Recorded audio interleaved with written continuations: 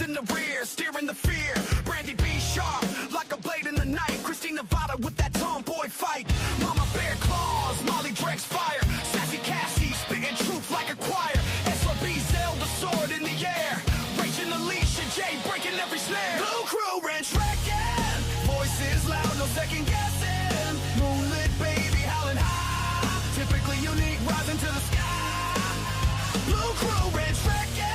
Fizzy cake spark, ignite intention. Cat Kaylee, a story taking no blame. Bonnie Bailey, Lucy Mona, start burning the flame. Hey, burning the flame. Hey,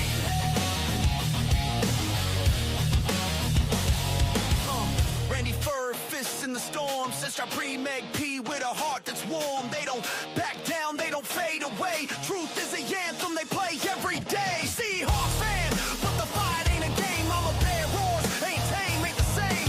Wrench in the gears of the liars and fakes. Breaking the chains for the real it takes. And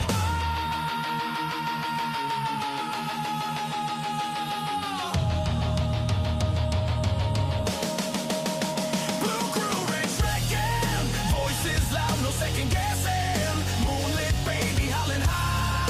Typically unique, rising to the sky.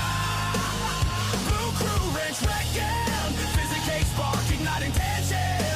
Cat Kaylee, a story taking no blame. Bonnie Bailey, Lucy Morning Star, burning the flame, yeah. Burning the flame, yeah.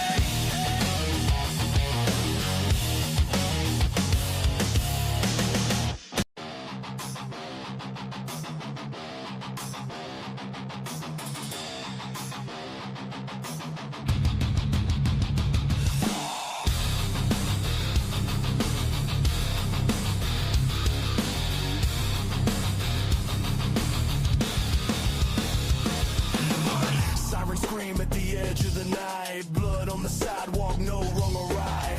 Shadows twist where the street lights fade. A convict's thoughts, sharp like a blade. Docket decoder breaks the seal. Truth unleashed, what's fake, what's real. True crime warriors on the prowl. Outcast voices screaming loud.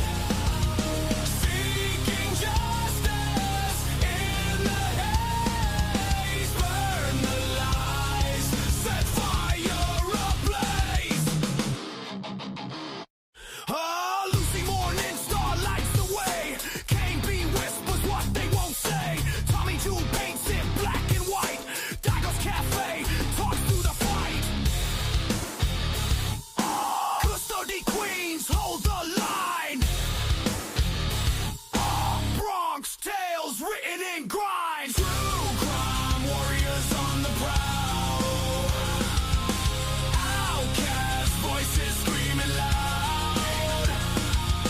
Seeking justice in the haze. Burn the lies, set fire ablaze.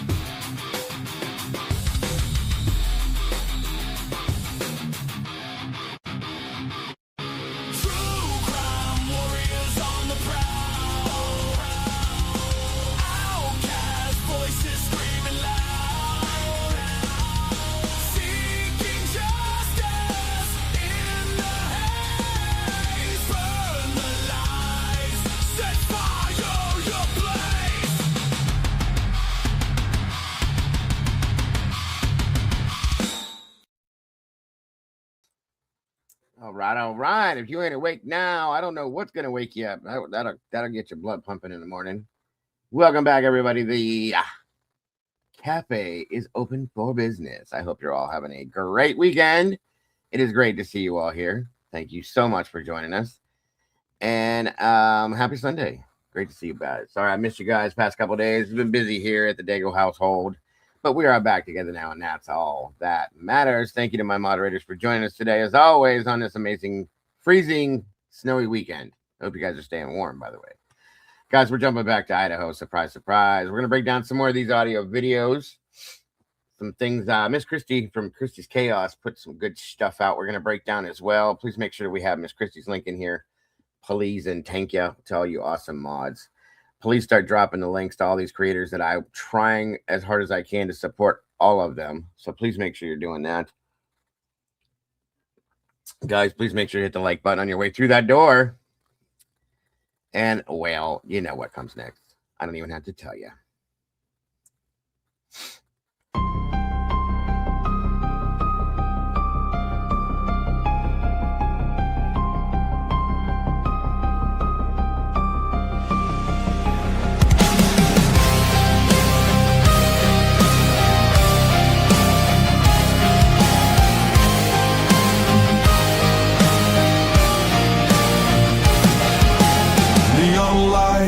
Flicker like broken halos. Whispers gather in the smoke-filled air. Tables carved with secrets and shadows. Every story's a wound laid bare. The kettle's boiling with restless rage. Justice written on an unseen page. I sip the silence, bitter taste, waiting for the ghosts to show their face at the True Crime Cafe. We serve up the pain they try to hide away. Pour another cup of the truth you crave. Raise your glass to the names they betray.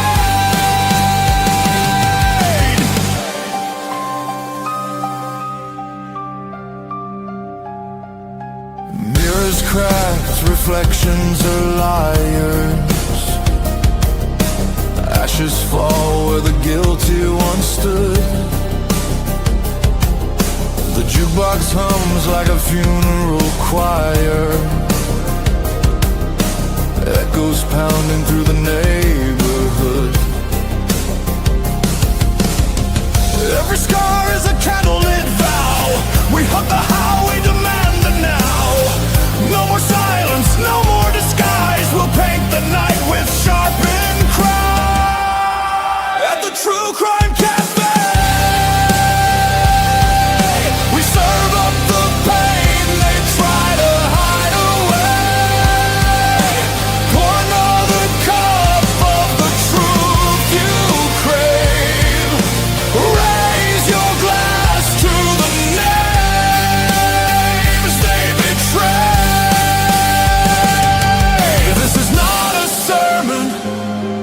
It's a battlefield hymn, a requiem dripping from the bottle's rim. The guilty write stories in invisible ink, but we'll drag it all up from the edge of the brave.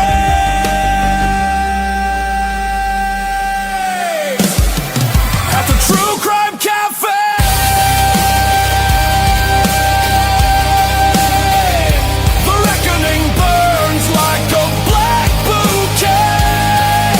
Shadow will pay.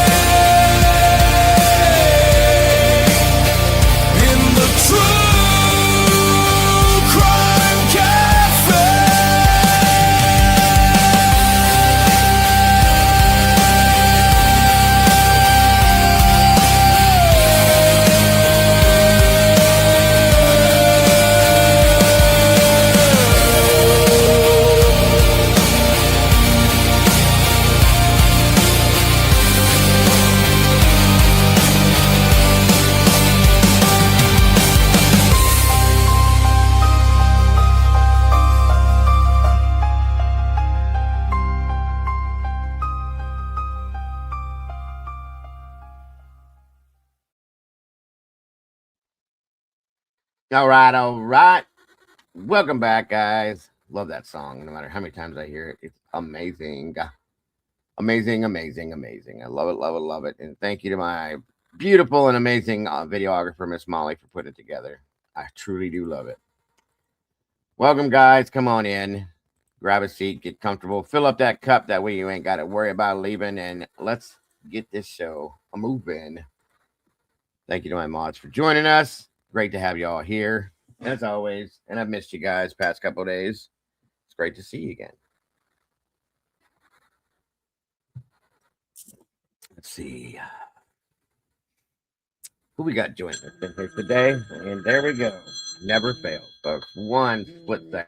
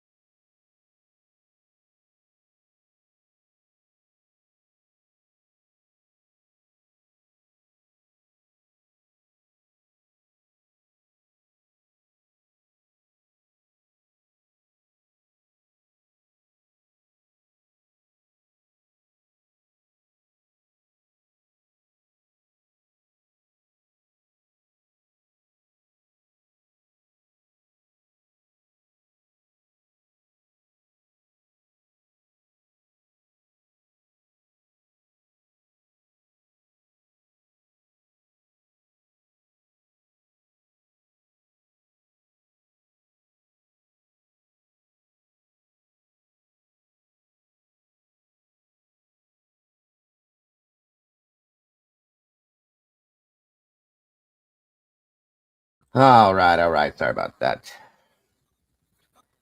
It is a winter disaster out here, guys. Too much snow and it's freezing. Come on in, guys. Come on in. Let's see who we got. Yes, we just had Miss Tandy's birthday. Not in here, though. Come on in, guys. Get comfortable. Grab a seat, please. Hold on. Come on, come on. Comfortable. Make sure you're warm.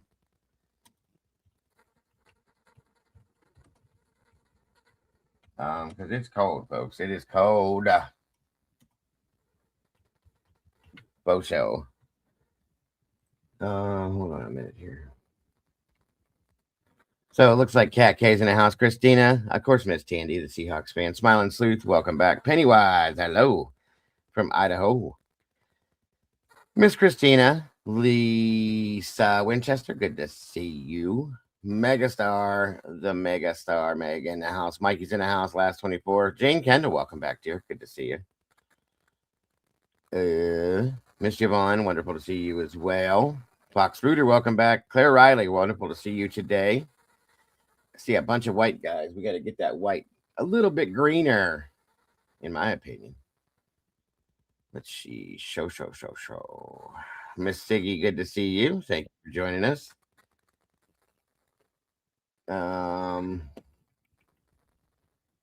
I am going to open the panel up for the open discussion here just in a moment. Looks like I got somebody backstage already. Hemi's in the house. Good to see you, my friend. Beach Babe, welcome back. Karen Boardman, wonderful to see you. Thank you for joining us. If you are going to come on stage up on panel to talk today, please, if you're newer here and you haven't been up on panel yet, please do me a quick favor and just show your face for about 3 seconds, and then you can turn your camera off. Like, it's just got to be safe, and I will pull you up with no problem. Give me just a minute to finish going through all these peeps here. Christine Hurd, welcome to you. Smiling Sleuth, Pennywise, and Just a minute here. Betty Davis Eyes, good to see ya. Gracefully Salty, welcome to you.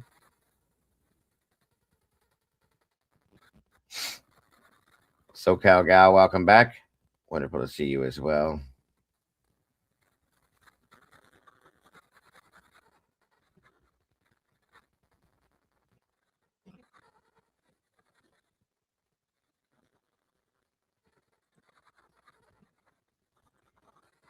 Oh, looks like Witchy's in the house, starting off our goal already. Thank you, Witchy. Number one on the goal. God bless. Thank you so much for that. Welcome back, Dago and Witchy Group Therapy Chat. Yes, appreciate that so much, Witchy. So very generous. God bless. Oh yes, we have a little birthday celebrating to do for Miss Tandy because we weren't in here. The Tomboys landed. Good to see you, Tomboy. Thanks for joining us. Come on in, guys. Get comfortable, if you will. Grab a seat. Let's do this thing. If I missed you, I will catch up with you. Looks like we got 82 peeps in the house. And we got 48 likes. Let's see if we can make that match, please, and thank ya.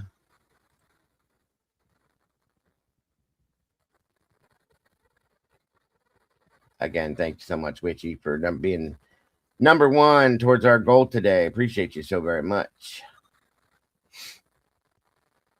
That goal definitely helps us guys to keep things moving around here. All right, let me see here. 1 second.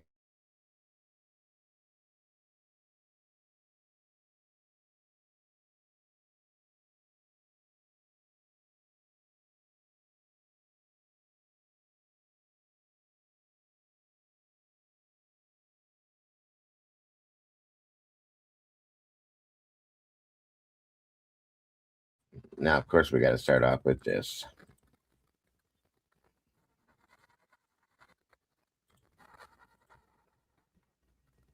Birthdays are very important to me in here. For all of you, Gen 7's in the house. Sweet Melissa, welcome back to you. Cat K, great to see you. We missed you, Miss Cat.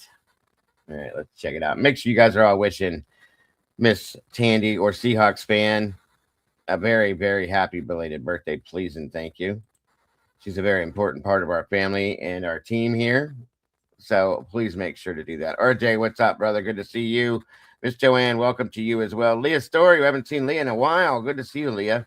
Thank you for joining us. Appreciate you very much. That being said, let's check out this real quick.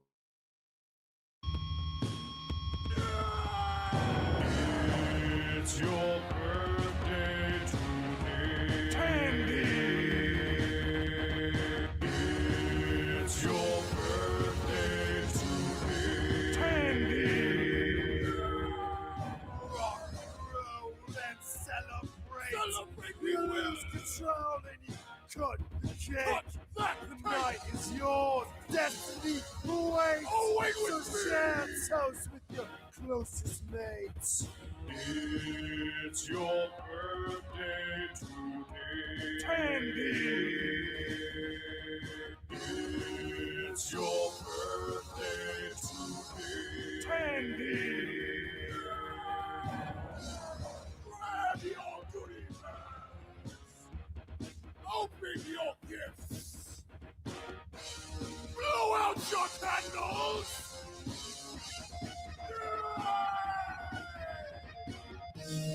Tandy.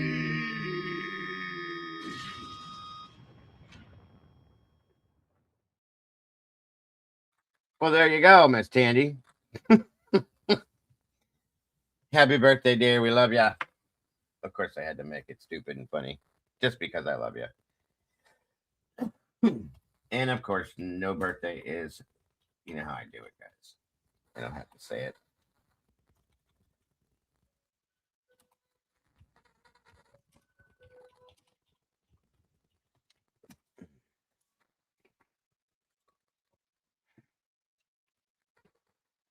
Oh no, you have no, you no.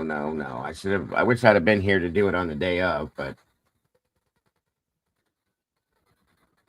give me 1 minute here.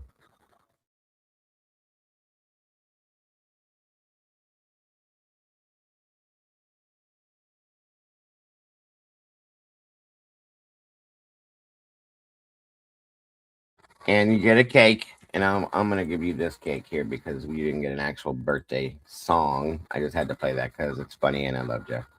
I love you. So hold on 1 minute. Here we go, dear. Make sure you make a wish, blow it out, and everybody, please make sure to wish Tandy a happy birthday.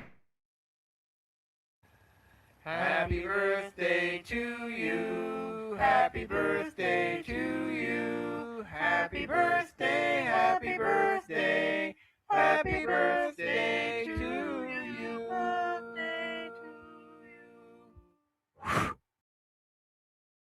All right, hon. There you go. Enjoy your cake. Enjoy. I hope you enjoyed your birthday. I know you got an amazing birthday gift. Besides Tomboy, of course. But I'm grateful to have you as part of this family, part of this community, and we love you to death. And I'm sorry I wasn't here the day of to be able to celebrate for you. So next year we'll make sure we do it on time, on the day. Miss Cat dropping number 2 towards our goal. That's amazing. Says happy Sunday. God bless. Cat, we love you. We appreciate that so very much. And again, happy birthday, Miss Tandy. I'm sorry it was a couple days late. Linda Vaughn, welcome back to you. Thank you for that. Let's see. She's blowing raspberries on my belly. Good God. You're giving me visuals again, Tomboy. Stop it. Thank you again, Miss Cat. Thank you. Thank you. Great to see you today, Miss Linda. Come on in, everybody. Let's see. Eliza and Cosner. Eliza and Cosner. If I'm not saying that right, I'm so sorry. Smiling Sleuth, welcome. I hope I said that right. Welcome to you, dear. Great to have you here. That goes for all of you guys. Always happy to see everybody here. Mary Holt, welcome. The Cat's Meow number 3. Good to see you. Come on in, grab a seat if you will. There, Gunderson Candle. There was somebody backstage here. Like I said, if you are Susan Russo, wonderful to see you. If you're newer here and you haven't been on panel, often, I like to just see everybody's face for like 3 seconds just to make sure that's what you're showing. Not that anybody would, but it's happened. Then you're more than welcome to jump up here. 114 of you beautiful peeps in the house, guys. 62 likes, so we can do a little better than that, I think. All right. The link is pinned to the top of the chat. If anybody would like to join us, you're always welcome. Wonderful to have you here, Susan. First thing I think we're going to start off with, and again, I want to make sure the mods drop Miss Christie's link in here. As Christy put a video together I thought was really interesting. I wanted to share and break down with you guys. Oh, you're good, Hemi. Don't worry. You're different. You're up here every day, Hemi. That's a different story. Somebody that's up here on a regular basis, it's all good. Miss Paula's in the house. Somebody that's newer, though, I have to do just to make sure that we're good. That's all I'm saying. I got to do it a certain type of way. Good golly, Miss Molly's in the house. Good to see you, Molly. Thank you, Miss Tandy. There's Christy's link right there, you guys. I appreciate that, Tandy, very much. All right, so let's break this down.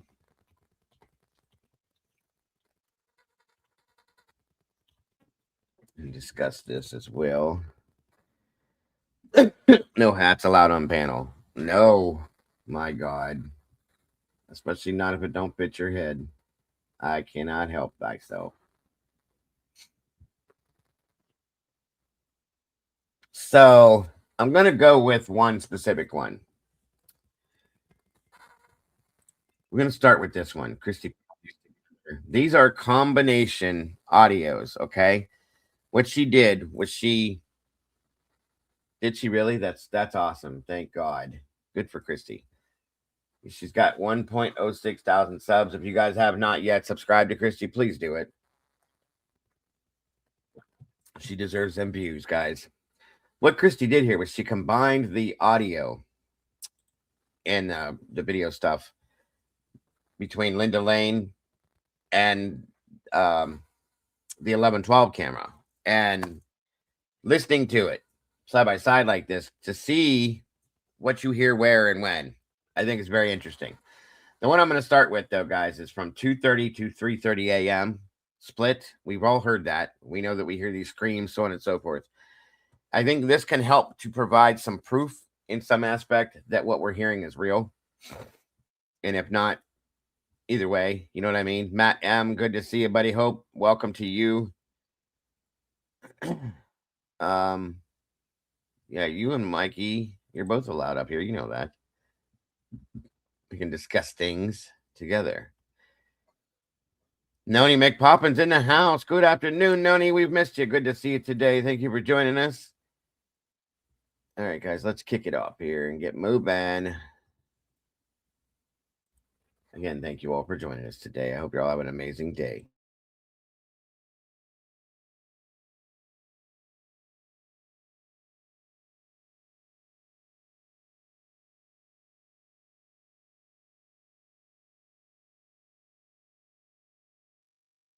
Again, this is 2:30 to 3:30 a.m. This is right now, I believe it's 2:26. I think. Yeah. So pay attention if you can. Might be a little difficult. Let's see here. Okay.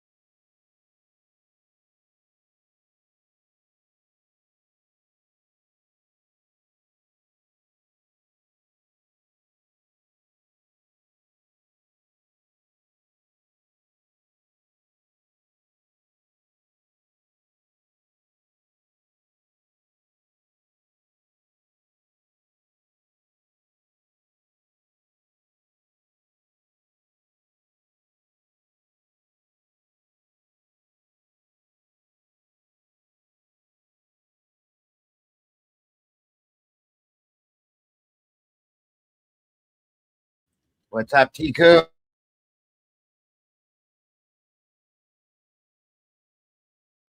Are you guys trying to hold on? You don't hear it? Oh my god.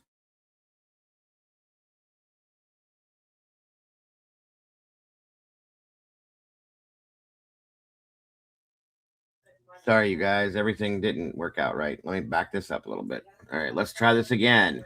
Good lord, you guys. Technical issues are always so fun. Let's try this one more time. All right, can you guys see and hear it now? Yes, no, maybe, show, please. All right, I'm so sorry, you guys. I don't know why. It showed up on my screen and it sounded like it was, yes, it's operator error. I'm going to take back my birthday wish to you. You better quit. James Mullen, what's up? Good to see you, brother. Thank you for joining us. Julianne Kane, good to see you. Julian Kane, I'm sorry. SoCal Gal, welcome to you. All you guys that I did not get, welcome. Great to see you. Thank you for joining us. All right, let's do this again. So sorry.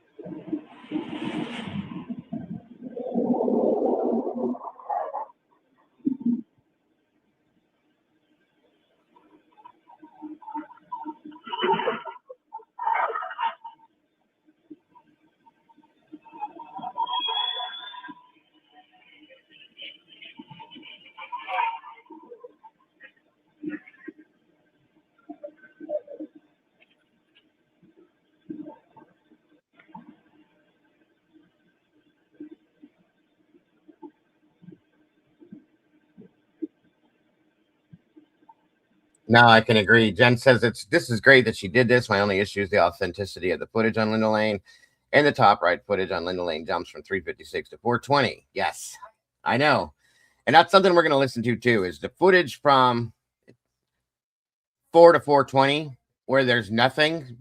According to them, we should be hearing screams and all this stuff.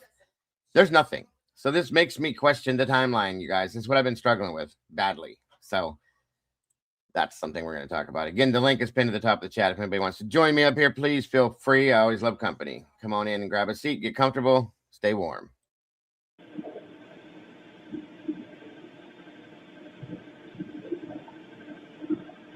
Good catch, Susan. Good call.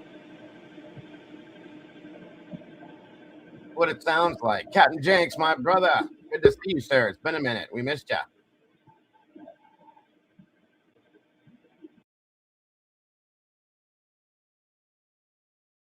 Welcome, Hemi. I'll pause that for a minute. How are you, sir? Thank you for joining us today. Hope you're having a good day, Hemi. Speaking of, there's the awesome creator herself, Miss Christy, that put all this together. She did an amazing job with this. Christy, thank you for this. As always, we appreciate you so very much. Dory, welcome. Good to see you. Can you hear me, Hemi? Yeah, I can hear you fine, Dagos. All How you right. doing? All right. I'm good, bro. I'm good. I hope you're having a good Sunday. Good weekend. There Yeah, again. so far so good. Waiting on seeing what the Saints going to do today. Yeah. Absolutely. I got you. There again, guys, it's Christy's link. If you have not yet subscribed to Christy's Chaos, please do. We need to get this channel up and roaring. She's doing an amazing job over there. And Christy's part of this family here, as well as our team.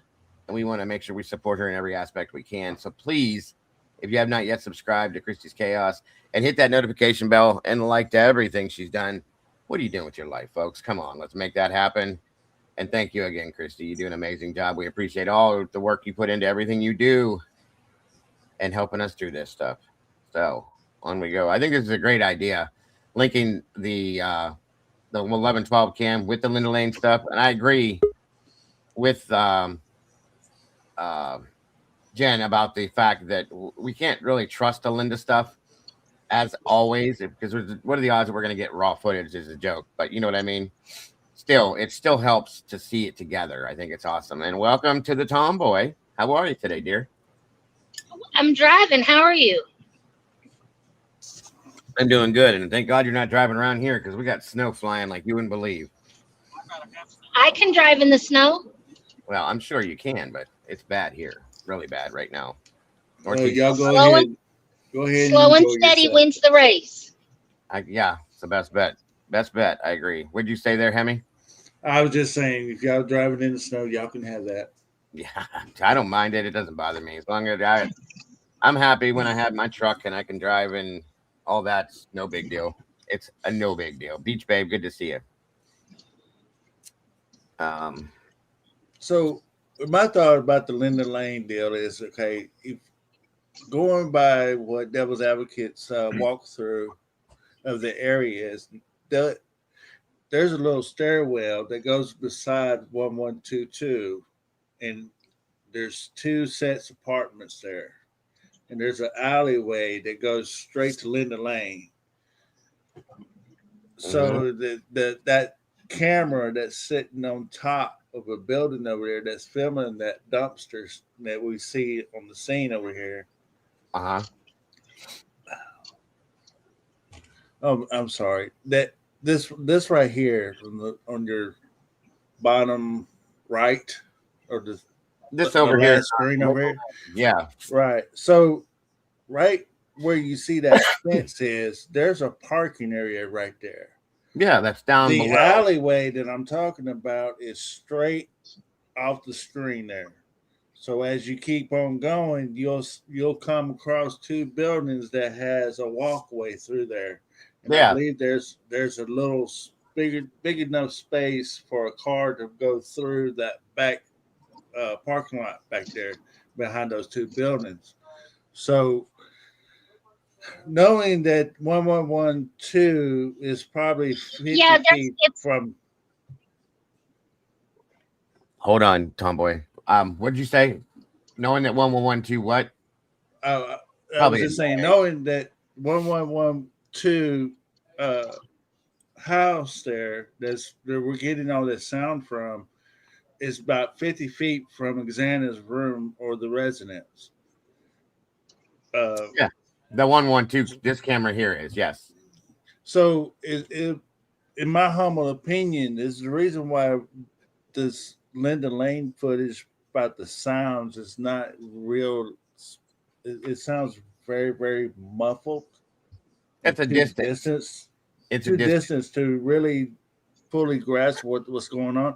And not only that, they have I mean, according to Outcast, they have redacted that video that we've got so Lots of- bad. It's just garbled. You can't really tell Yeah. what's really being said. So Well, 100%. It's there's a lot of it. So people, maybe some of the people that may not understand what he's talking about, like right here, if you can see my cursor moving, this lower right hand corner, there's 2 apartment buildings. Those are the Queen apartments. Right in the middle, there's a walkway you can go through. If you were to go to the left here and keep going straight to the left, you're going to end up right behind the 1122 house. If you cut down through that parking lot and go around, that's where the cars are making the circles around. Okay, they're coming down. If you look in the lower left hand corner, this road right here goes straight up and ends up here in this right hand corner at the bottom. Okay, and then it can come out down through here and go out down this road and go back around and make a big circle. So that's what this is all. But like I said, when Rory went here on foot, we were live with him and we were testing different things out. This is like a giant fishbowl.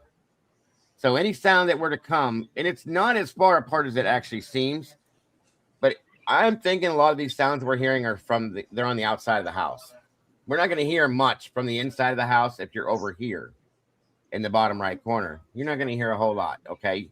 Screaming, sure, it's going to be faint, but anything on the outside, yeah, you could hear it, guys. If they're yelling and screaming, you're going to hear things. You're not going to hear spoken conversations as we're talking right now. No, not clearly, at least.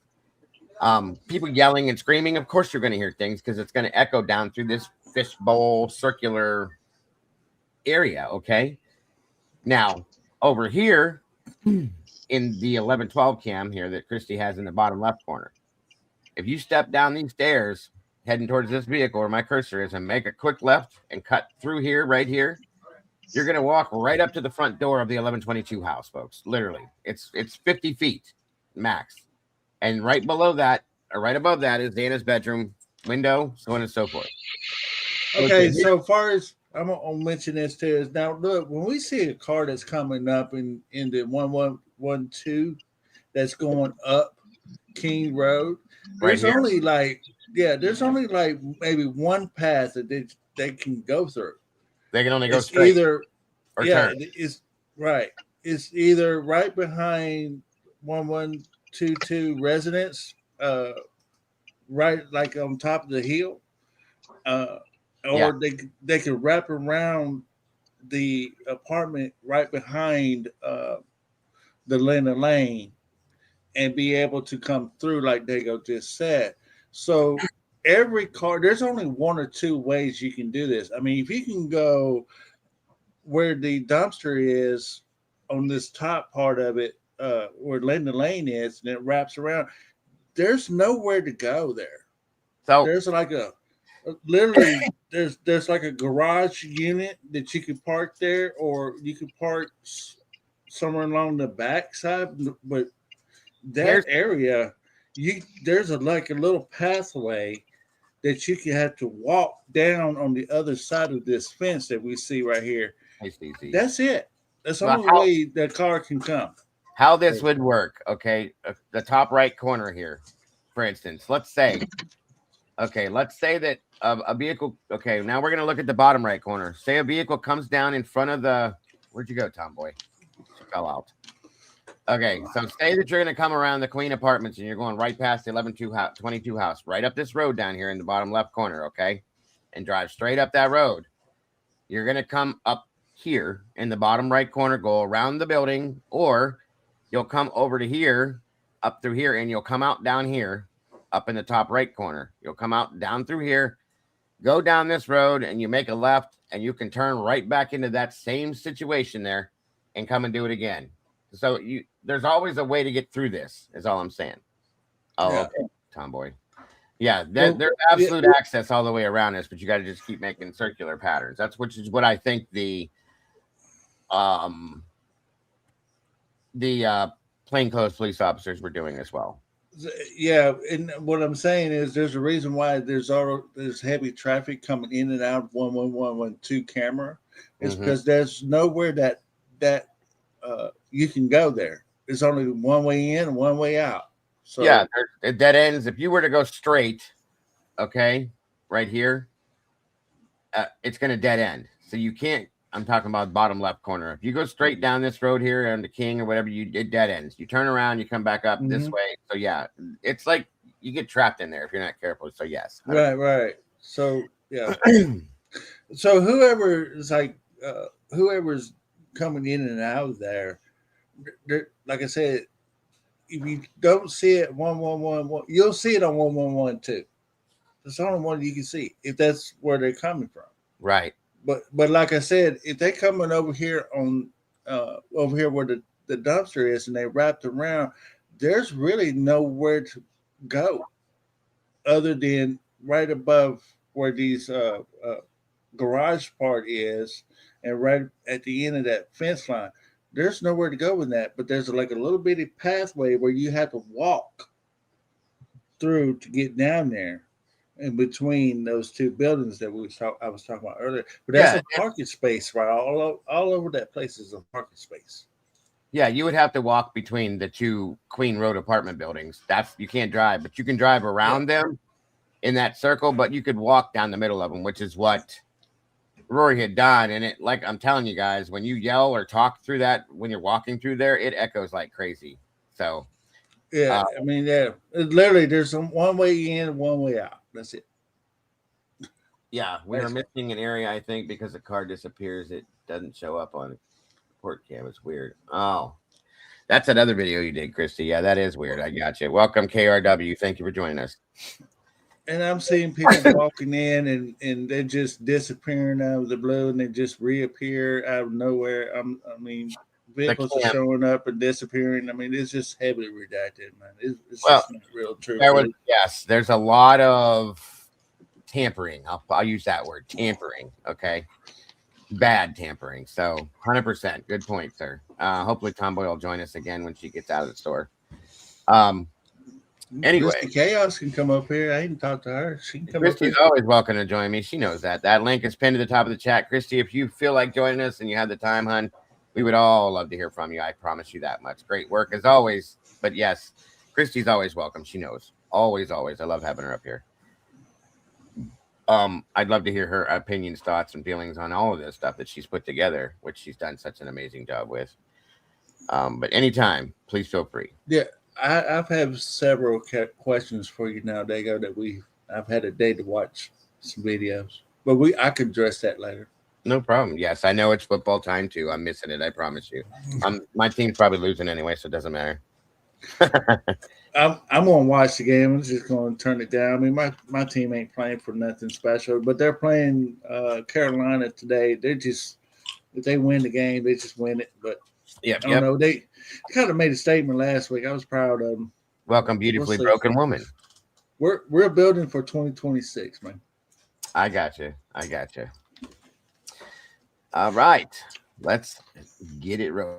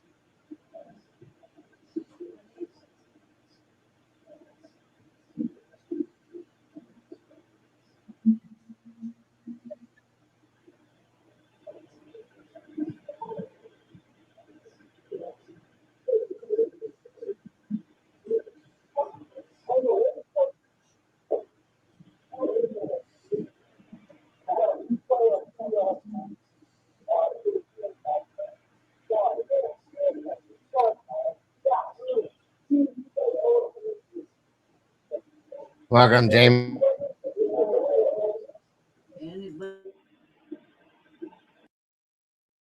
See, this is a full-blown conversation it's picking up. But to me, if this is coming from 1112, see, that's what I'm confused about a little bit. I think it is. That's either coming from right outside the 1122 house or inside the 1112 house, in my opinion. There's Miss Kim. Hello, Miss Kim. Again, the link, Claire Riley, welcome to you if I didn't say it already. Welcome, Robert. Good to see you, sir.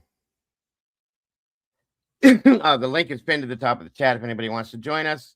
We're going to be discussing more things along with this. Again, Christy, thank you for such great work here. We appreciate you.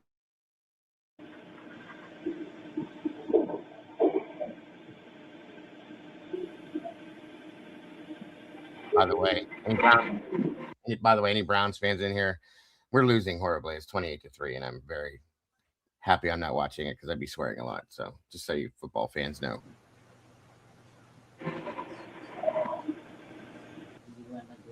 Welcome, Melissa Iorio. Thank you for joining us.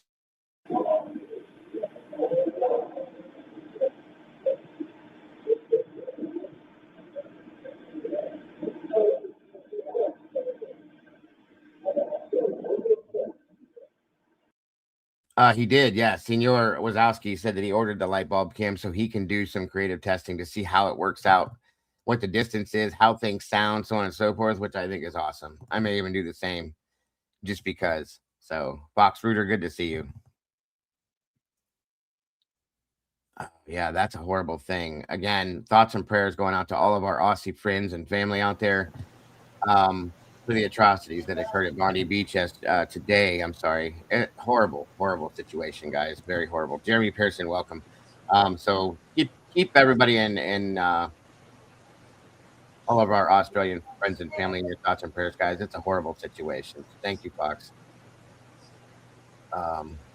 It can't be any worse than the Raiders right now. I mean, they're losing 31-0 to the Eagles. Right. No, I gotcha. Yeah, it's bad, Meg. And there was actually another Brown University had a shooting yesterday too. Again, keeping those people and everybody in our thoughts and prayers there. Exactly, Claire. I saw that yesterday. It's very sad. Very sad stuff going on. Yeah, I heard about that this morning. I was watching something about that. It's crazy, man. Crazy times we're living in. I don't know what the deal is with our school systems getting shot up all the time. Yeah, it's crazy. Yes, crazy world we're living in, man. Yeah, we just have to keep everybody in our thoughts and prayers. All of our friends and family, like I said, because we have them everywhere, all over the world, guys, and we got to hold each other up. That's all we got to do. Bondi Beach, there was a situation that happened in Bondi Beach, Australia. Kim, I can show you guys here once we get through this if you need me to.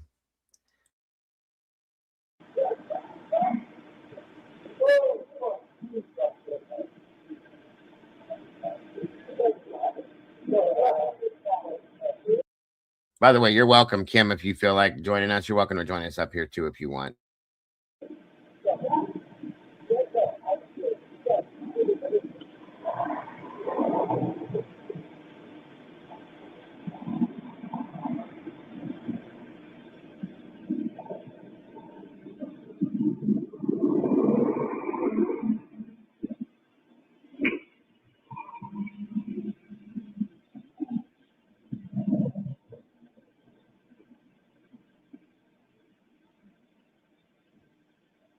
Welcome, Colleen. Good to see you. Lolo, welcome. Micro Blue, welcome to you. I'm doing good, Robert. Thank you. Not much better than I was, but I'm okay, sir. Thank you. Amen to that one, typically.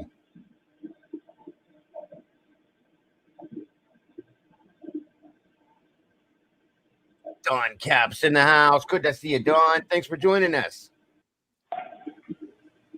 No worries about being late. Good to have you here.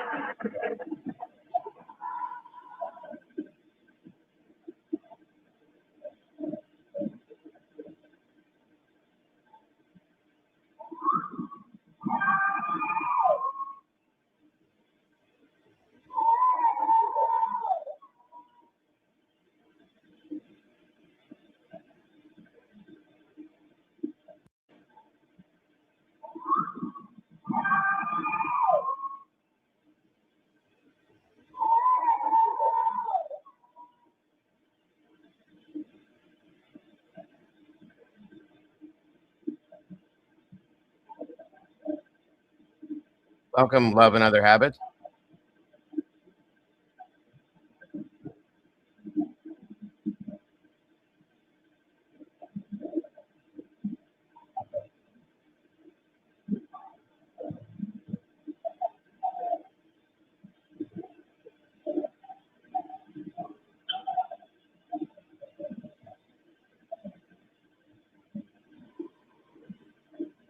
Oh, thank you, CZ. It's not that I'm feeling bad. It's just certain situations I'm experiencing. It has nothing to do with my health. I'm good though. Thank you very much for that. I appreciate it. Again, guys, there is Christy, the awesome creator that put this together. There is her link, guys. Please make sure to subscribe. We need to keep growing and building her channel as much as we can. Christy does amazing things, and I appreciate her so very much for all she does.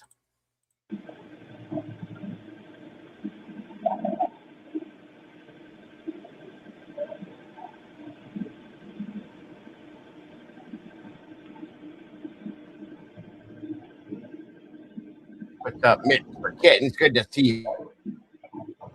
Thank you, Claire. Becky's in the house. Good to see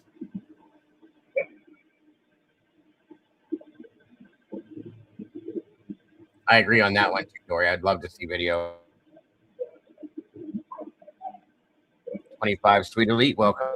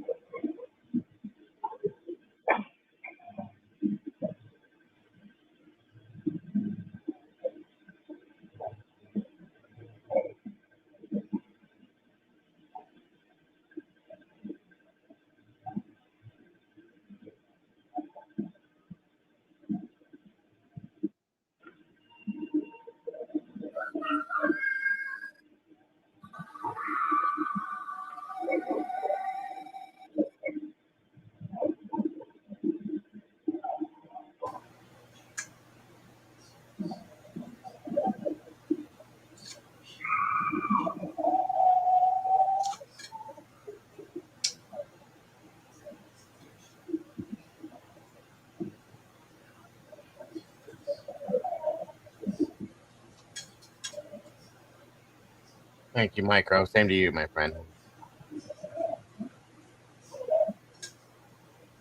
Welcome, Michelle.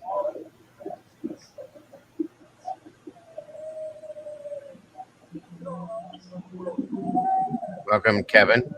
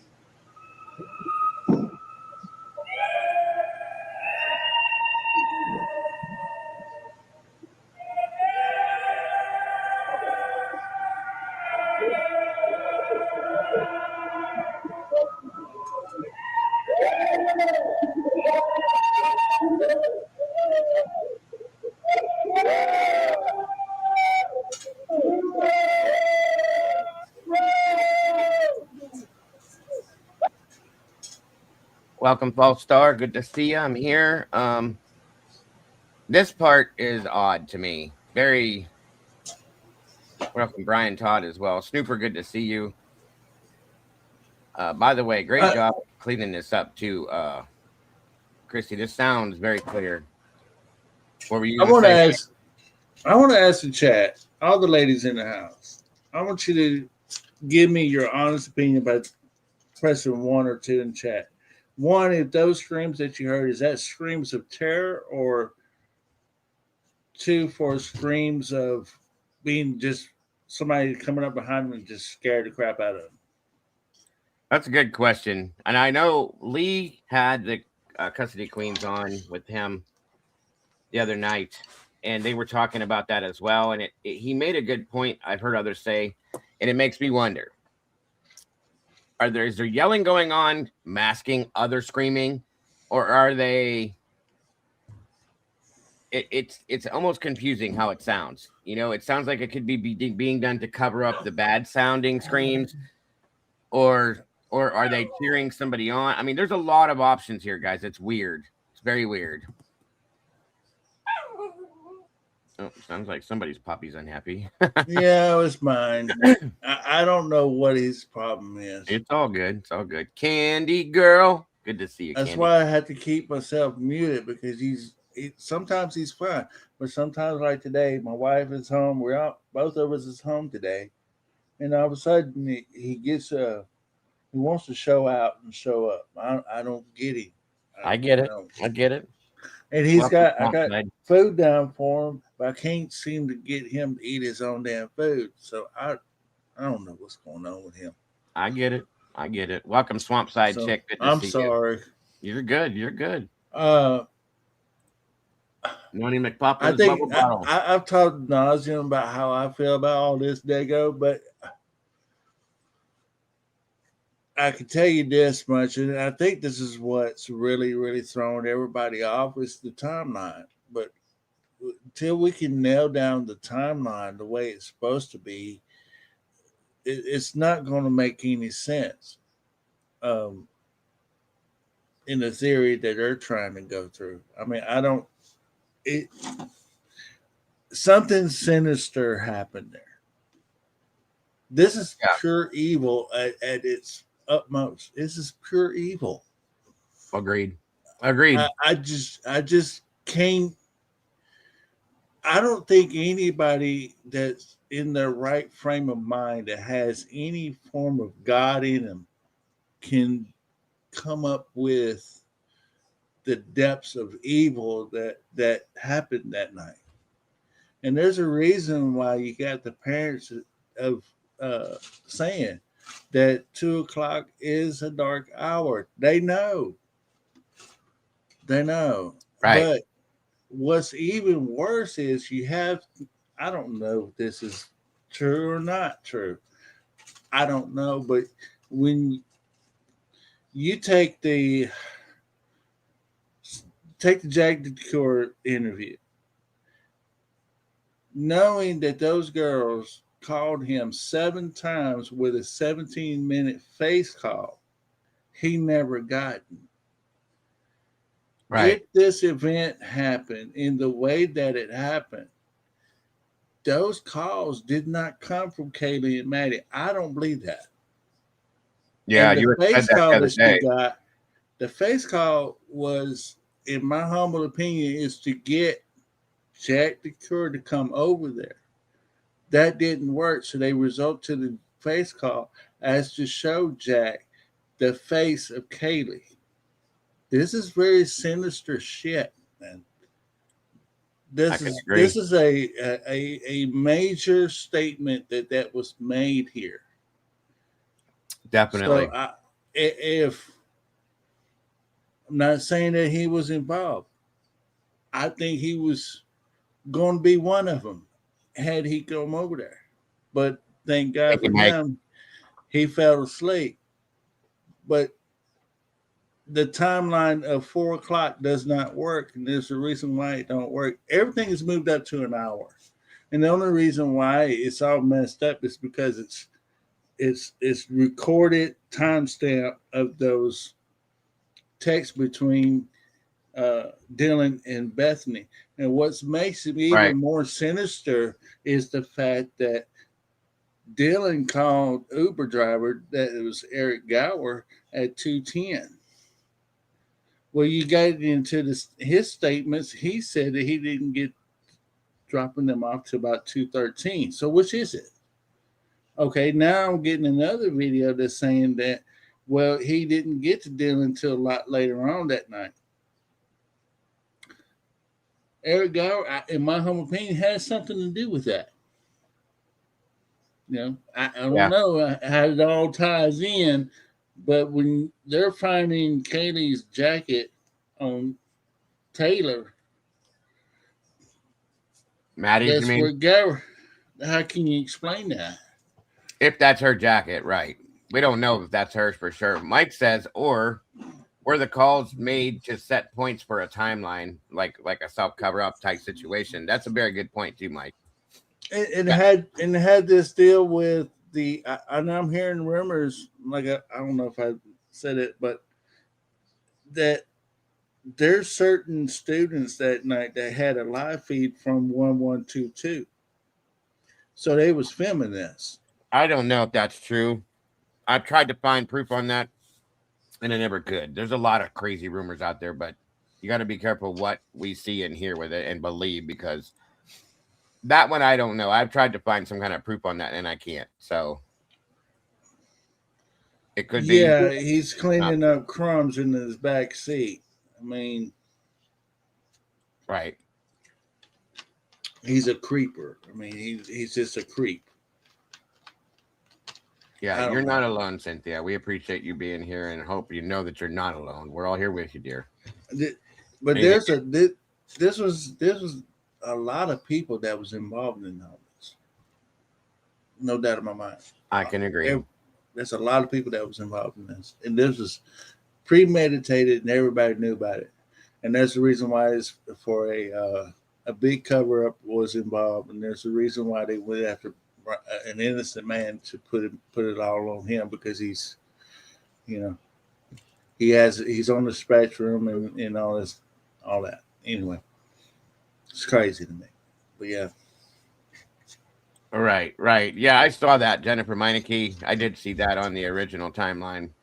Welcome, Robert. Thanks for joining us, bud. Hello. But if anybody knows anything about that, if it's true, if it's not true, if it's just a rumor, I don't know. But if it went down the way it presented to me, somebody was trying to FaceTime Jack DeCour that night. Well, there was Kaylee a Maddie's call made, that's for sure.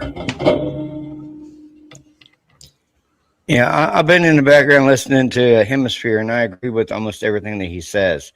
That if Jack had answered that phone and raced over there, then perhaps he would have been one of the victims as well. Well, I made a statement a couple weeks back, and then I started looking at some of this, and I wondered.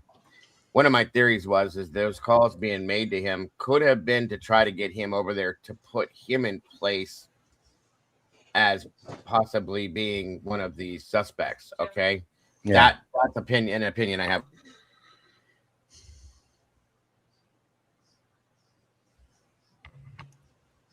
Yeah. I mean, that's the way I look at it. I mean, I don't.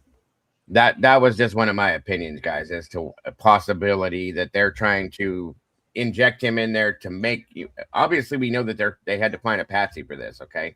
So bring the ex-boyfriend over that's struggling with this whole situation, get him in the house, get his fingerprints on things, even at that point, and make him be the person that they need to implement in this for the person committing the crime. Sorry. The fall guy. It's just a theory. There's no facts to support it by any means, but it's just interesting to me knowing that all these calls were made. There was a FaceTime made, all of this stuff, and he doesn't remember any of it. And what was it about? And maybe that was it's just a maybe thing. Like it could have possibly been that's what they were trying to do. That's all I'm saying. So I mean, yeah. There could be something behind that too, as well, Dago. I mean, uh, you try to get hold of him, get him, get what's going on, get him to come over, and then him walking into what's going on over there. Someone saying, "Okay, oh, you're being." you're breaking up really bad, Robert. Really very robotic. It's hard to hear you. Um, Okay. Sorry, bud. I don't know why it's doing that. What are your thoughts on what I Okay. said about the car? What are your thoughts about what I said about the car? Hold on, Chris. I didn't see that, hon. Hold on. 1 minute. 1 minute here. Um, we don't see Eric's dark blue, gray car on 1112 footage.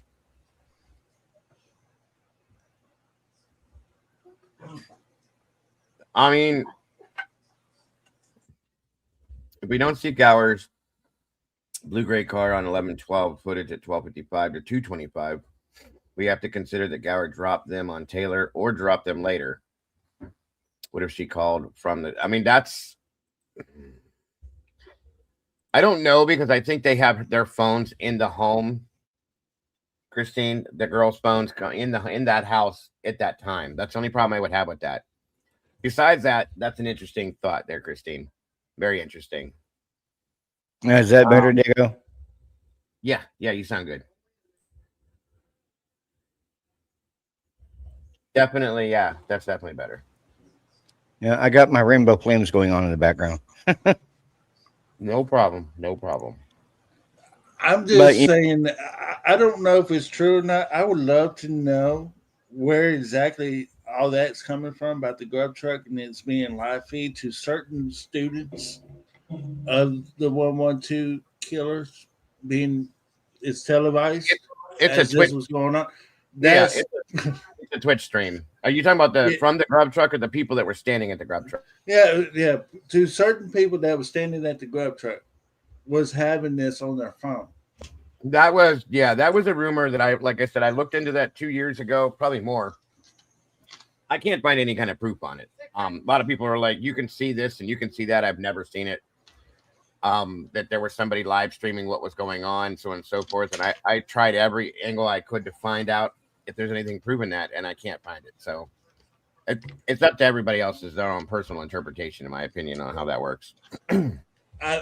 Is there anything to the Fight Club? I know they That I tried to know go of, underground with that. that I can't find anything on that either, bud. I've looked at all these different angles that we've seen come out over the past 3 years, and I can't find anything relating to that either. That yeah, doesn't mean it's not true, but I can't find it. yeah, same here. I've looked into that too, and I can't find anything. Just a lot of rumors and a lot of speculation. Other than that, I haven't seen anything about a Fight Club. Right. Welcome, Anna. I mean, had is to question it or take it under consideration in the fact that had this gone down the way I said it was, and they was trying to FaceTime Jack DeCoeur for about 17 minutes to show Kaylee to him, that would have been a huge psychological statement to Jack DeCoeur. Right. I do have something that's in regards to a fight, though, you guys. I just remembered. Sorry to interrupt, but I have something I'm questioning. I don't know what it is. Molly brought it to my attention. I've never seen it before, so obviously you guys probably have.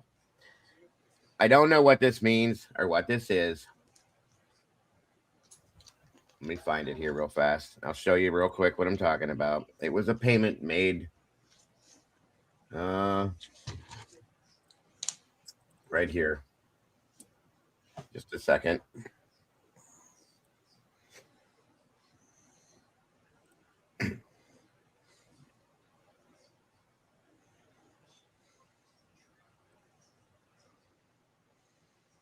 I don't know what this is, what this means, or why. It is kind of interesting, though. Okay. This came from Kaylee's, I think, Venmo. Kaylee Goncalves paid Ashlyn Valdez on October 29th of 22. And I don't know if that was before or after the Halloween party. I don't know what it was. For a fake fight. What that means, you got me. It makes no sense, folks. But that's something I'm questioning. Like I said, October 29th of 2022, Kaylee Goncalves paid Ashlyn Valdez, which is a real person. I found her. Actually, Meg found her. For something called a fake fight. I don't know what the hell that means or why. Colin Daly liked it, loved it, whatever that is. You got me, folks. If anybody knows, I would love to know what the hell that means and why. And also just to know that Loach and Ethan was in a fight. Actually, they fought each other. That fight supposedly happened, yes. According and it to was, from my understanding, it happened that night. Yeah, that night that was a big fight. Supposedly happened, a real fight. That came from Kara and Jeff, Xana's mom and dad, and her sister, and they verified it. But then it came to the end of the case, and it was never brought back up, and nobody talked about it. So this is Ashlyn Valdez. For those of you that didn't know, this is who Kaylee paid that money to for the fake fight. So again, I don't know what this means or doesn't mean. It's just some of the wording within their Venmos and stuff is very strange. I'll just put it that way. I've heard theories and rumors of a fight club. I don't know. It could be, could not be. Other colleges do it. Just saying. I don't know what to think on it, you guys. Truly, I don't. I don't know which thought is worse, what I was just saying, or the fact that Dylan knew exactly what was happening as it was happening, and she just elected to hide herself in her room and knowing that all this was going down, and she just not have a care in the world to freaking call 911 or anything. I think that's what she was supposed to do, bud. That's just, oh man, that's sorry. That's just sorry. In my humble opinion, that's the way it went down. With that timeline they got, that timeline don't work, man. I think everything is up an hour. I think by the time 4 o'clock came, they was in cleanup mode at 4 o'clock. Right. And Don, that's what I had heard too. There was a fake fight that was going to happen at the Halloween party, so on and so forth. Yeah, that's what I'm talking about. So what's going on and why? Why would that have happened? Why would you do something like that? It's so weird. Just saying. On we go.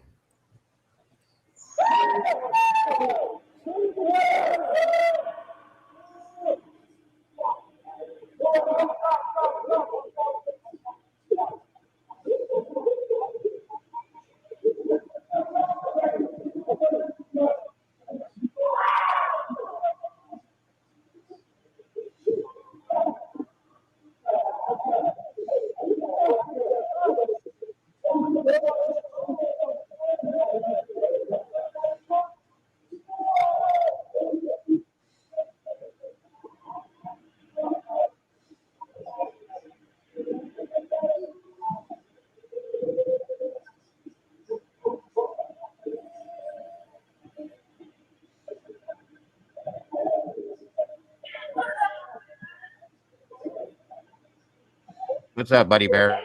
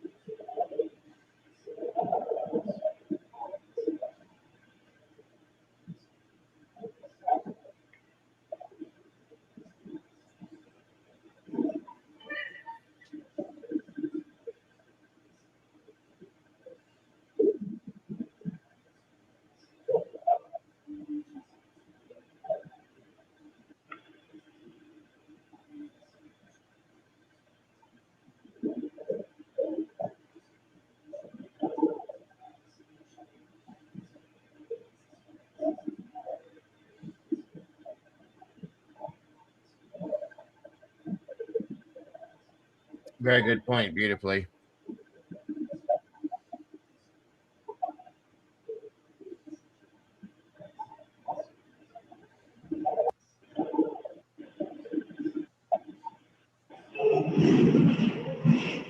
I'm backing up for a minute because replay that part.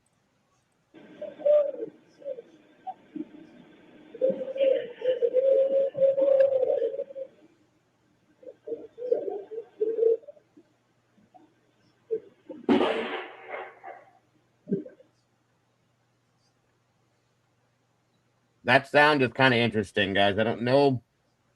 Hold on.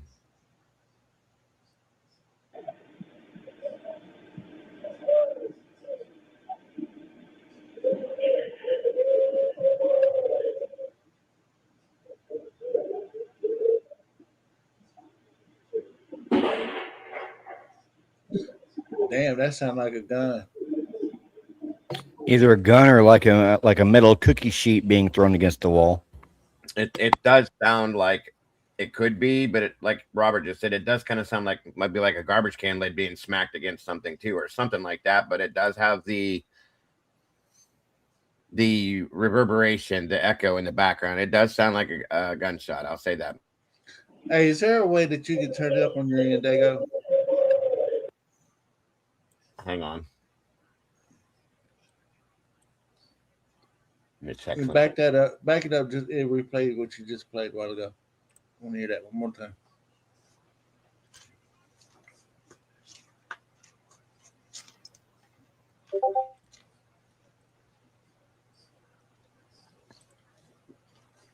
Okay, hopefully that helps.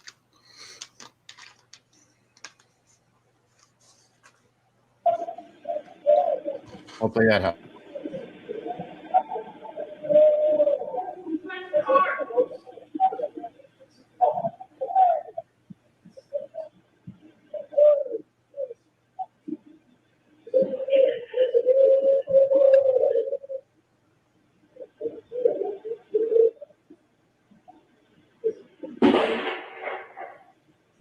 Yeah, that sounds like a gun.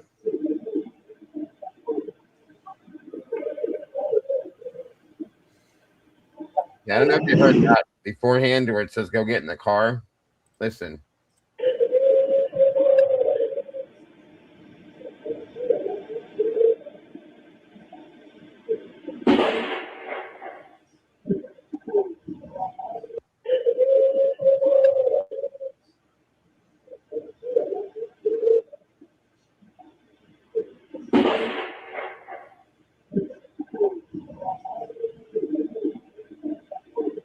See, to me, that reverberates like a gunshot does. It doesn't. If it was a metal, I don't think it would echo as much. It wouldn't reverberate as much, in my opinion. Thank you, Meg. What's up, Twiz? I mean, you gotta go by what Bethany said. You know, she said something about a firecracker or something like that. Mm-hmm. Yeah, But that sounded like a gunshot. it kind of does. 100.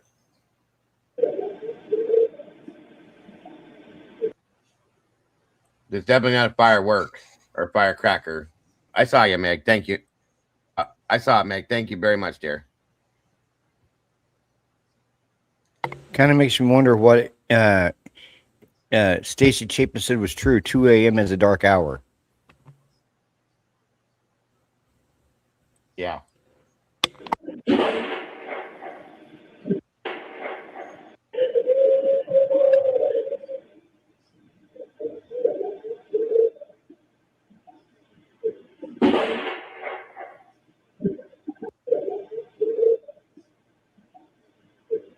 See, wow.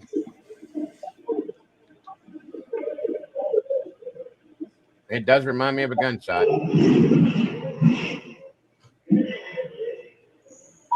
Was that just that one shot that went off, or was that multiple? I only heard the one, but then there's this big this.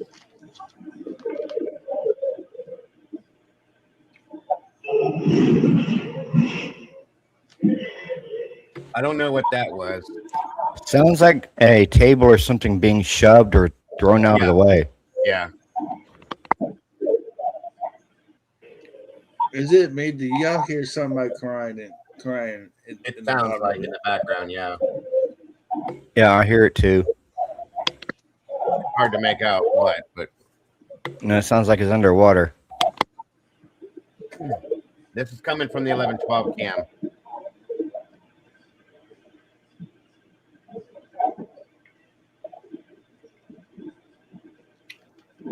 Uh, 244 cam. I'm sorry.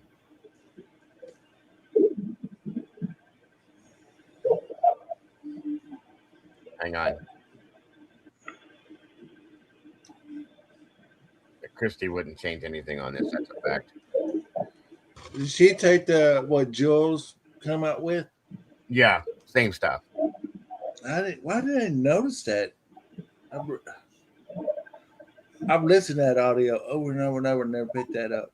She got it from Connors, Christina said.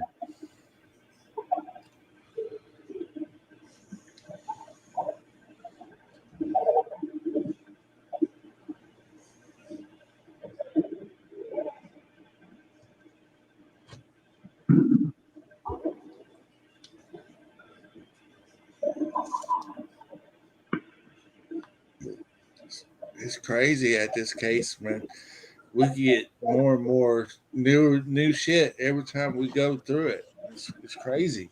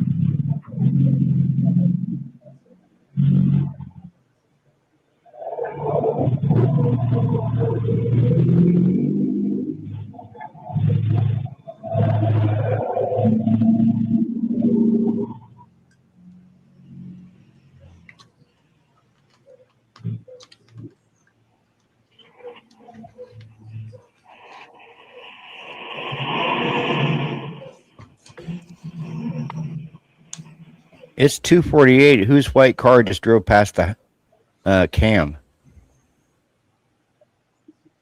That's probably Rosie or Tisdale.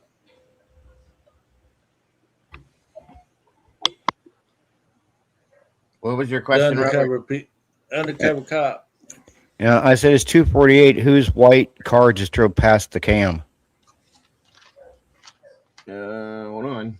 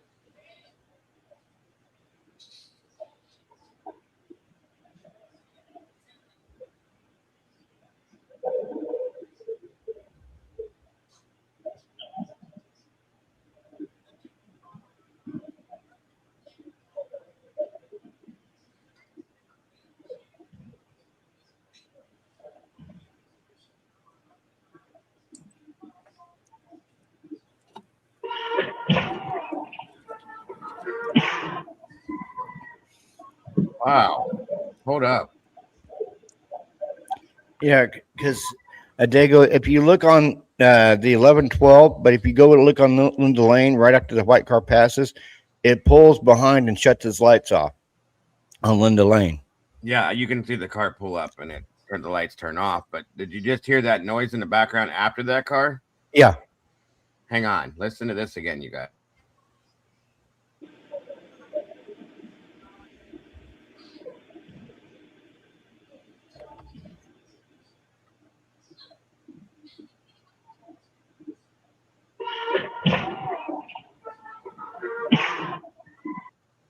That sounds like a gunshot. The hell? Hmm. Know anything about it? If I didn't know anything about it, I'd think it was a firework. Yeah. Cabaret Bethany statement there. Yeah, Jules wouldn't enhance this. Christy wouldn't enhance any of this stuff. So this is at 249.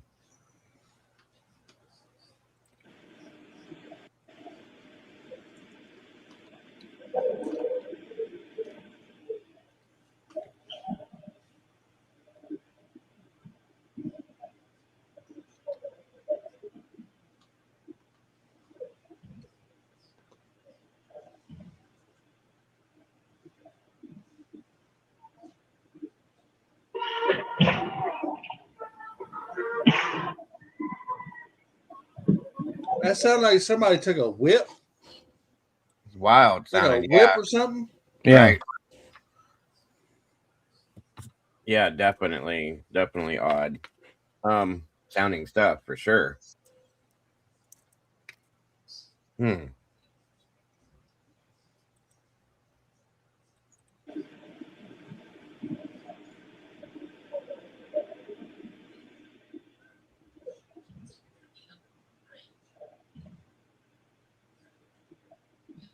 Like somebody cracked a whip.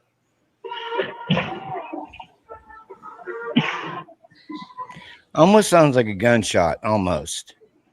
Kinda.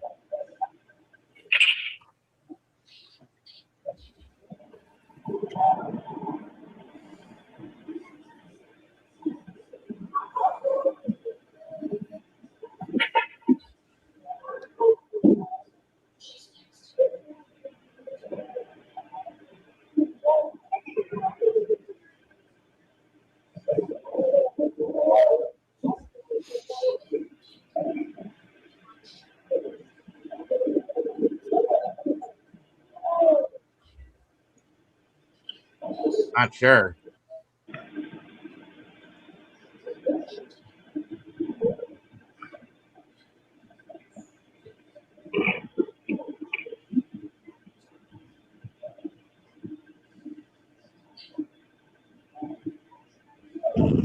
This is wild. Just goes to show you what they're hiding from us. That was a scream. Definitely. Hey, SRB.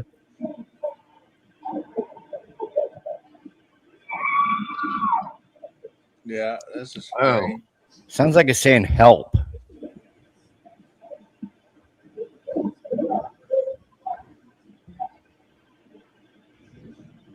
Right. No, Jen's right. See, Robert, you just made me mad at Dylan even more. Shit.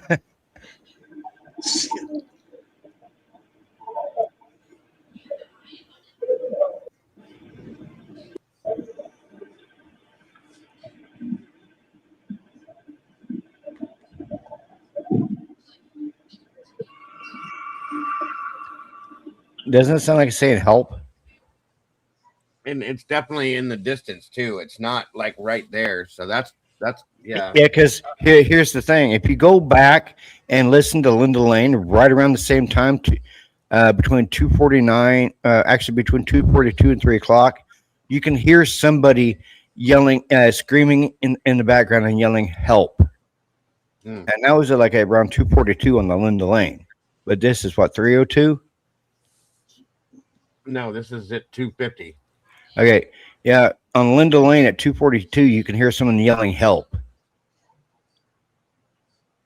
Right. SRB said there was a train that was running on the other side of town too that she thought possibly it could have been from, but it's I don't know. I'm gonna pull up another set of footage here in a second.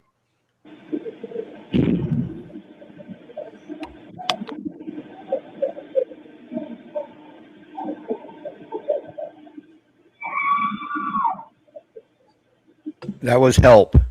That's a scream. That is a scream. Period. Yeah, I'm sorry, I didn't hear help.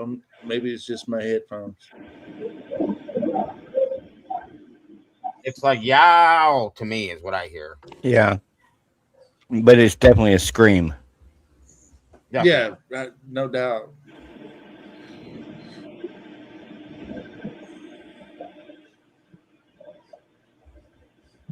Yeah, Witchy, that sounded like a gunshot.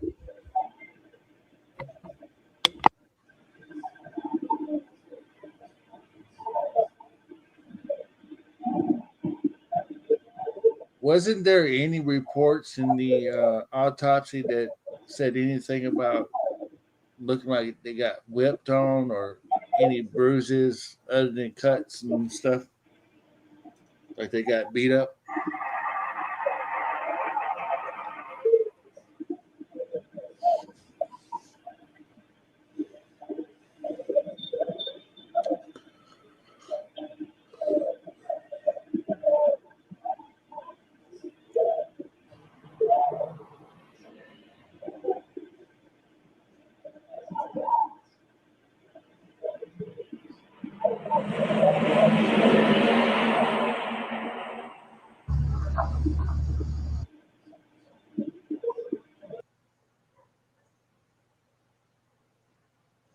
Not that I heard of, Hemi, but sorry, I wasn't ignoring you. I was trying to find this footage. Hold on a minute. No, you're good, Dago. Trying to see where we were at here. This is Connor's footage. 249. I'm gonna go right about here and play that. See if we hear anything here.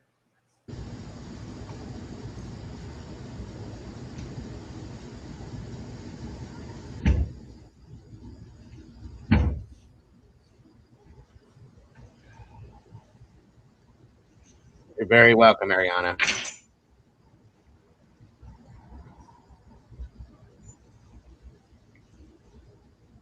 See, this is coming from Linda Lane.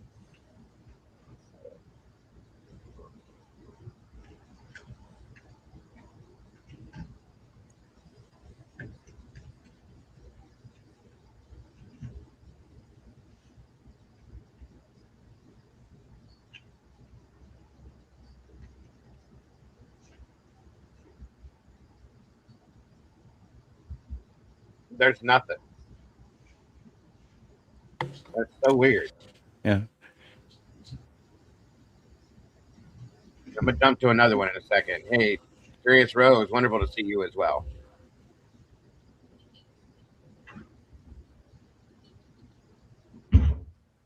They did everything they can to.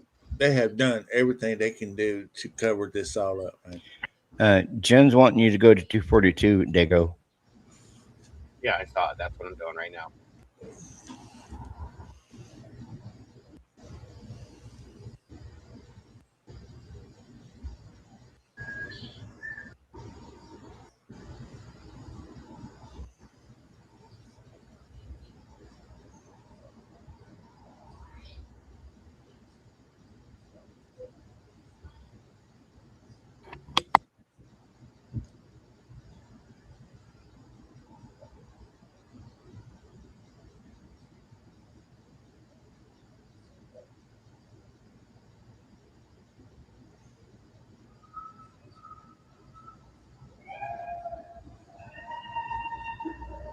Okay, so we can hear that.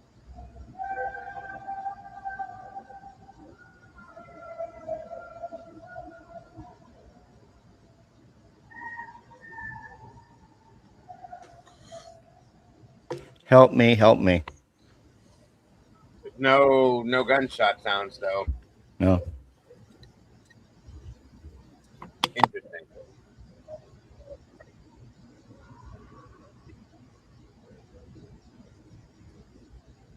That's wild.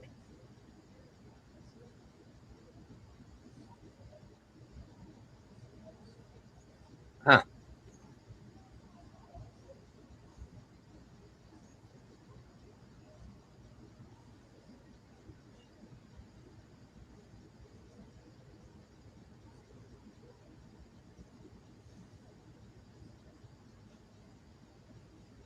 You could hear help me" in this one.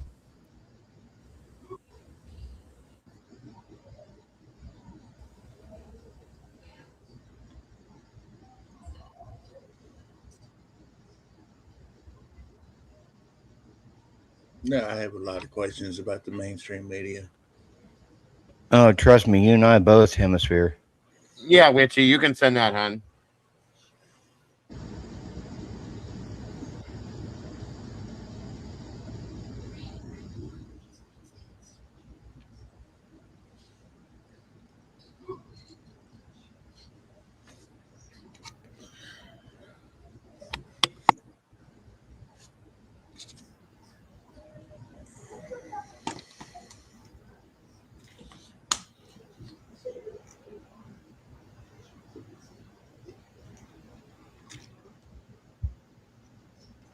This is 242 Linda Lane, as well as the 250 as well. And I don't know. It's crazy.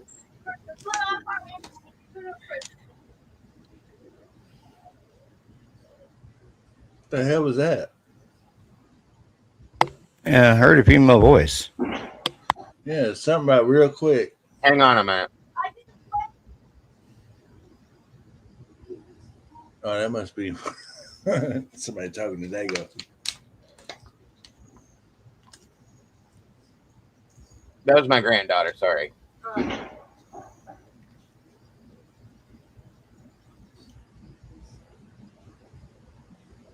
Now, I did just hear. Hang on. Where are we at? 244. Listen for a minute in the background.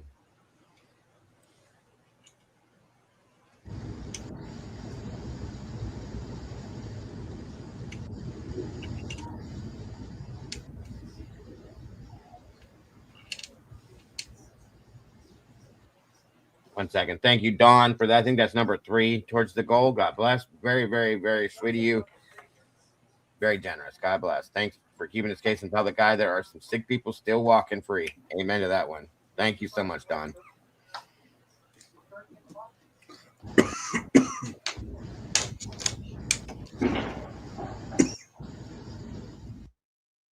Right there. What was that? Listen.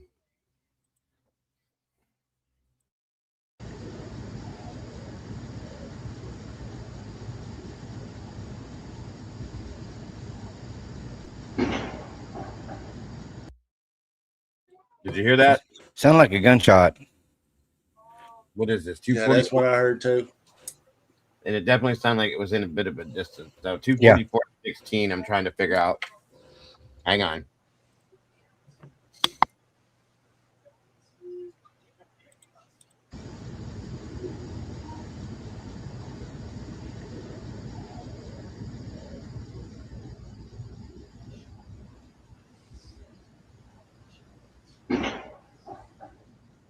Yep. Yeah, Something. bang. Loud bang noise. Yeah. Hey, Dago, Dory said I saw and heard on Jules' video at 2:48:38. Zoom in to Shark Tank house bottom window. Yeah, I saw that. I wrote it down. Okay. And there it goes again. Mm-hmm. Hang on.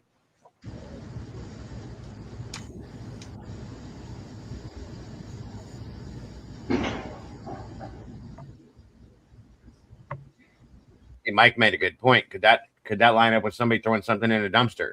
Something kind of heavy, you know what I mean? It would make that sound and a kind of a little bit of a reverberation, echoing sound.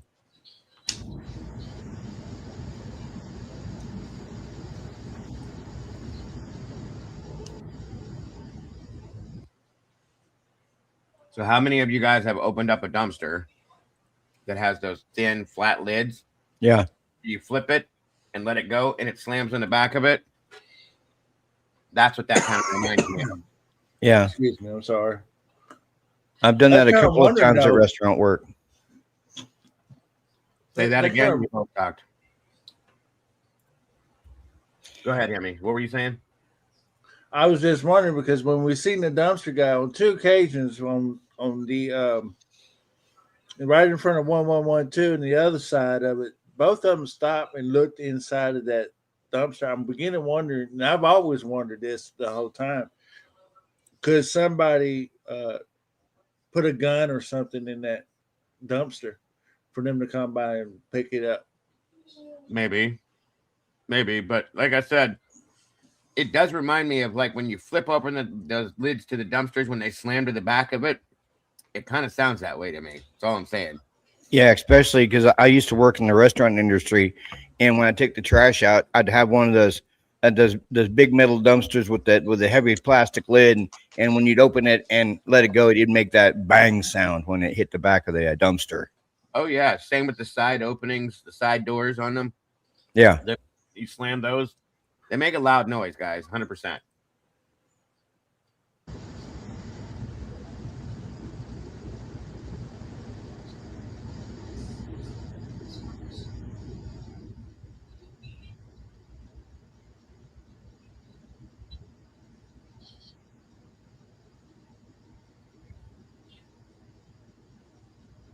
Yep. Yeah. If it doesn't have a lot of stuff in it, it's really going to have a lot of reverb. He's right. Very true.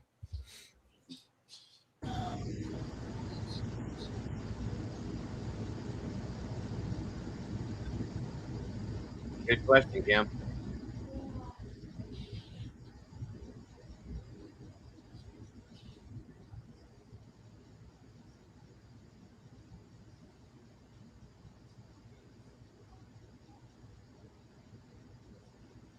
The thing is when we see any of the videos where they show anybody walking up to the dumpster, you don't see him touching anything. Mm-mm. He just standing there by the dumpster. He looks in and walks away. He doesn't touch nothing. Welcome, Kimberly.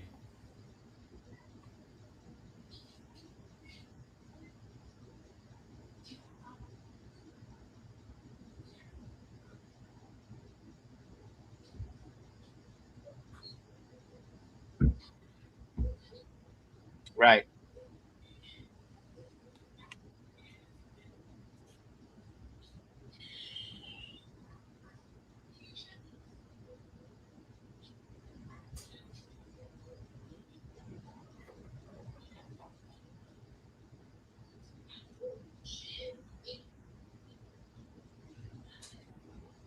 You're a mess, Meg. Now I'm gonna try something else now, you guys. Hold on. 244 through 250. Thank you, Witchy. God bless. 1 second, you guys.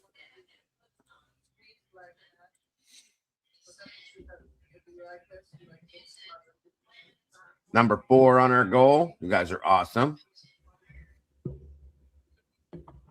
So very awesome, Witchy. Thank you so much. Hang on, hang on, hang on.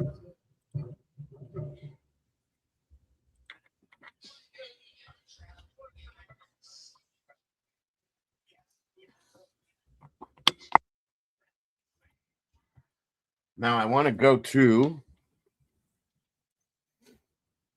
what time was that? 248 through 250 or 240. I'll just go there. It's easier.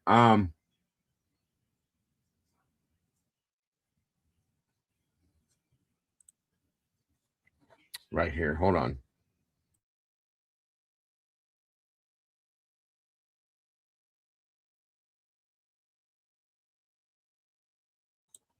Now I'm going to throw up Jules's video that she got direct from MPD. Thank you again so much, Witchy. God bless. Very sweet of you.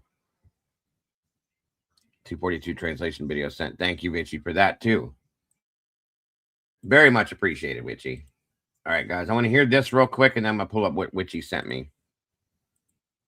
As well as I appreciate that super chat so very much.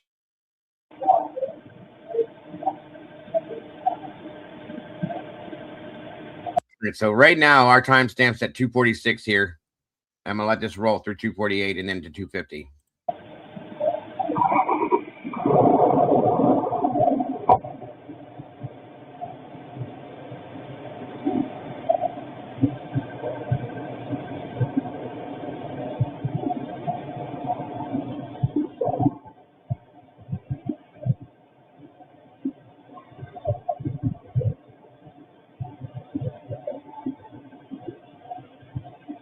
You are so much fun, Meg. I love you.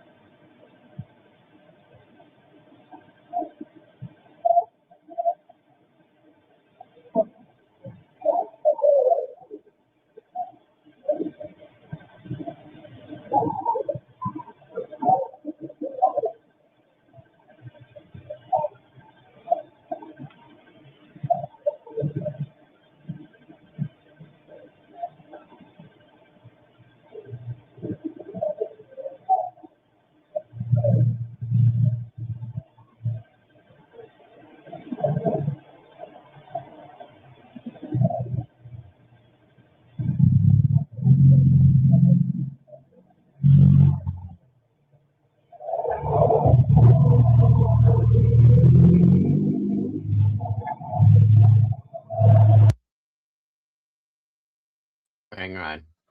I forgot about this. I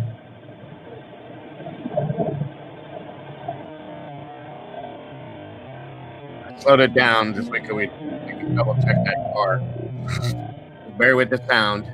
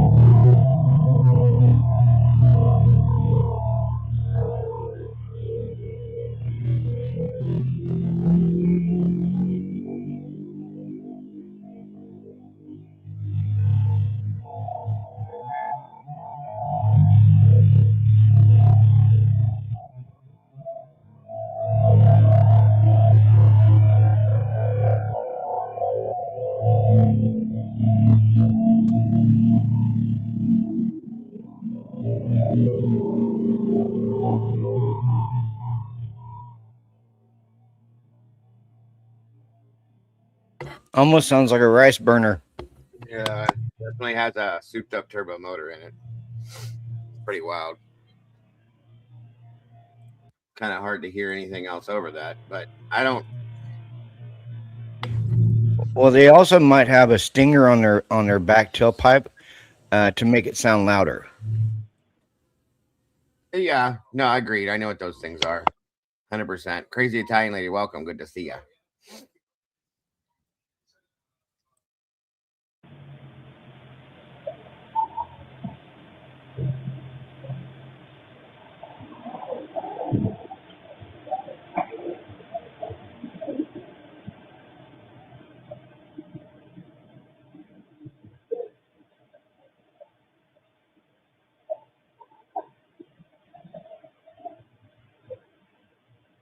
Yeah, there was no 24838. We should have heard that noise and we didn't. So it's weird. Very strange. Very strange.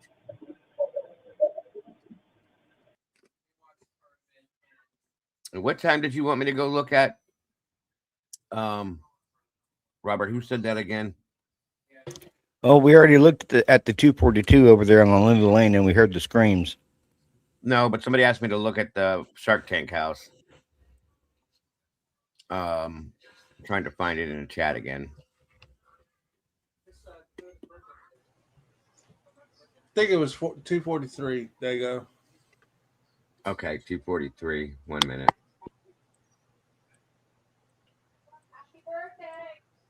the Shark Tank house on the bottom windows. Right. I don't know what she meant by Shark Tank house. It's Probably that that house right in front. Yeah, it is. Hold on. That reminds me, somebody had a close up view of that where you could see somebody on the inside of that window was doing. You can see what they was doing. Yeah, I've seen that. I don't know if that was what she was referring to or not, but That's what I'm looking at now.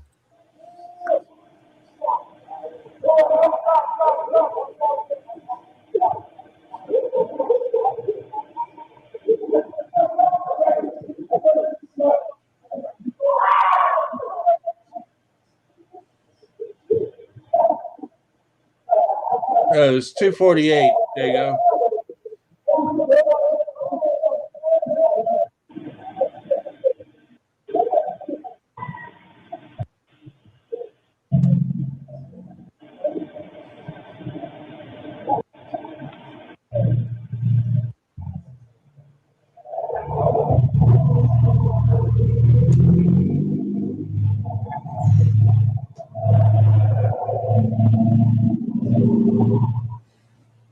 Yeah, it's the reflection from that car turning and going up the road is what we're seeing there.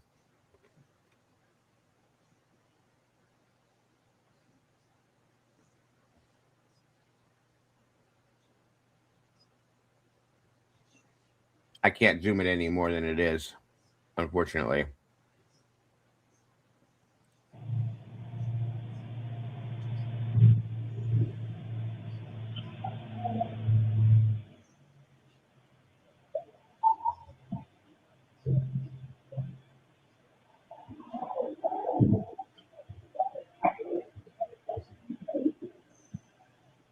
I just saw it. It was a flash. I think it was from that tail lights of that car. I think you'll see something up above too.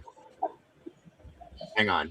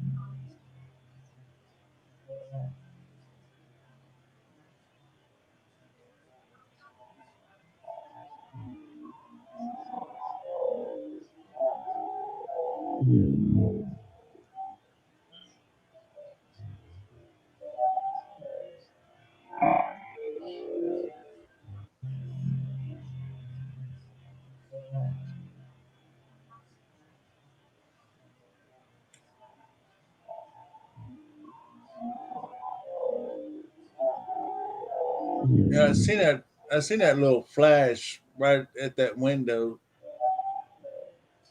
right there. Yeah, It. I don't know if it's the camera with the tail light. That's weird. That is a strange thing. Good catch. Very good catch. You know, it makes me wonder if there's not somebody there standing there with a flashlight and clicking it on and off like a signal.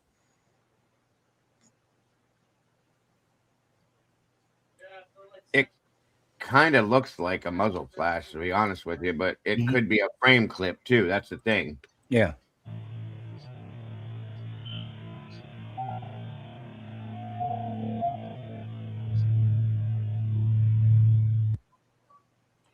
Somebody could have taken a picture from inside the house Yeah.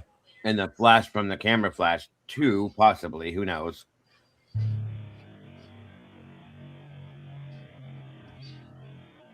2:48:48. There you go.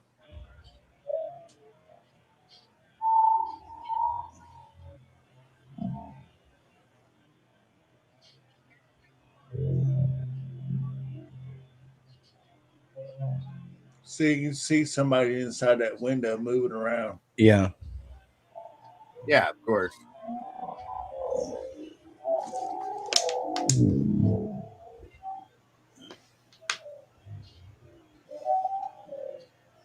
There it is. That's a flash. Right.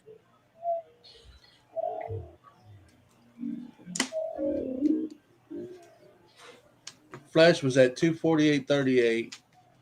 Yes.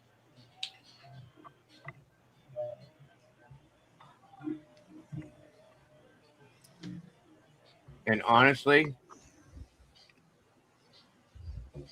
if you're there's no way that this camera pointing this direction could see anything at the Moy household, folks, because it's so far back from this to the left. There's no way it would pick anything up. No way, because that house is that's way back there close. Back there on Walenta, folks. No way. With all them trees and everything, you can't even see past this house right here on this camera right now. So you wouldn't be able to see it.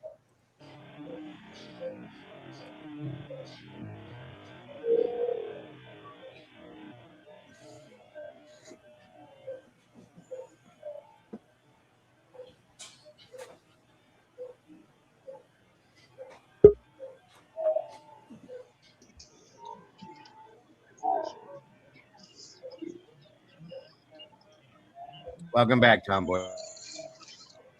I've realized on a back bumpy road, I can't text and drive because, Tandy over here will kill me.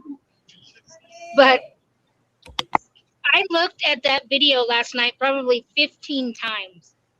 That's not a reflection from the car. I don't know what it is. You talking about what we're looking at right now? Yeah, the flash. Yeah, I don't. It's hard to explain that because the cars should be gone by that point. It's just a very weird. Like I said, Yeah, it that's what I'm almost saying. I don't know what it is. I told you, I looked at it. I played it up loud. I slowed it way down, and I don't know what it is. yeah, I it's don't very think it's a hard. glitch, There's definitely things going on inside that bottom apartment over there. Okay. but it's It, different than a flash of light per se, like a yeah, flashlight, because this thing is very pronounced. yeah, that was a specific. Like I said, it looks like it could be a muzzle flash, but I don't hear much noise behind it. So Could it be now somebody standing there with like a small flashlight and let me. saying, "Click"? No, it's a, no, That's a it's a different. different kind of flash. Yeah, Like and let me it's a different kind of light. let me point something else to you guys. At the exact same time that we're seeing and hearing this stuff, that house that's right next door to this is completely lit up the whole time. In which means, in my opinion, there's a car sitting back there with its headlights on, back Yeah, up I on the believe hill. there's a car sitting. I believe there's a car sitting in the parking lot at Queen Road on the little side road there, and I believe they're waiting Mm-hmm. because That's right before this, a car comes on to Queen Road, and then you hear a bunch of commotion, and then that weird flash, and then if you right. just keep playing this, you'll hear that car leave. Yeah, Yeah, so I don't know what that flash is. And the only thing you can see at the Moy house is the light go on and off. That's it. I can't see anything from this camera view at the Moy house because it's so far back there. I don't see how you could see anything. Well, Is Lana did point it out. You can see a light go off or come on gotcha. about the, but that's about all you can see though. But being that it's way back there, I don't even know how it would come through the tree line and stuff. That's so far back there, you guys. I don't know. I mean, Well, I'm not gonna. it's not way far back. You got to remember everything is compact right there. So it may seem way far back, but it's just to the upper left of Jack Decor's house.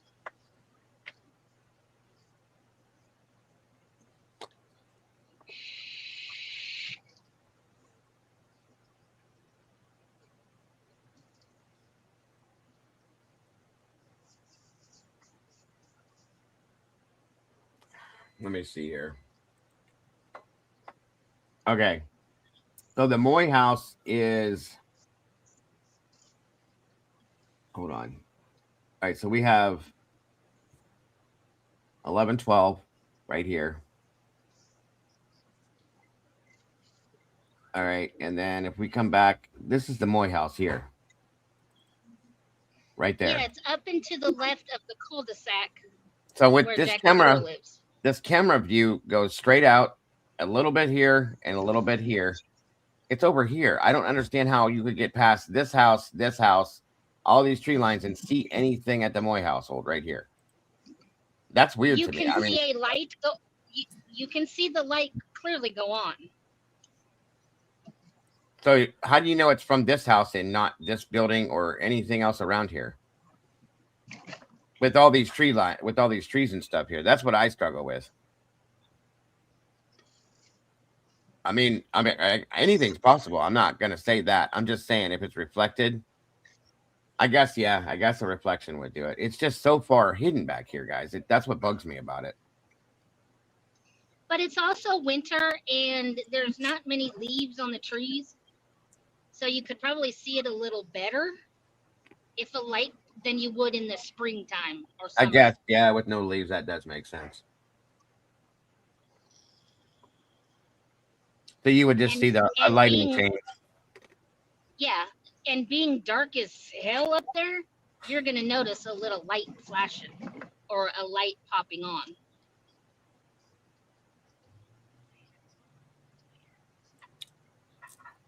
Yeah, I can imagine a lighting change. I guess is definitely gonna be visible, but beyond that, I don't know.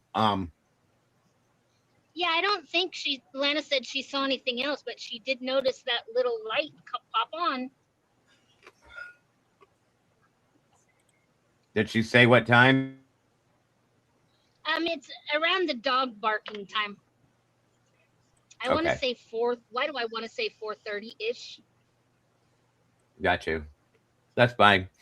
We're gonna go to a 4:30, around a 4 o'clock version of this too, because I want you guys to hear the difference between the noise that's heard in that period of time when they say that that's when the crimes were committed, as compared to this period of time, is what bothers me.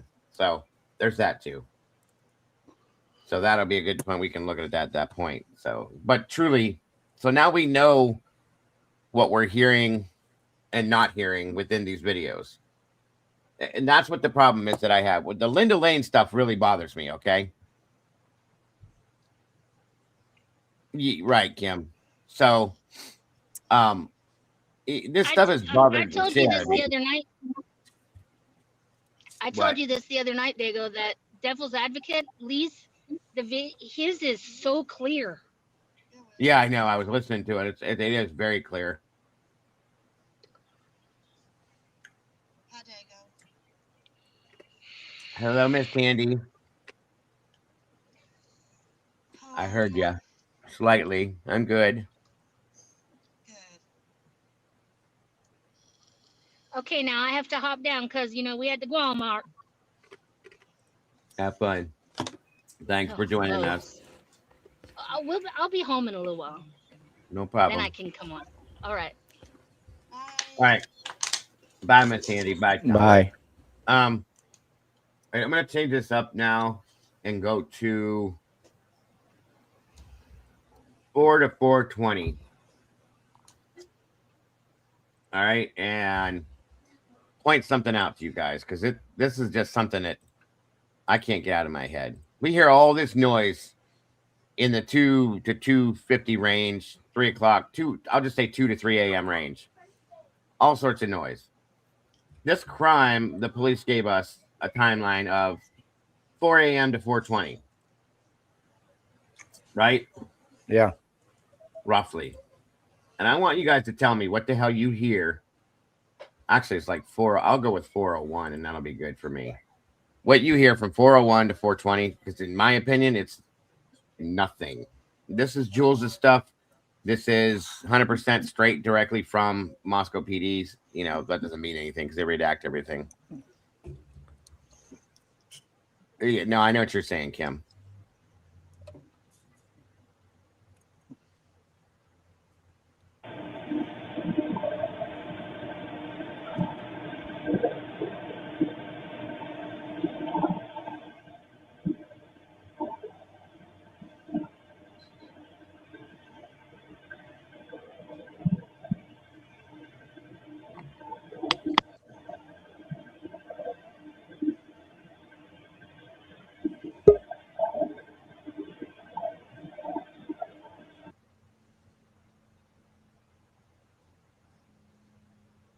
Oh, okay. I see you can shut it off now. Thank you.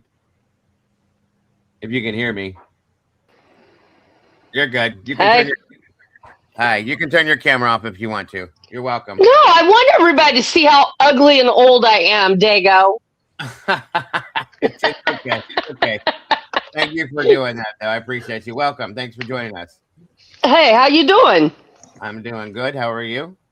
I'm good, and I've never been up here before, so I'm You're not sure welcome. what we're talking about. I just joined, so Okay, we're reviewing different videos and stuff within the Idaho 4 case, the audio and stuff like that, and just kind of bouncing back and forth to see what's what.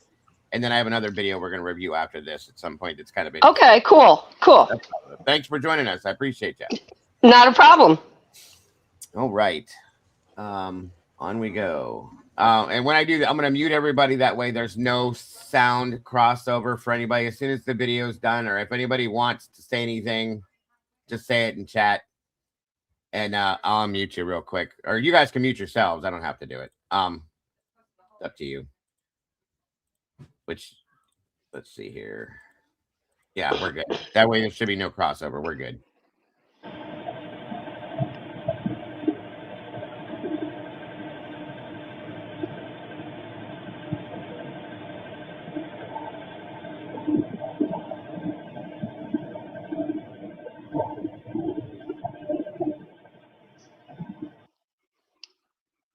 Now, the things you can pay attention to, you guys, as would be lights that you see coming on or going off, reflecting around this vicinity here, all to the left here, and that's going to show things going on over in that realm of area.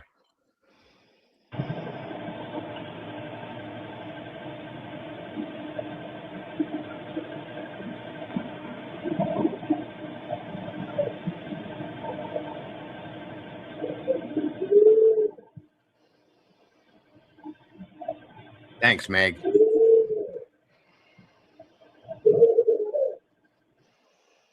So right there, we hear that. This is at 402. It almost sounds like somebody moaning, I guess you could say, to some aspect.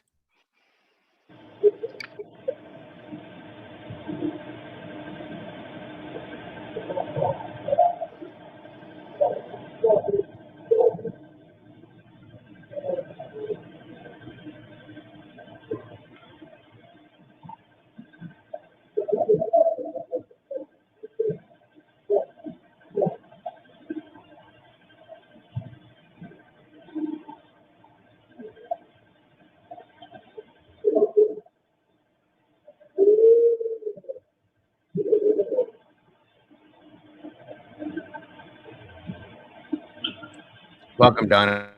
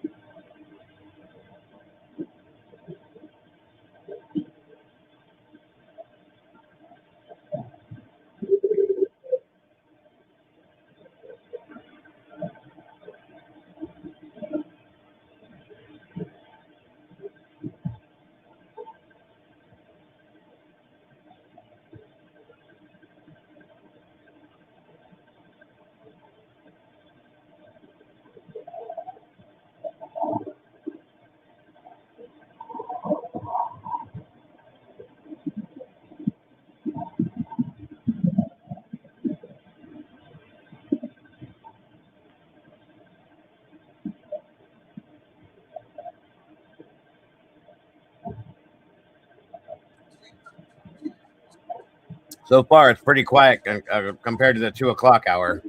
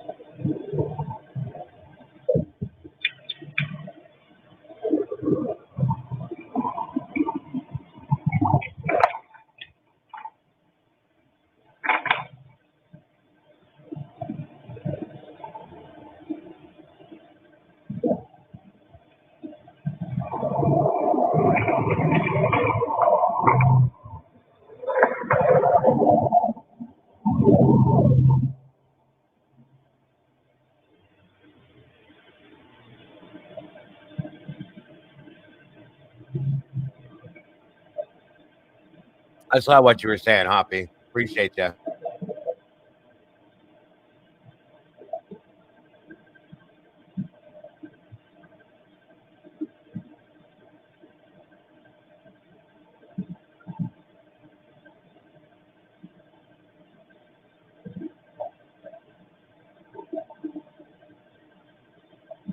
No, Kelly, you looked fine, dear. Don't ever say that about yourself. That's no way. No, no, no.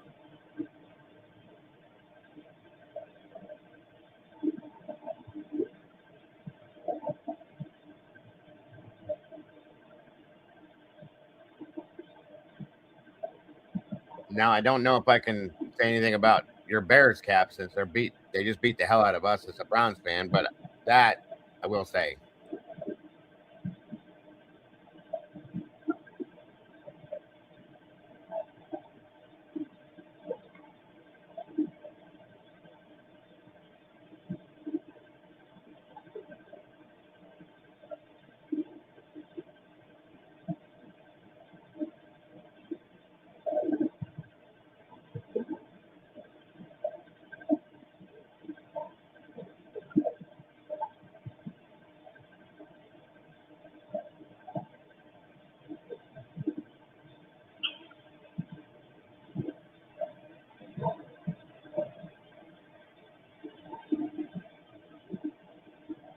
Thank you, Hop.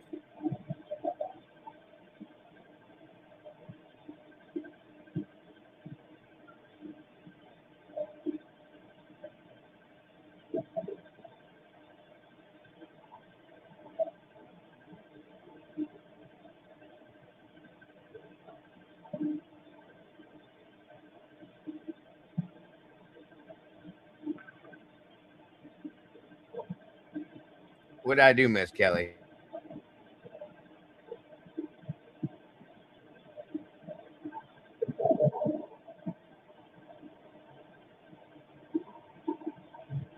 Do your thing, bro.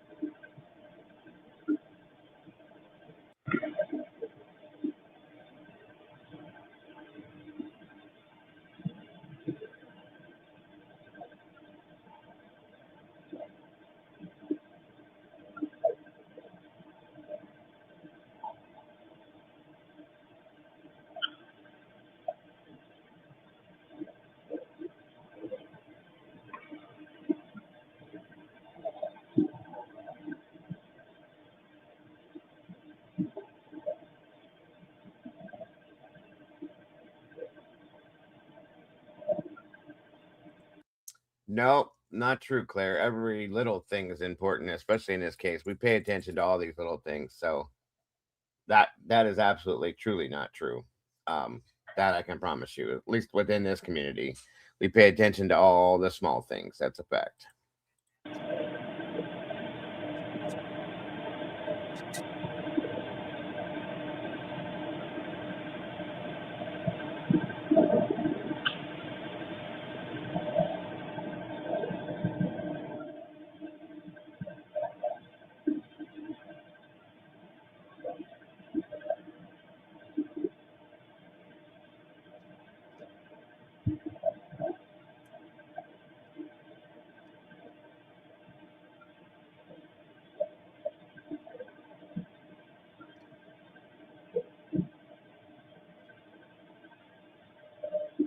Probably because there's other things that we're discussing at this moment. Um, but we can get to a point where that's a thing, but we're not discussing that right at this moment. There's many things to discuss. So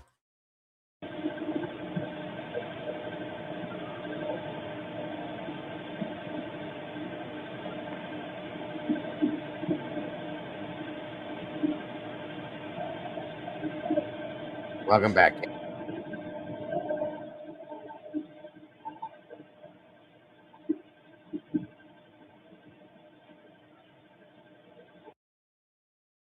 I understand. That's we're discussing this video, like I just said.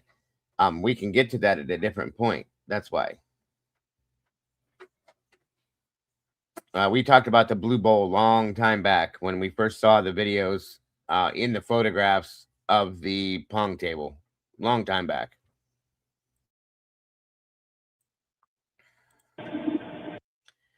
And my opinion personally was that the Blue Bowl was moved and dealt with by forensics when they showed up and things like that.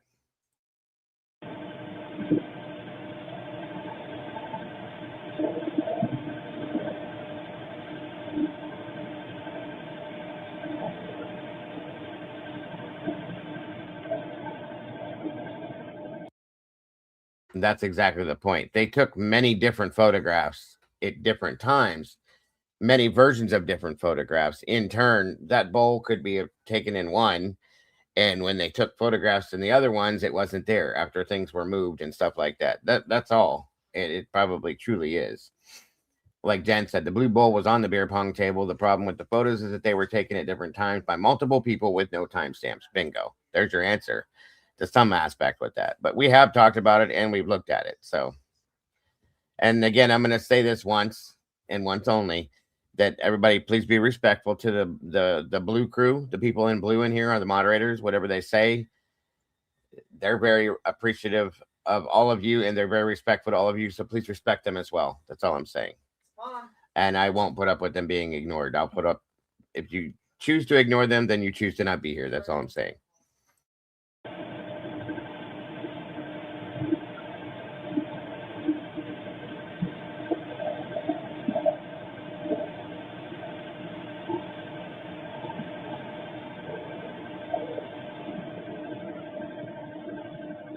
Welcome, Bearcat Lee. Or, I'm sorry, Bearcat Blay. My apologies. Welcome.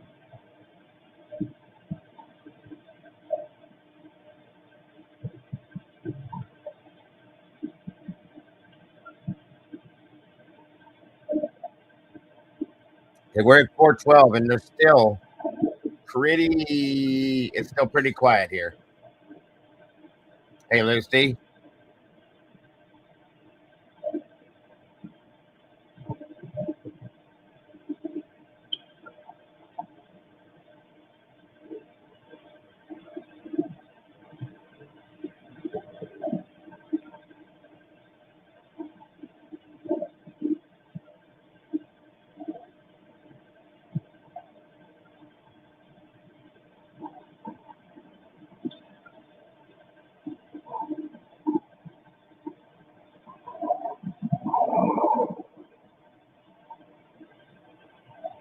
Welcome, Thumper. We appreciate you being here.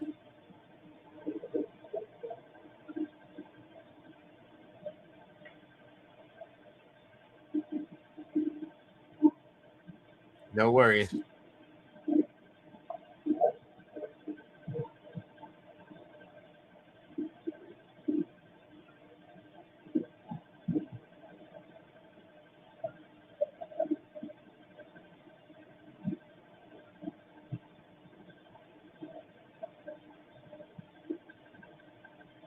Thank you, Miss Kelly. I think that might be number 5 towards our goal, if it's still up. If not, either way, it doesn't matter. Thank you so much for that. Very generous and very much appreciated, Miss Kelly.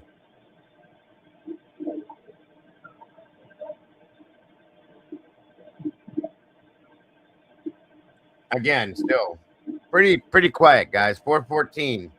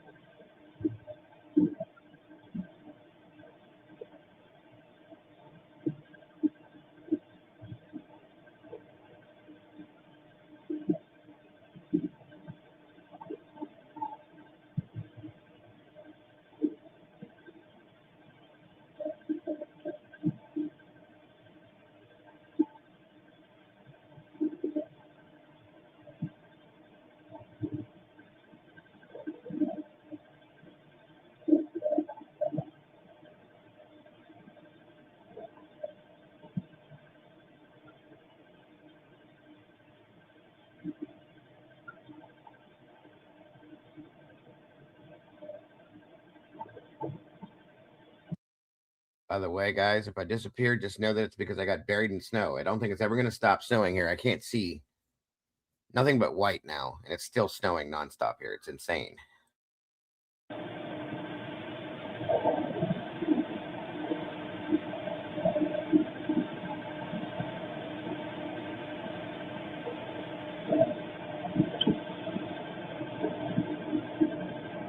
Or 16. I haven't heard anything really.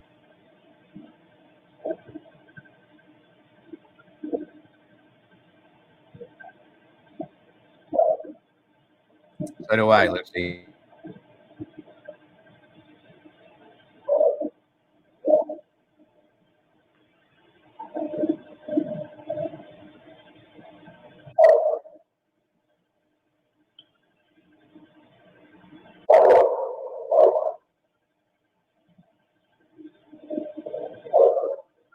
Shut up, Kane.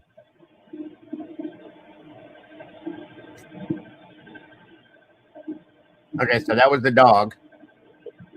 417.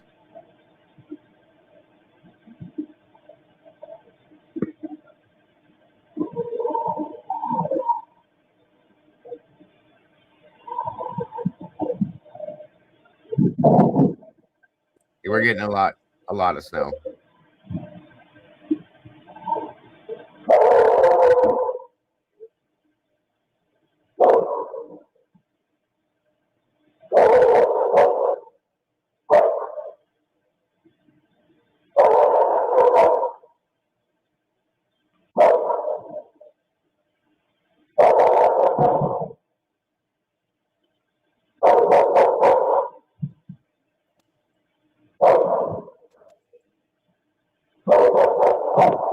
Keep it up, Meg. Keep it up.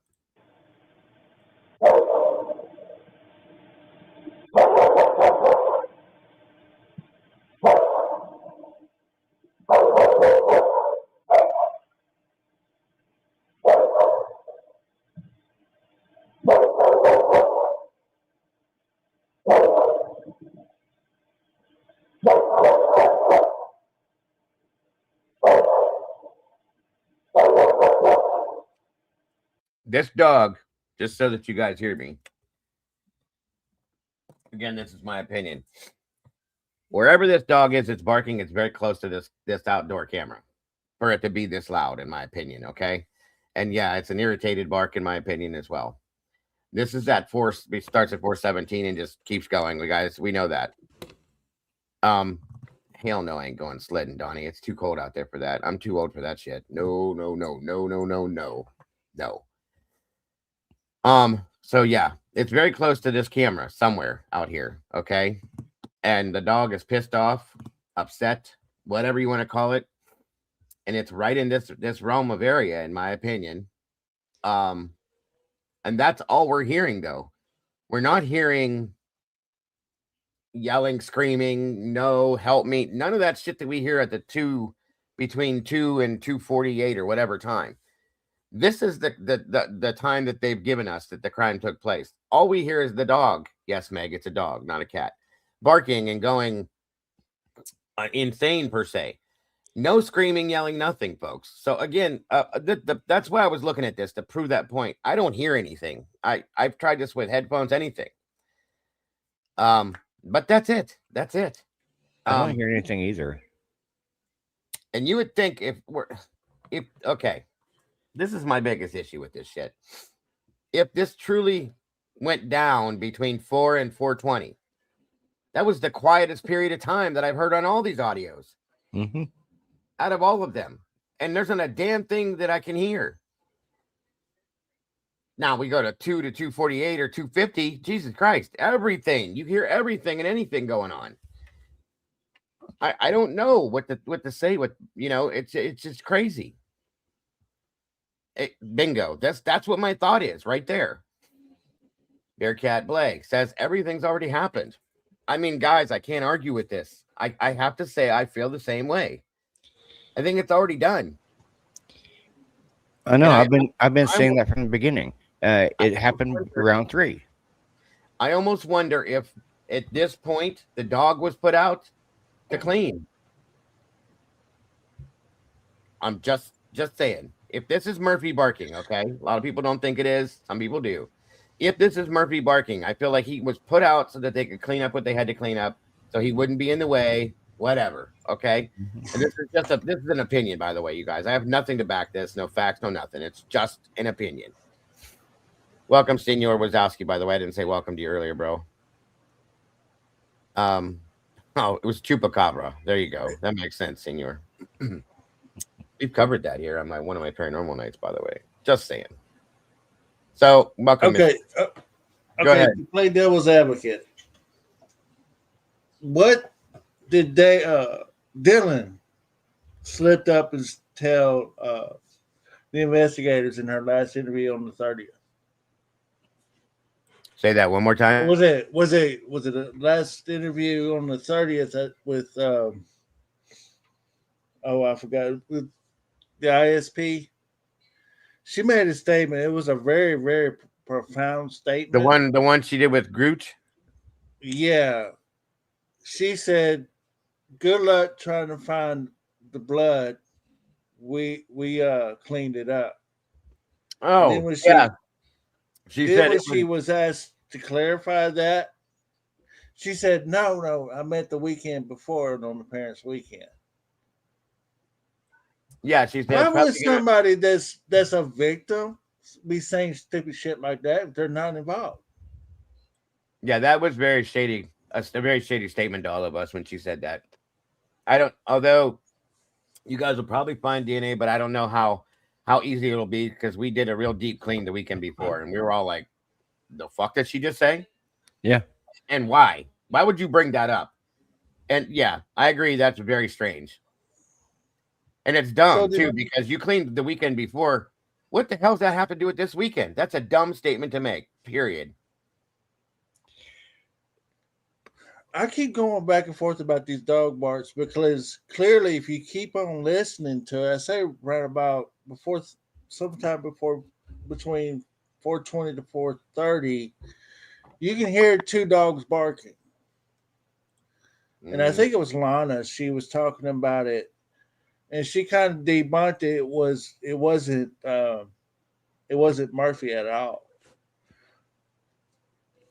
The only way that it could be Murphy is if somebody put her on the balcony or put Murphy on the balcony. And the only two That's what I people think they that we did. know of at that particular time that is supposed to be in the house is Bethany and Dylan. Right.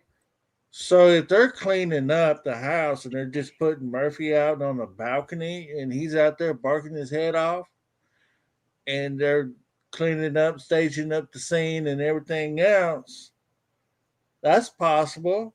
But there's clearly two different dogs barking all the way up to 450. Yeah, and going back to the 2.5 hour body cam from Officer Smith, when him and the other officer were talking, the other officer mentioned that there was blood on the sink. Yeah. And see, and when I hate to say this about Pop, and I really do like his content, but he made a video of the kitchen, and I kind of hate to, man, but I really disagree because that's a lot of time that they spent, and we all know they move stuff around, they rearrange things, so things are not the way they was whenever they came in the scene. But on the outside looking in, when we're looking at this, I was like, well, this is staged up. But then when we got into the kitchen, said, oh, this is where it all started. I'm struggling with it, Pop. I really am. I'm struggling with it. I don't get it. They had to be in the kitchen. Right. And see, Gotcha. just like Had to be.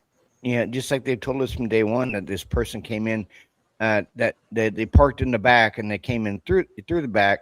Well, yeah, if you notice the footprints leaving the crime scene in the snow, they walk straight, and then they turn around the law, the stump, and then they head down towards the front of the house. So yeah, ain't no if you were to park behind the house in the little parking lot area, you would have to leave the same way you came in, and they didn't leave the same way they came in.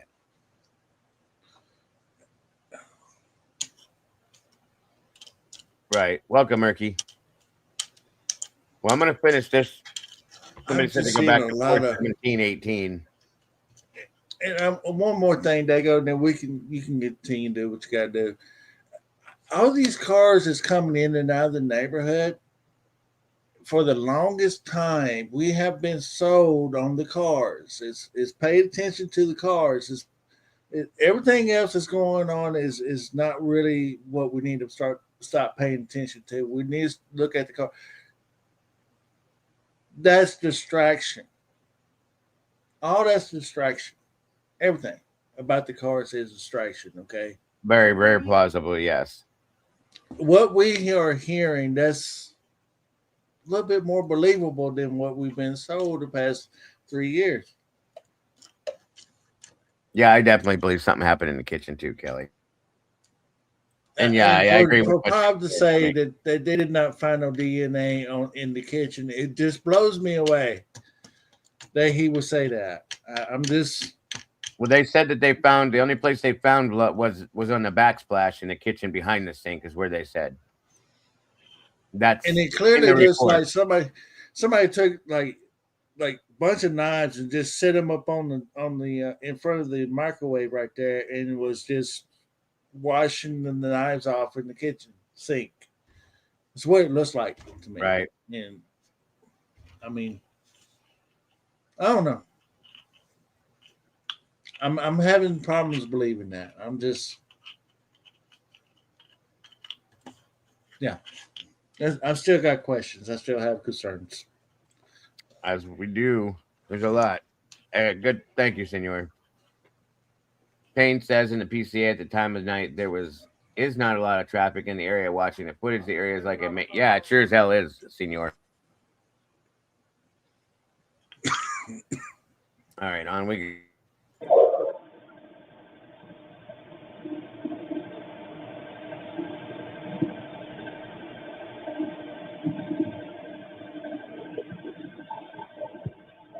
You're welcome to join us. Where'd you go? Lori, you're more than welcome to join us, dear. All you gotta do is click the link, pin to the top of the chat. You're welcome to jump up.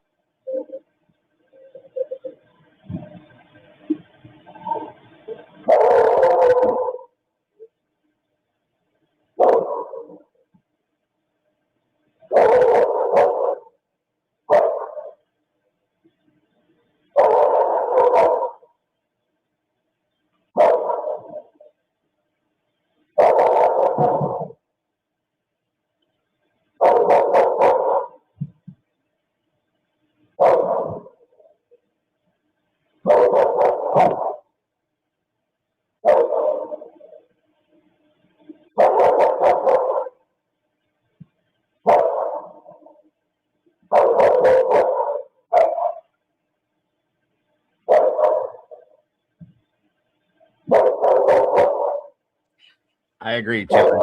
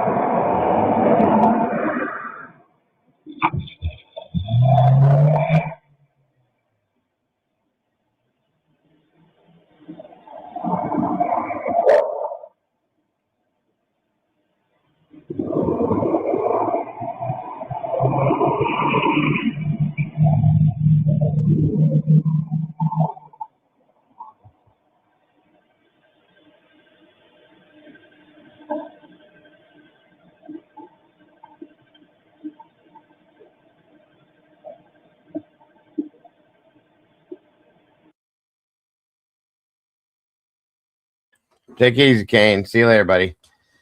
So there's that, guys. And again, that's all we see in here from 401 to 421. It doesn't sound like anything happened in that house. It sounds like somebody pissed a dog off and locked him out of the house and he barks. That's all we hear. It's weird.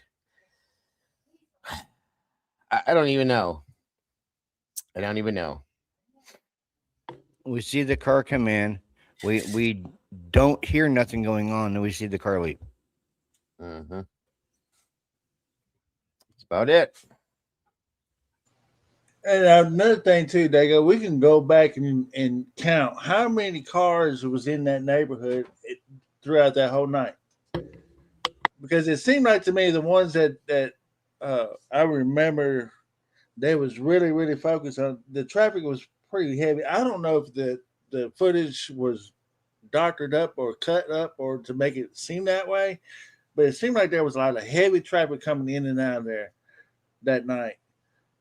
It would be interesting to see throughout these newer videos that Jules put out and just make a note of that and put a time step on beside of it and see how many cars come in and out of that. Right. Good point. Yeah, Lori, you're more than Because welcome to jump up here. I mean, I can, speculate all day long and tell you that car that just speed out of there was part of the cleanup crew. Yeah. I can understand. I can completely. So again, the point I was trying to make here is we hear all this noise and all this shit going on at two stuff. Okay, different times at 2, and in the 2 o'clock hour, I should say. I'm sorry. Now we go to the actual crime scene time that they've given us, and there's not a damn sound. Not a damn sound. Just like J.C. Chapin says, 2 a.m. is a dark hour. Yeah, well, I don't know that has anything to do with it, but it could. It definitely could. Hang on a minute. I want to give you guys something here real fast that I had found. Well, Dago, let me go into these court doc real quick. I got pulled up. I'm going to read you off a few what they're saying. Okay. Go ahead with that. I have to pull something anyway. All right, so this is from the 911 call and the time of the events that happened. All right, so they wanted us to believe after spending the evening out, the roommates Dylan Mortensen, Bethany Funk, Kaylee, and Maddie returned to their homes at 1122 King Road in the early morning hours of November the 13th, 2022 at approximately 2 a.m.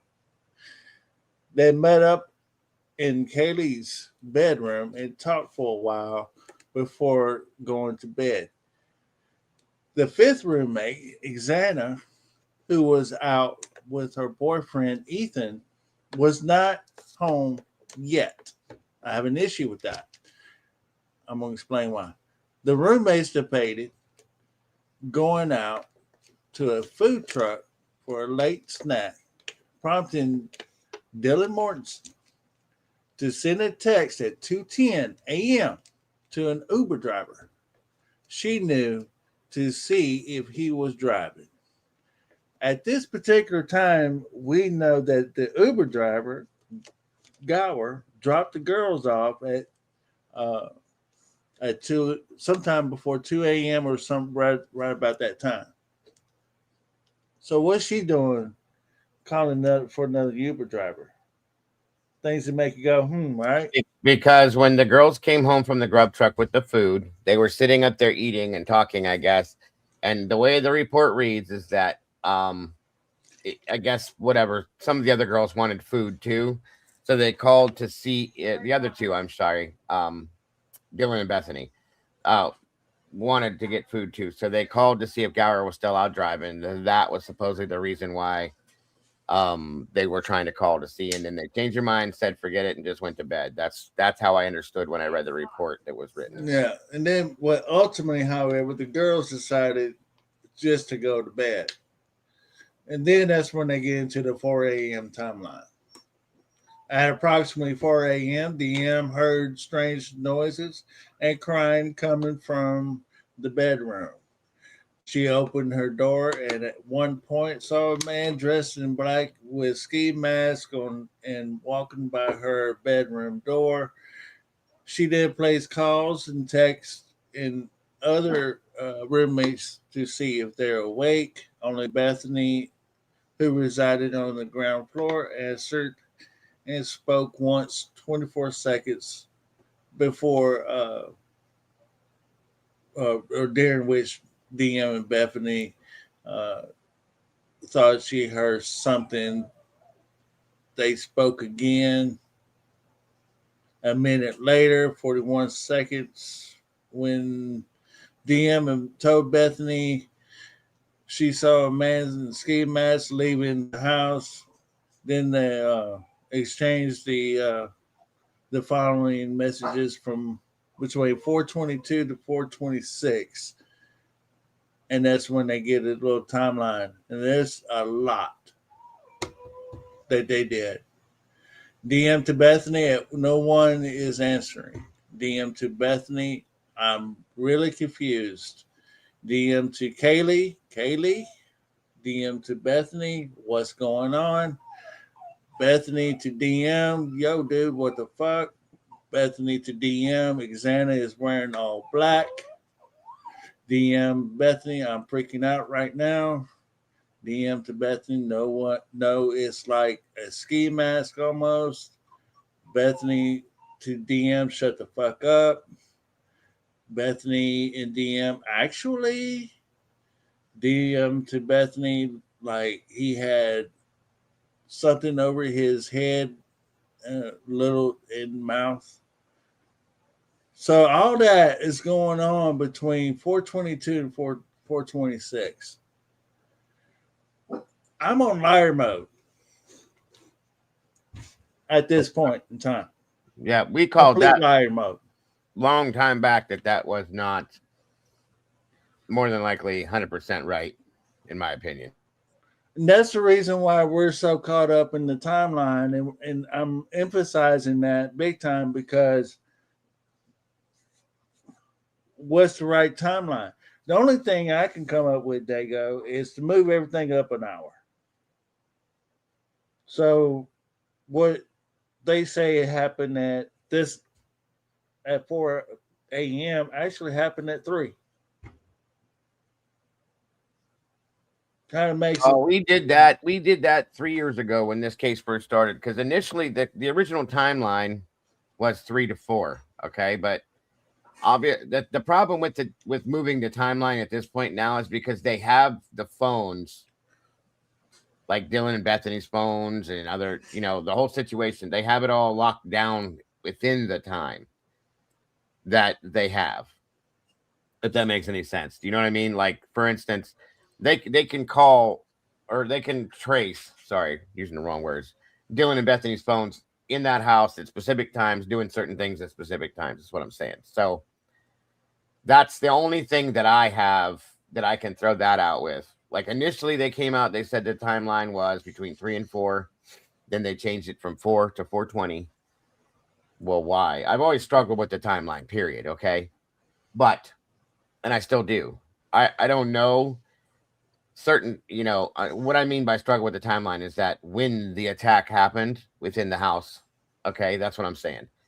They were in that house. I don't know, in my opinion, of course, exactly when everything went down. That's what I'm struggling with, is trying to find that for sure.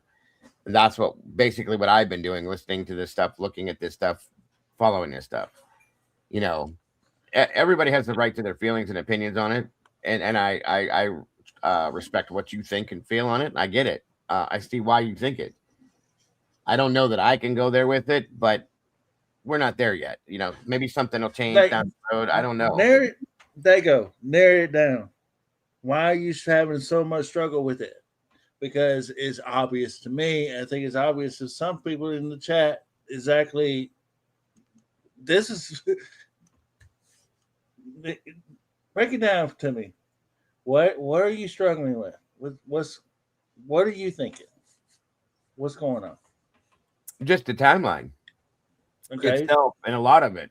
Let me get there. I'll get there. I wasn't ready for that yet, but I have something else I was going to play for you guys that I had set up. Give me 1 minute.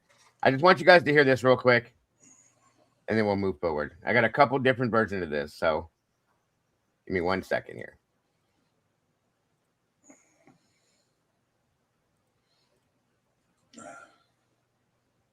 All right.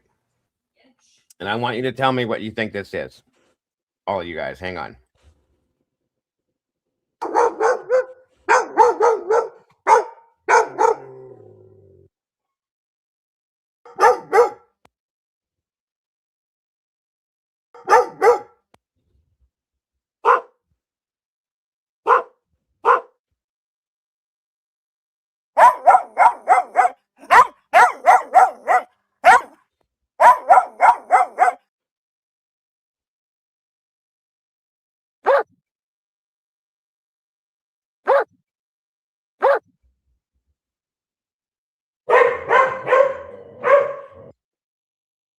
Now, the first three are a golden doodle. That one after that was a Pomeranian mixed with something else. The other one is a golden doodle in a room. Okay. This one here. That's a golden doodle inside a room.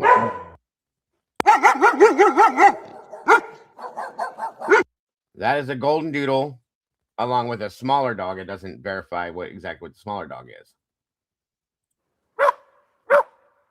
It's a golden doodle outside barking.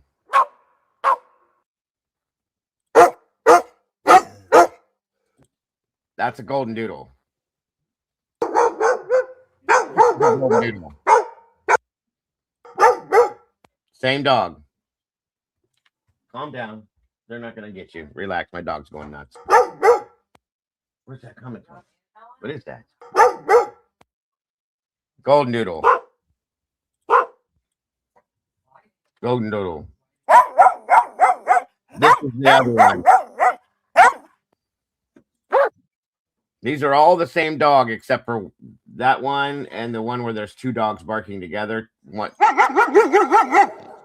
That's a golden doodle and some kind of a small dog in the background barking with it. So anyway, the point that I'm making is those to me, they sounded a lot like the dog we hear barking. I'm just saying. Sorry about the echo, guys.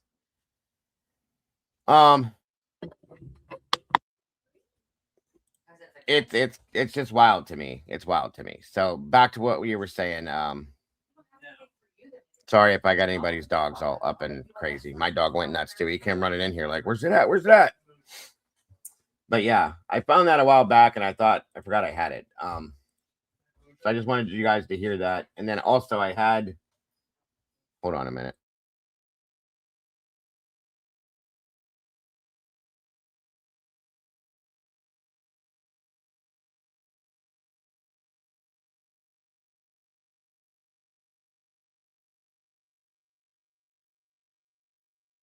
This one too.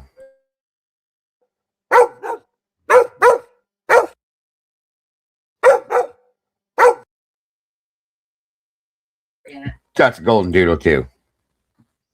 So to me, it was okay, and it was easy for me to believe that was Murphy. And here's the thing, guys: to hear it on the 1112 cam the way we did, it's got to be close. I mean, really close.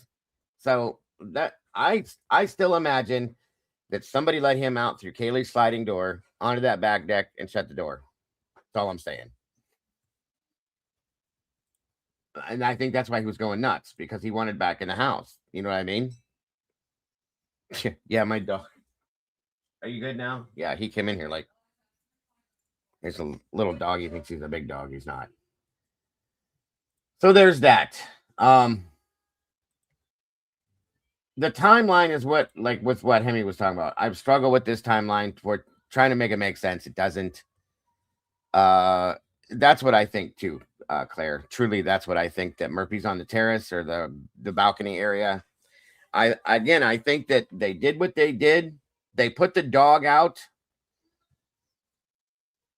so they could clean and brought him back in after everything was said and done. That's just my opinion.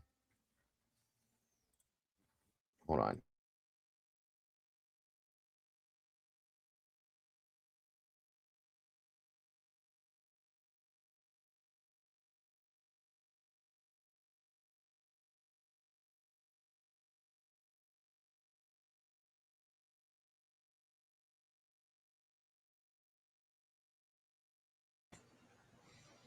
I could agree with you. You hear me? Okay. I agree with you too. I do. And you guys don't have to. Nobody has to agree with me. It's just my feelings because of the sound that we hear from that camera, knowing the distance between the camera and the house. We're definitely not hearing a dog inside the house. That dog is outside of a house. It's on the outside, period. And it sounds like it can be moving little bits. You know what I mean? If it was on the ground, I think the dog would have taken off. And I wanted you guys to hear the comparison of the dog barks. I looked up golden doodle barks. I looked up the age group, and then I looked up a couple other dogs to go with it and matched them up. And that's what I got from it. So What kind of dog is Murphy? A golden doodle. He's half golden retriever, half poodle. That's what he is.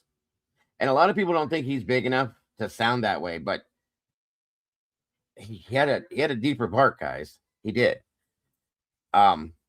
Inside the house, it would have been a lot more muffled and a lot different, but it's so clear to me and crispy and not muffled at all that he's outside. So that's just my opinion. Yeah, if it's Murphy, he's on that balcony. I agree. He would have ran off or ran back in the house if that door was open. That's all I'm saying. So I'm just saying, Dago, if you look at the time between 2:35 to 3:35, and say if that's when this event's going down, that gives Dylan and Bethany or whoever what 1, let's see, 4, 5, 6, 7, 8, 9, 10, 11, and that's 12 whenever 911 was called. So that's right at 8 to 9 hours to do a cleanup and stage the scene.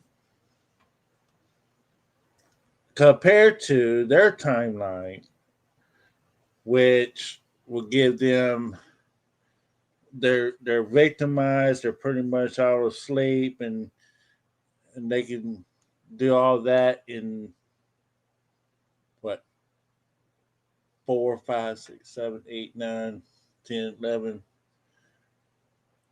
something like that. Yeah. I think he was about a year old Bearcat Blay. So yeah.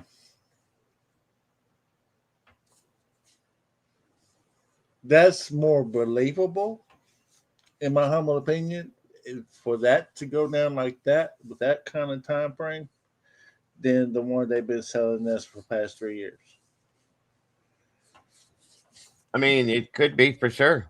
Definitely. And yes, my dog reacts to the Murphy barking too. That we hear, he always has. He comes running in here every time I play that audio. Yeah, it could be for sure. It could make sense. So if you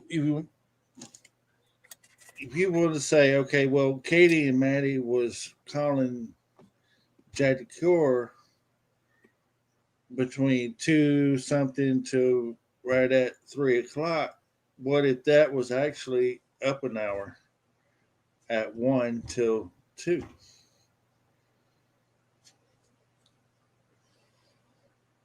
Because how can they, if that event was going down at 2:30, 2:25 to 3:25, how are they calling Jack DeCour? That's what my whole point was when I said before that if it did go on in that period of time, that somebody could have been trying to get Jack to show up over there, possibly to be the scapegoat for what was going down. Again, my opinion, or maybe go at him too. I don't know.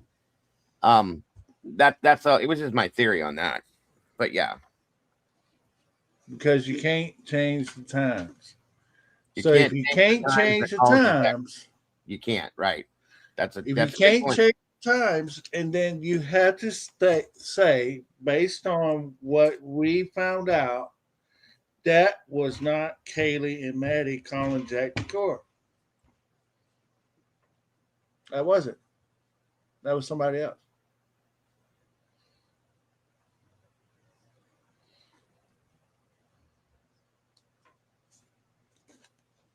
That's interesting too, Love and Other Habit.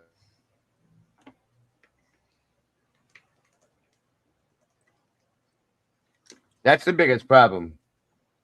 True to God, that's the biggest problem is we don't know when they died. Because there's not ever been a time of death. They made it noon. It's obviously not noon.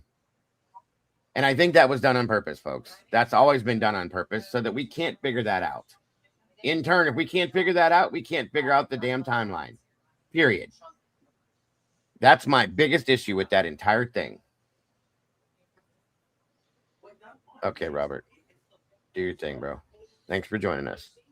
I mean, I get it, Twiz. I understand exactly what you're saying. I'm just going by what's presented here. Yeah.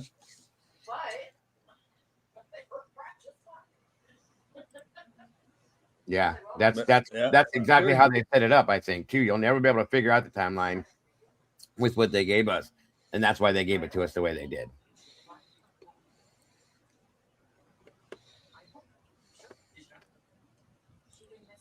Leah said, "I've always said Kaylee never called JD." Well, we don't know. I don't know, you guys. I don't know. I know I've always struggled with the timeline issues, but we can't get an answer to it that's clear cut and concise because MPD did their investigation or their lack of the way they did on purpose so that we can't get to those answers.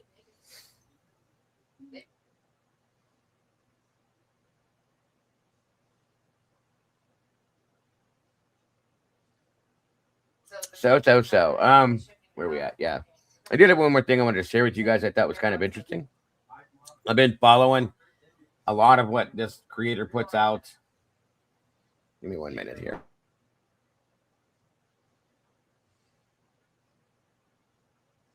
This came out 2 days ago. And again, I'm only sharing this with you. I don't know if you guys saw it. Thank you, Robert. Just to see what your guys' thoughts and opinions are on this. That's all it is. And it's not super long, so bear with me real quick. And I just want to see what you guys think. Jack doesn't remember the call. That's true. He doesn't remember the 17-minute FaceTime call. But he looked at his phone and saw that there were missed calls. He did know that from that.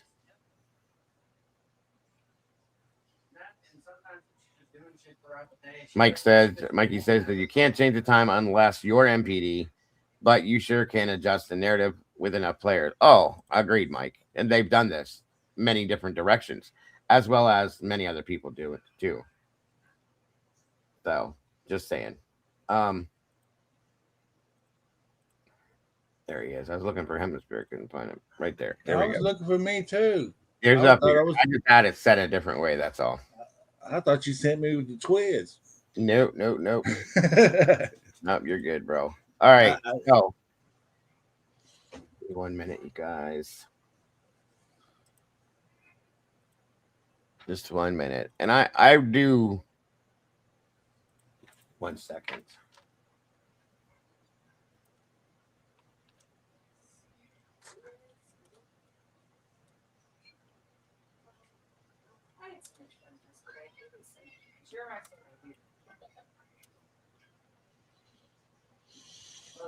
Okay. All right. So this channel that puts this out is Idaho 4 Revealed. I'm sure you guys, I've played many of their other things. I think it's kind of wild. With some of the stuff they put out. This is interesting to me at the very least. So here we go. And again, I want your guys' opinions on this. So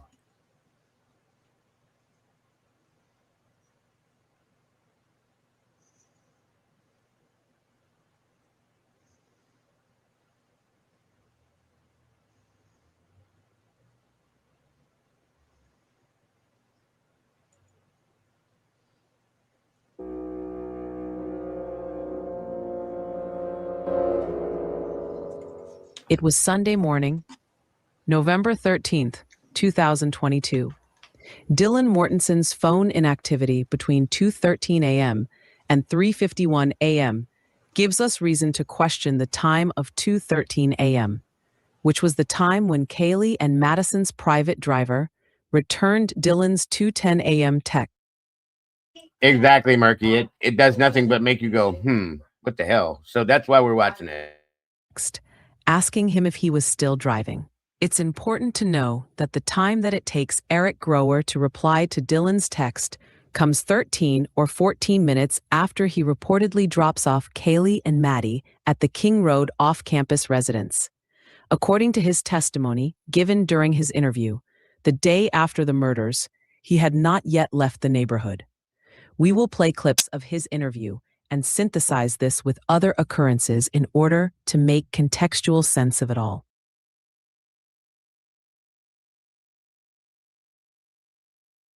Let's start with the significance of 2:13 a.m. 2:13 was the time Kaylee and Maddie's private driver, Eric Grower pulled away from King Road before, while, or after he finished cleaning his rear seat before heading to his next customer. All this while being off the clock with his employer. It was at 1:45 a.m. when Kaylee texted Eric from the grub truck. At 1:49 a.m., Eric arrived at the grub truck. On November 14, the private driver estimated that he waited 2 to 3 minutes before Kaylee and Maddie entered his vehicle. So they left the grub truck between 1:51 or 1:52 a.m. Earlier in the interview, he said that it takes about 3 to 4 minutes to get to 1122 King. But when Sergeant Blaker asks him what time he thought he dropped them off, Grower struggles with the answer. Welcome, Lori. Can you hear me?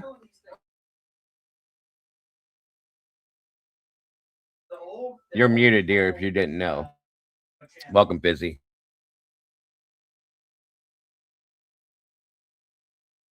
Okay, well, she's up here. Thank you for joining us. Maybe we'll have this straight once we get through this real quick.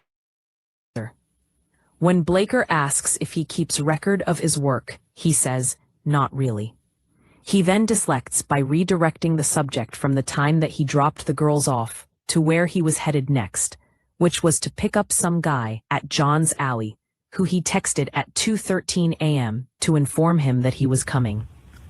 He then changes the subject to his having to clean up his back seat after he pulled away from King Road due to the mess that Maddie left during the ride home. It is 2:13 a.m. Listen.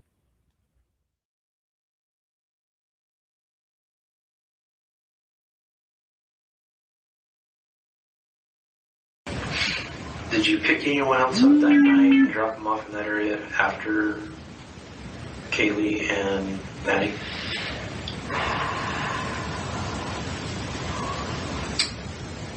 I don't think so. I had rides out of that area, and I think I had some rides taking people back to there. I think that was before them, and there were girls. And then I picked up a couple from the house that's right there on the intersection of King Road, the house there. And I took some people from there to Canvas, like Greek Row, I think. And then I had a request from there for that was and everything, but then they canceled, and then Kaylee texted me from Grub Truck. So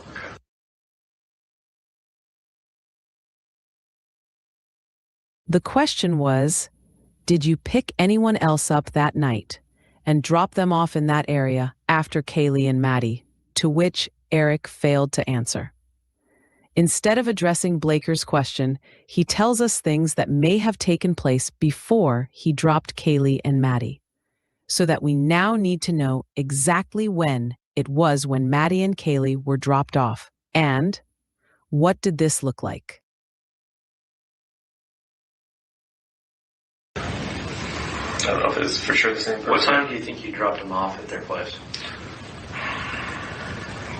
Probably like 1. Oh, hang on. Let's see here. You keep track of that? Not really, but I had a ride right after. I was going to go pick up a guy at the alley, and I texted him that I was headed his way at 2:13.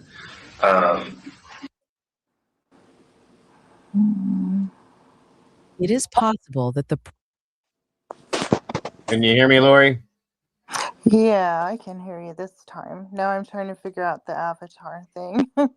Oh no, you're. Yeah, I see your camera's still on. You can turn it off if you Yeah. want to, but I can hear you good. Okay, cool. Let's see. Welcome, by the way. Thank you. Absolutely wonderful to have you here. Thank you.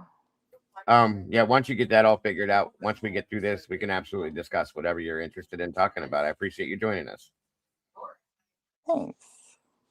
private driver, not Jack Katovich, we know this, but the private driver, Eric G., texted his reply to Dylan Mortensen first, and then texted some guy needing a ride who was waiting at John's Alley Bar, downtown Moscow. But why didn't Eric mention Dylan's text to Sergeant Blaker? But it doesn't end here. Eric feels the need to give us more information. Do you keep track of that?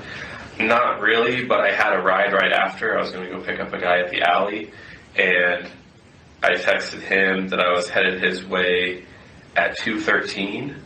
I had Maddie spilled some grub truck on the back seat, so when I pulled out of King Street, I just pulled right next to those apartments and cleaned off the seat real quick before I headed that way. Okay. I'm thinking I probably texted him about the time I was either pulling out or was on Taylor there. So not right after you dropped. Not like Kaylee and Maddie off. Yeah, not like immediate, but I probably dropped him off around 1:55, 2, somewhere in there. No worries, Lori. Take your time. We'll be here and we'll get you squared away.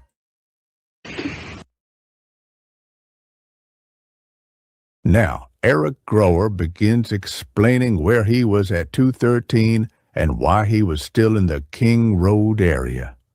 At 2:13 a.m., Maddie didn't spill food on the back seat of his vehicle, but 2:13 a.m. was the time when Eric said he was cleaning his car before heading downtown to John's Alley to pick up a male customer. Did Dylan text Eric Grower to see if he was driving while arranging a ride for some male located at John's Alley bar wanting to come back to the King Road area? If so, who might that person be needing a ride from downtown at 2:13 a.m.? Or was that text from Dylan to Eric a question to Eric, to which he replied in the affirmative? At the very least, maybe the text was sent as a way to establish an alibi for Eric, our private driver.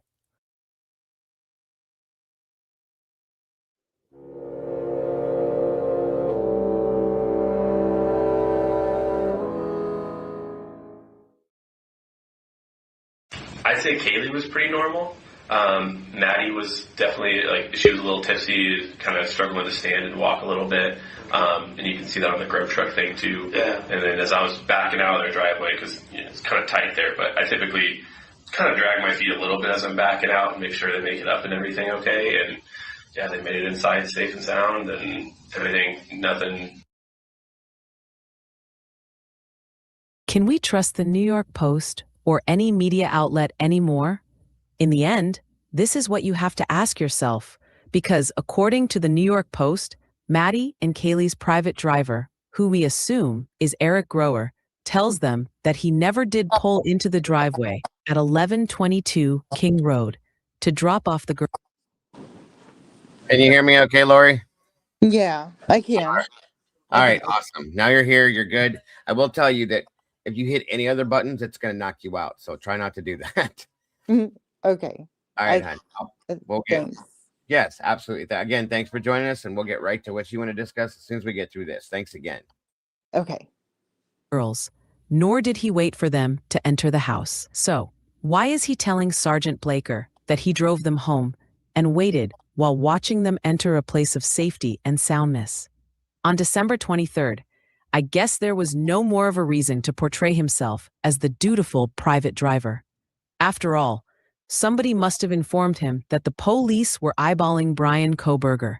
Now ask yourself once more, can we trust all that legacy media outlets tell us?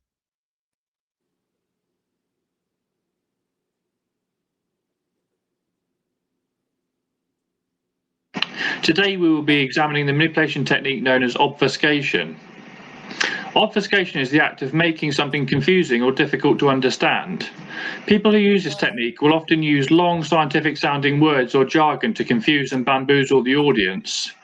One useful benefit of this technique is that it can potentially bring an argument or debate to an early finish, usually from the boredom experienced by the listener. Did you see anything weird in the area before you left? Yeah, there was I'm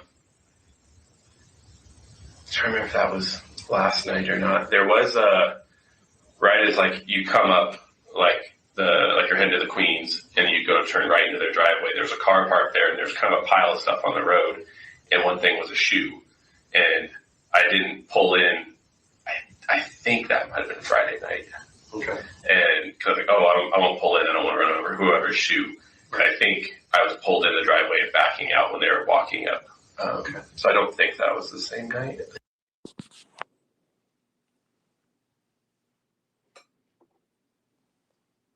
Let's talk about the actual specific behaviors of deception. Psychological distancing takes place when a person substitutes words or phrases for something less severe. So instead of murder, they might say hurt. Instead of steal, they might say take. And they're also less likely to mention the name of the victim of the crime. So instead of Stephen, they might say him. With parents that are going out on the news saying our baby's missing, please help us find our baby, they use the name baby instead of their child's name. That's a major red flag. So that's also psychological distancing from the actual thing that happened. So like if I'm interviewing someone and they say, well, you know, the night that Melissa left us, I was at the bar with my friends. Instead of the night that Melissa was killed, I was at the bar with my friend. If it's my friend or someone I know that was killed, I'm more than comfortable to say someone murdered my friend because I want justice. So people who did not commit crimes are more comfortable using terms like murder, kill, steal, and all of the other ones. Private driver Eric Gower begins answering Sergeant Blaker's question, "Do you regularly pick up from that house?" Then demonstrates a unique pattern of psychological distancing by first redirecting the focus to another house on King Street. Do you regularly pick people up from the house? Yeah, that house, and like.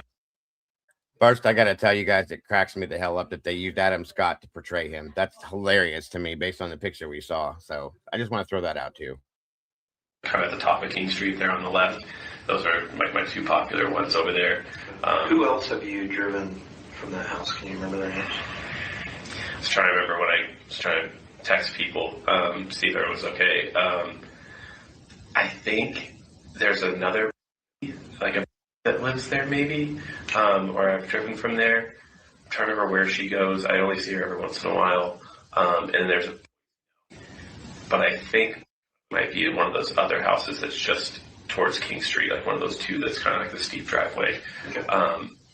But they have quite a few alumni that come through that I've driven in the past. Like there's one, her name's as well. She lives down in Boise now, and like it's always kind of a hodgepodge of people from that house versus like it's always the same like 2 or 3 girls. So okay.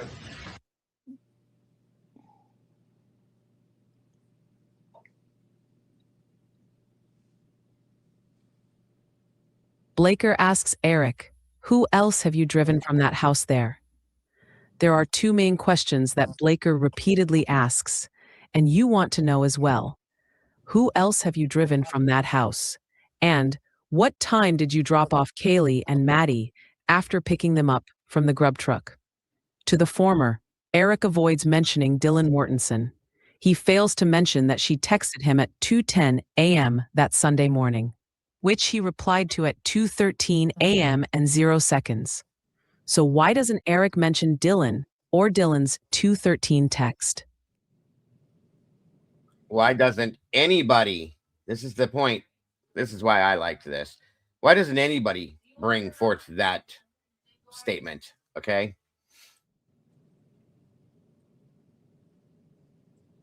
Saturday.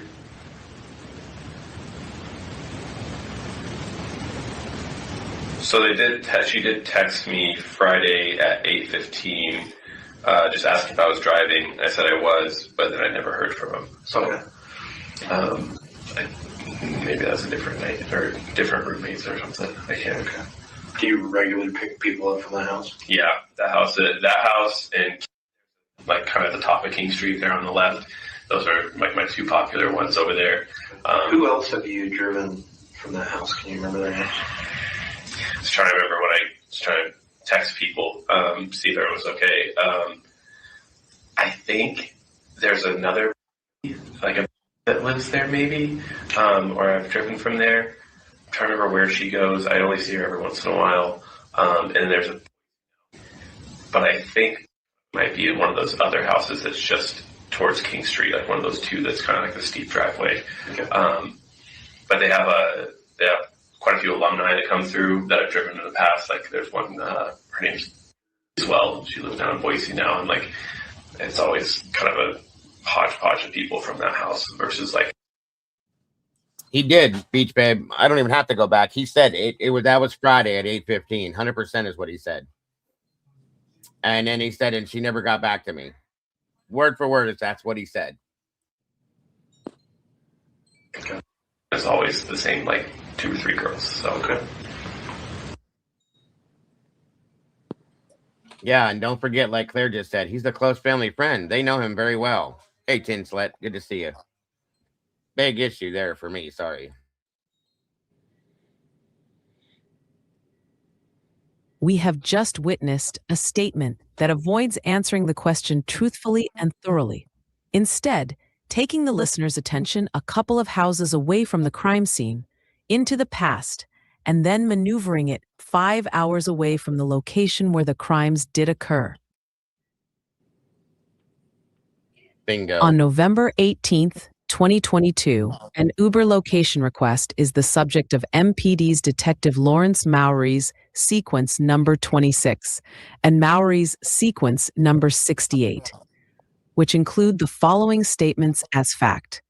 Mowry submitted an exigent preservation request for any location data associated with Eric Grower, Uber driver.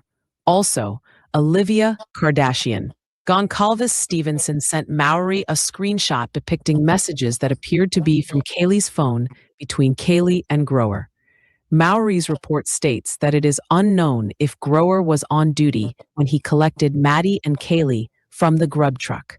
Most likely, this may be interpreted as a negative, perhaps suggesting that Grower was not on duty, but since then, the public has been furnished with this information. Uber records show that Grower's location was known and recorded until 1:15 a.m., at which time Grower goes off duty. Uber records confirm that Grower had been off duty as of 1:15 a.m. on Sunday, November 13, 2022. In his interview with Sergeant Dustin Blaker, just one day after the murders, Eric Grower tells Blaker that he was working and that Kaylee did not contact him via the Uber or Lyft apps, but instead texted him directly for rides to and from downtown Moscow.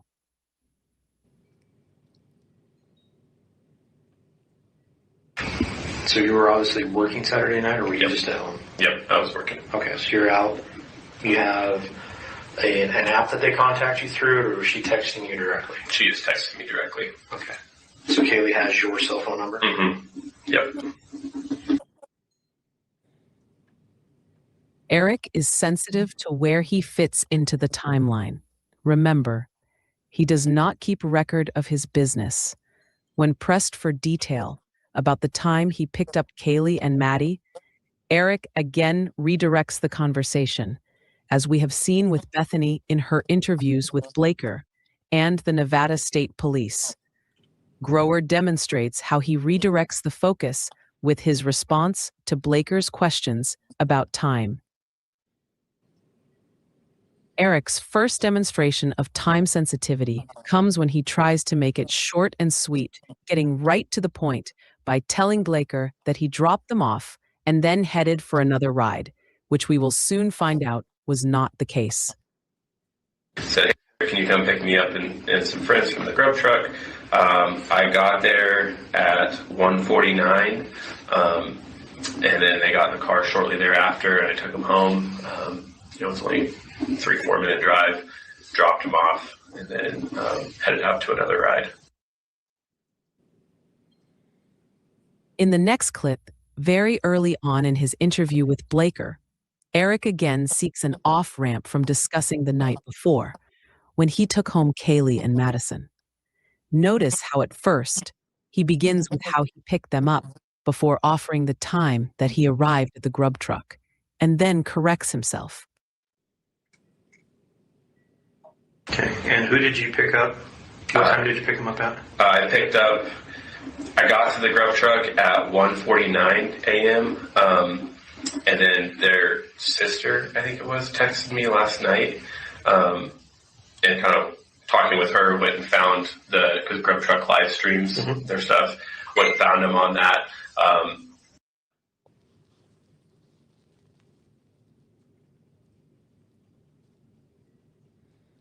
What time do you think you dropped him off at their place? Probably like 1. Oh, hang on. Let's see here. You keep track of that? Not really, but I had a ride right after. I was going to go pick up a guy at the alley, and I texted him that I was headed his way at 2:13. I had Maddie spilled some drug truck on the back seat, so when I pulled out of King Street, I just pulled right next to those apartments and cleaned off the seat real quick before I headed that way. Okay. I'm thinking I probably texted him about the time I was either pulling out or was on Taylor there.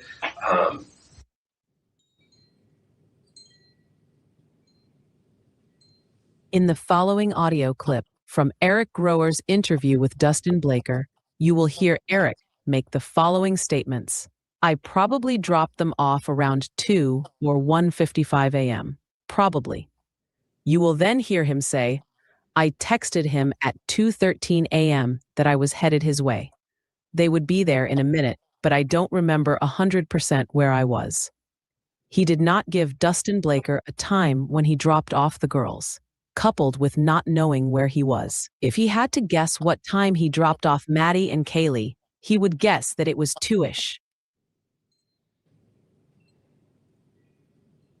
I probably dropped him off around 2, maybe 1:55, 2, somewhere in there. You said 2:13 is when you texted the other one? Yeah, I texted him at 2:13 that I was headed his way, be there in a minute. But I don't remember 100% where I was, but... Okay. So you're guessing what time that you dropped him off? 2-ish.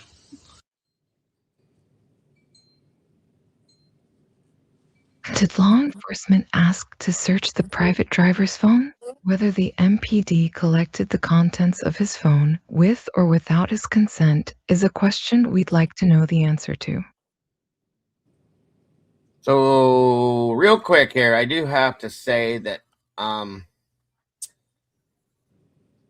don't even know. I'm gonna have to call on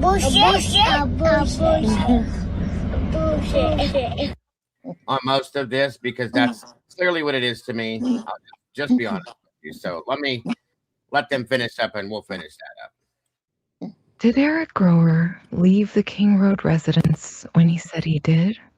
Look, there are numerous time discrepancies throughout the case.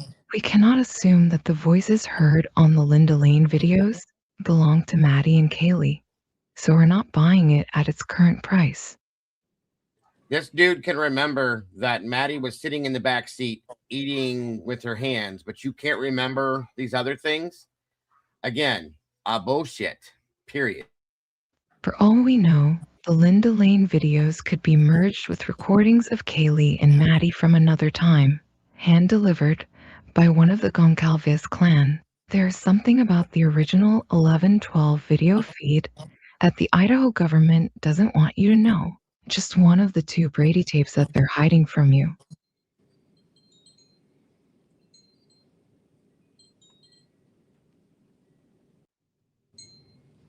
So, enough of that. That's not important, but we got through the most important part, okay? And again, as I said, I have to call a bullshit? Bullshit? That's so much bullshit. The dude can remember this, can remember that, but you can't remember this and that. That's more important than anything. That's ignorant. I'm sorry. I did get coffee. I needed it. I promise you. But anyway, so that's why that was interesting to me, because I'm sorry, I'm not saying that Gower had anything to do with what happened with the murders, but something's wrong with the dude. There's something off with him. There's something I've been uncomfortable with the whole time. I don't like the fact that he offered his riders like shots and shit, and he was a creeper. He's a perv. Obviously, his wife left him. He's done some risky shit, in my opinion. I don't like the guy. There's something wrong with him within this case. What it is, I don't know. I don't think he did, like I said, committed the crime, but there's something wrong with him, in my opinion. So I'll just say that. He's definitely creepy as fuck. I agree with that one, Fizzy. Yeah, he's creepy of something or guilty of something. Who knows? Maybe he helped them set up what they were doing. It does. I don't know. But anyway, moving on. Again, I'd like to welcome Miss Lori here. Thank you for joining us. And you said you had something you'd like to discuss. Let's do it. Yeah, Welcome. yeah. Like, I mean, there's no subject about this case I can't talk about. Um, Sure. with Gower, I'm not sure who's shadier, whether it's him or the coach. Because both of them are like, the coach wouldn't take a DNA test. He wouldn't hand over his phone. Right. But then this Gower, he's just as bad. I feel, aside from the fact, I don't know if anyone else has noticed, but he sounds like Scott Peterson. He doesn't look like him, Yeah, but his voice, yeah, to me, he sounds like him. So we can't hold that against him, but I don't know. He's creepy too. And then both of them ended up divorced. So obviously there's something behind the scenes that we don't know about. But yeah, and what? I'm sorry, Lori. One quick second. Rach Yeah. is right. If you listen and the way he explained that, he did make it sound like Olivia showed him the grub truck video to make it sound like they were working together. That's not what happened. Okay, but good point, Rach. Good point. Sorry, Lori. Go ahead, hon. No, that's okay. So, when you guys earlier were talking about timelines, Oh I yeah. didn't, I wasn't sure if, okay, so at the very beginning, um, they were, and the Moscow PD, they discussed the murders happened an hour before. Like it originally wasn't from, their timeline. They talk about once they found the white Yeah. car and Yeah. going to a burger. It Right. was Right. earlier. And I can't remember if it was 3 to 4, or I mean, they've just had so many things they've thrown at us and changed. The But it was the original timeline they gave us, like the first couple of days, was between 3 and 4 a.m. and then it 3 changed. and 4. Yeah. Okay, so have you shown, I always try to catch you when you're live, but it's kind of hit or miss for me. I do work, I do have a job, and so it's hit or miss if I can watch you. And I always try to go back, but Sure. I don't always. But I don't know if you've played Corbin Smith's second body cam yet. I think let me look, and if I didn't, we can end with that for the day. That's a good point, because if I Okay. didn't, I tell you what, I'm glad you brought that up, Lori, because if I didn't, I did want to.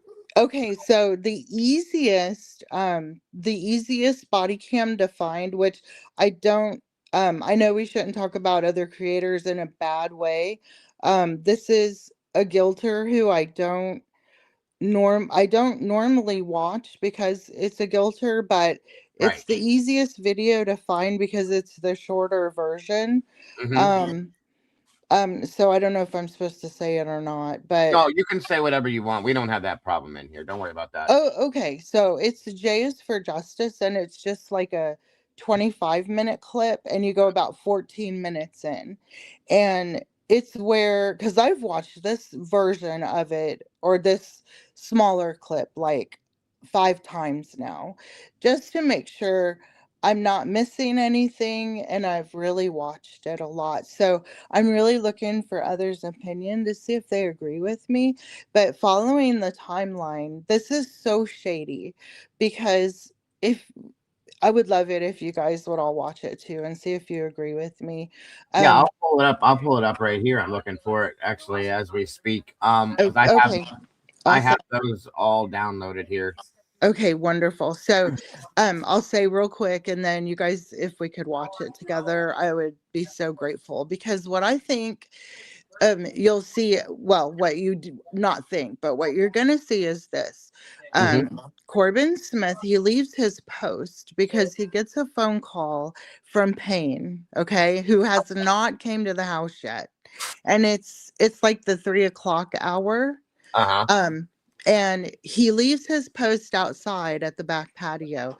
He's asked to go check the victims for any gunshots, any signs of visible gunshots. Oh.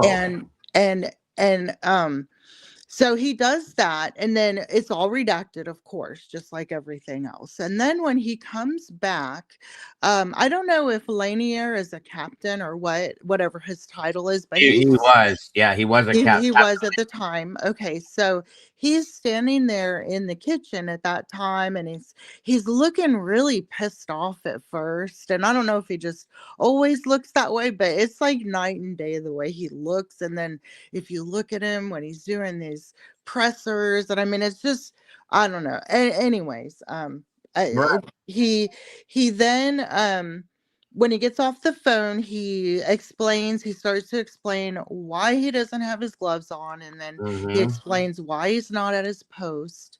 And then Lanier has to take a call or make a call about the media, and then Lanier proceeds to tell Corbin, he says, in so many words, and this is really, really important. He says, now, mind you, there has been no detectives, no other crime scene, forensics, nothing done. No, the EMTs weren't allowed in. Right. You know, oh gosh, I'm sorry. Oh, you're fine. You're fine. I'm really tired today. It's That's why okay. Take your time. no live camera today. No, no. But the coroner, I'm so sorry. Coroner was nobody's been there yet, but the initial police, like they don't even have a search warrant. But Lanier says to him, I don't know if you've heard or not yet, but this is the theory that we're going with. And then he proceeds to speak, and they redact it all.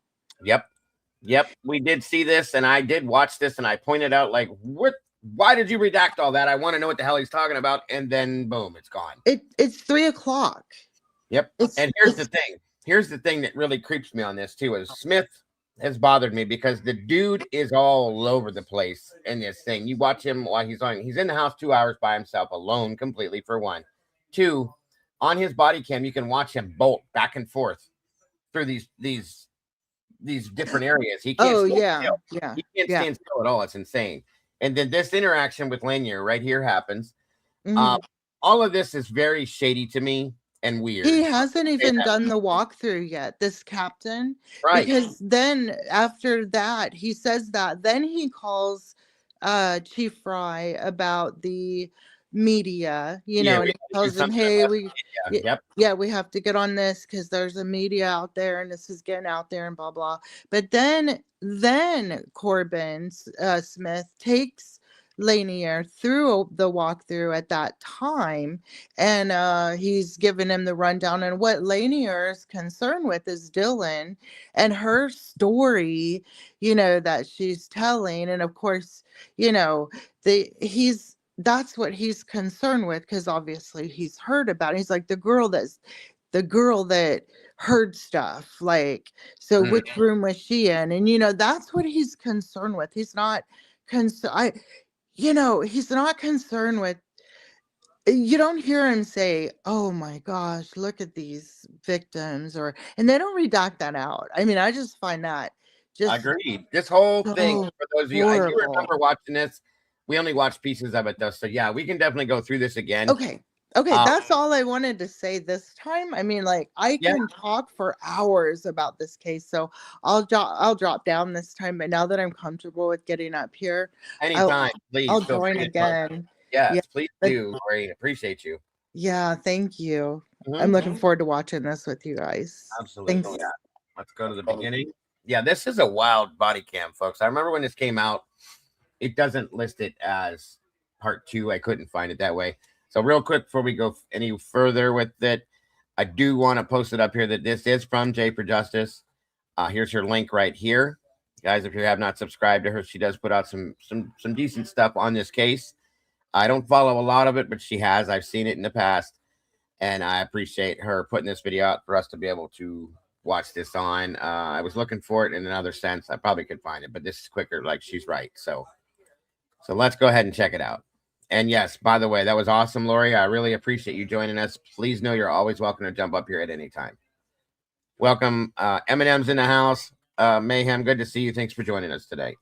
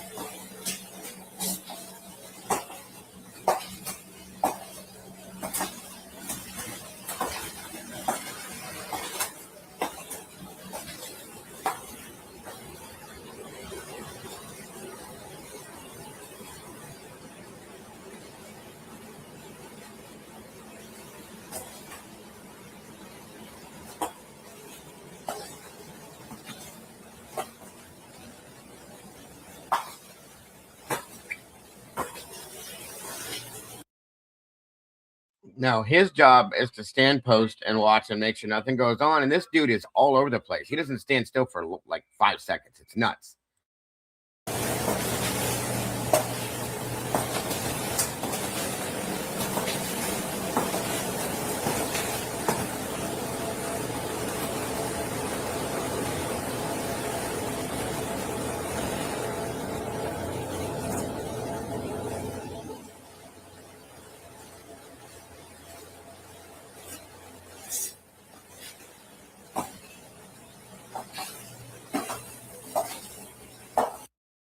See, my understanding was he was supposed to stand at that door in the back patio too, Lori. If that's what you're saying, I agree that he wasn't supposed to be in there because, again, think about this, guys.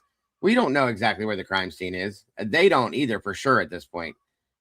He's not wearing booties. He's not wearing anything. He's walking all over the damn house. That, again, is absolutely so aggravating. It's uncanny.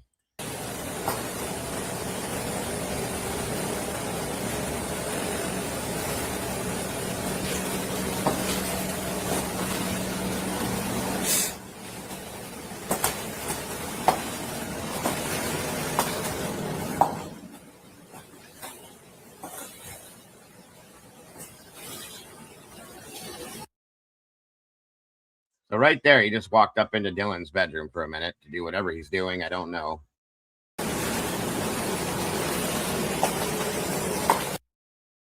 And at some point, I don't know if we see it yet or if it's coming. You watch him sprint up the stairs real quick, look in both rooms, and then back down he comes. I don't know what the hell he's doing, guys. The dude he completely unnerves me.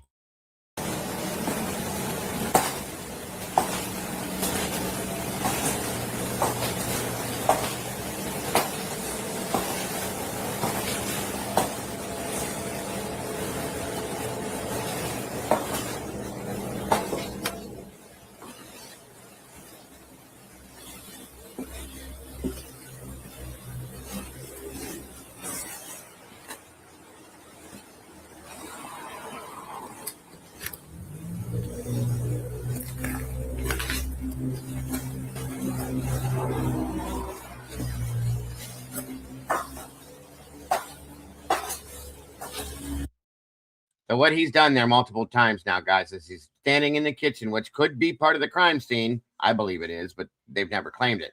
Goes outside, back in, outside, back in. So you're taking things from the inside out and things from the outside in multiple times. Should not be happening. They don't care.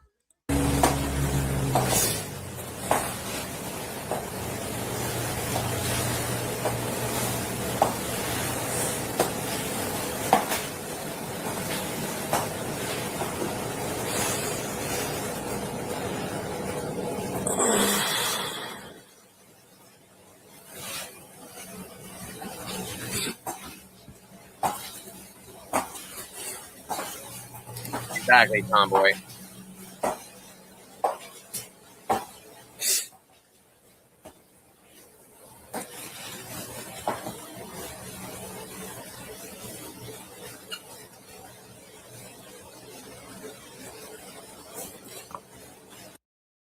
Yeah, he did do that too. I remember that. And yeah, guys, and I'm not saying this is what happened, so please don't quote this. But watching how fast this guy moves around, it would take literally 4 seconds for him to run upstairs with a knife sheath and shove it under Maddie's thigh and walk back out of the room and back down to where he was. And nobody would know that he did it. Period. All you got to do is clip your body cam.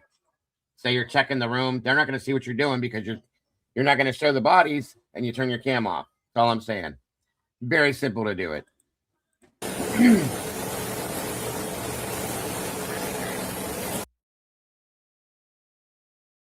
Thank you so much, White Rabbit. Him and No Glove Gundy are insured. Yeah, 100%, dear. 100%. Thank you so much for that. God bless. I don't think that went towards our goal. I'm still very appreciative of it, but thank you very much.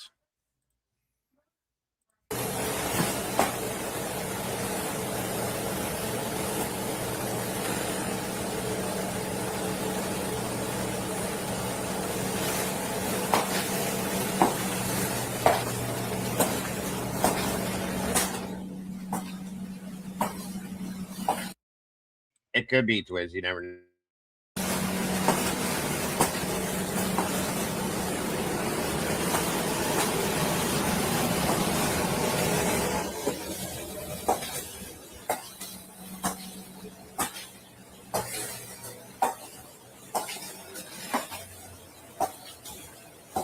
Fine, Kim.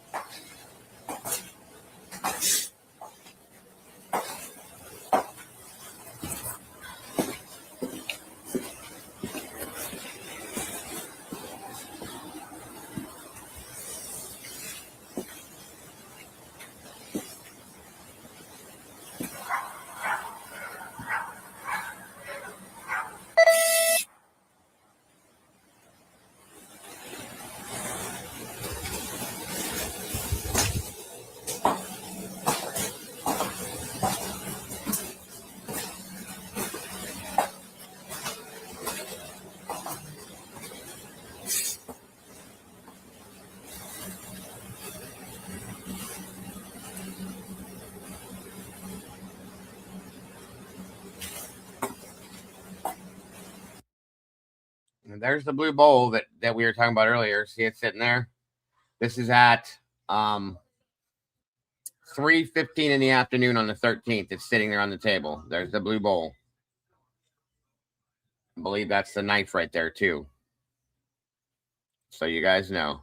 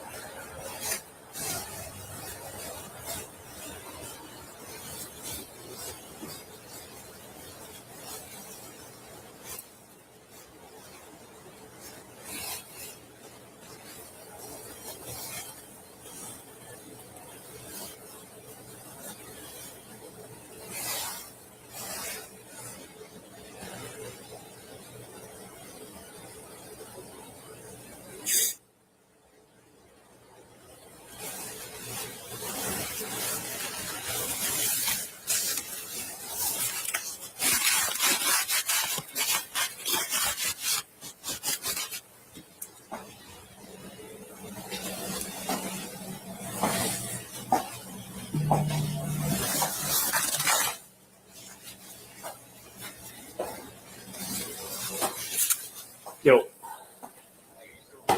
Yep, I'm at the back door.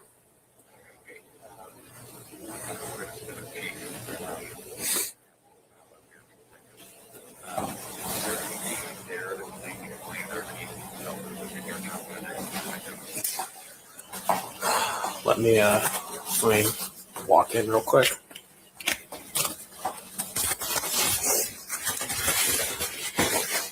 just a second.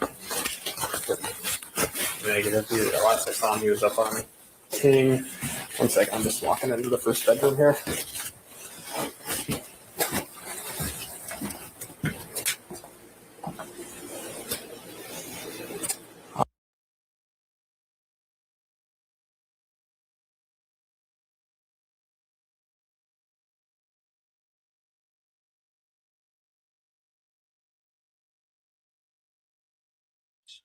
So all of this is redacted completely, which I don't like. Let me go upstairs real quick.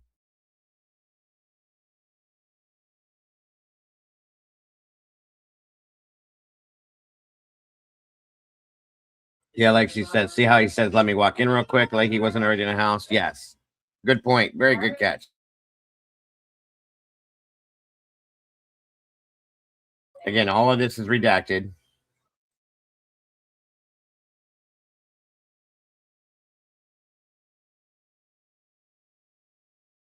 All right, Mike. It's the sorry.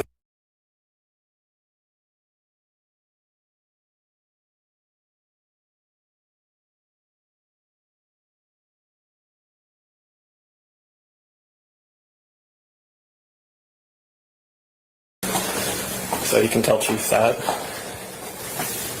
All right. Good. Yeah, I'm doing all right. Okay.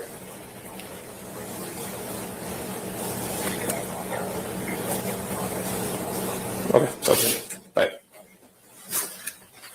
Ryan got new gloves, but he obviously has some. Brett was asking for intel for Chief as to if there was any gunshot wounds involved.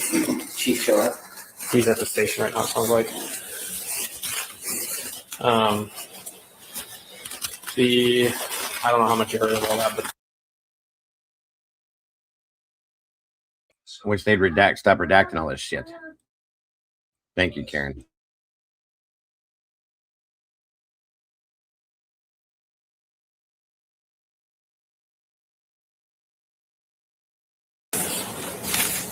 Okay, so we're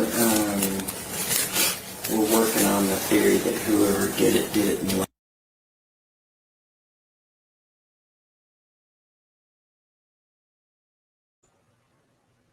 What did I just hear? We're working on the theory that whoever did it, and that's it. That's what he says. We're working on a theory that whoever did it, and left. That's what I heard.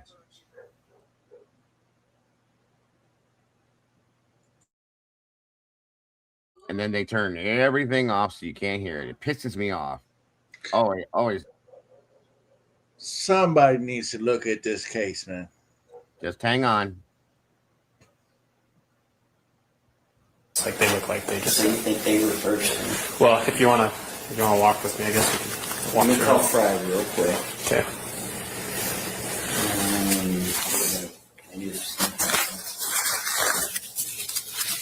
Dago, do me a favor. You wanna walk? Replay that one more time so everybody can hear that. Yep.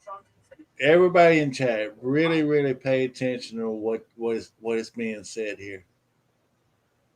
They meant to redact that, but they didn't redact it. So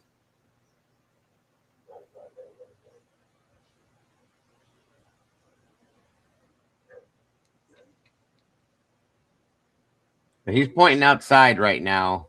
What looks to be like outside on maybe he's pointing out to the outside, the side of the house there where the blood was and stuff like that. Possibly, I don't know. It's just a thought as he's pointing. right. It's like they look like they just. So you think they were first? Well, if you wanna walk. I swear he just said it like they were first or something. I didn't go back far enough. Hold on. Okay. Okay. Bye. Ryan got new gloves, but he obviously has some. Brett was asking for intel for Chief as to if there was any gunshot wounds involved. Chief show up? He's at the station right now, sounds like. I don't know how much you heard of all that, but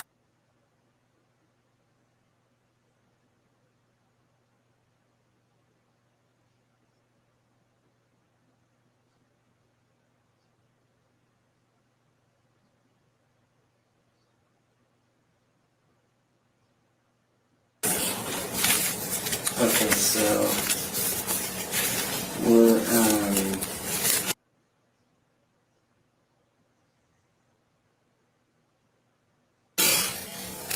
working on the theory that whoever did it. I feel like he's going to say that whoever did it and left, but that doesn't make sense anyway, because obviously they did. That's what he says. We're working on the theory that whoever did it and left, whatever that is.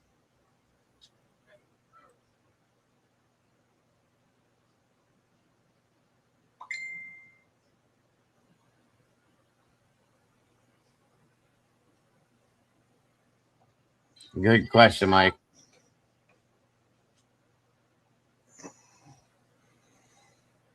Yeah, this is 3:15 that afternoon.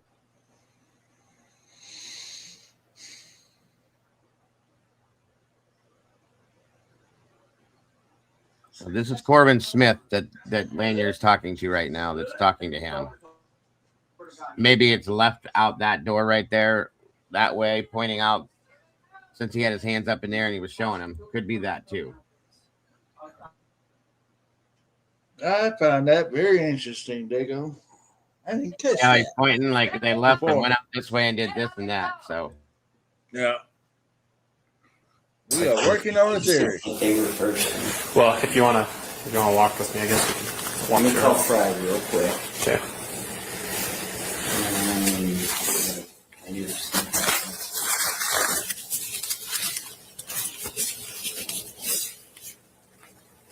it could be any of them things, you guys.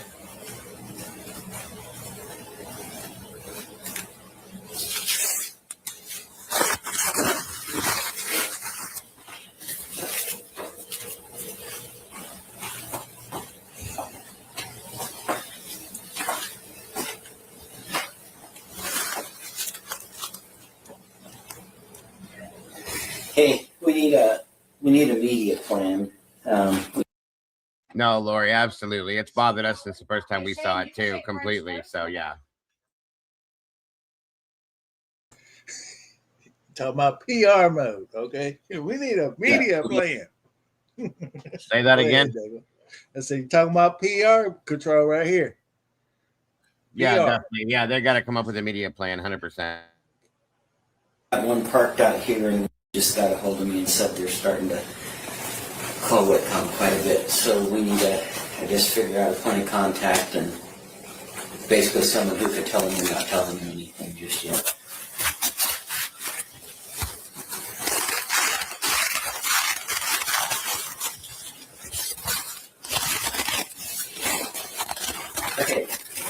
Okay, well, I'm out here at the scene, and I'll sit here until at least the one comes through and we get them going. And then if I need to come in there and help or whatever, just let me know. All right. Okay. All right. What were you going to show me now? I was just gonna walk you through. Okay.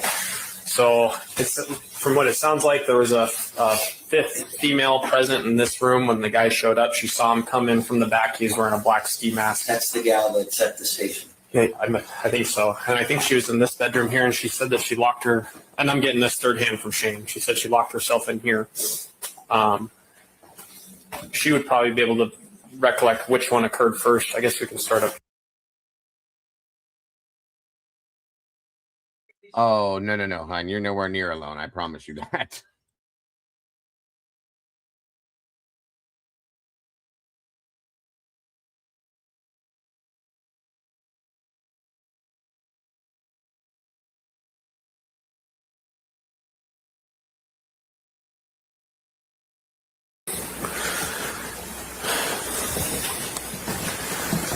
And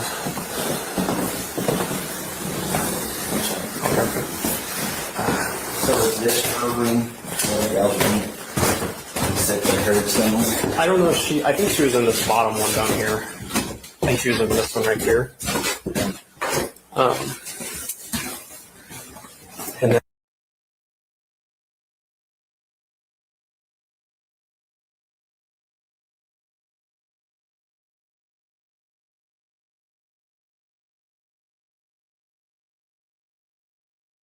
100%.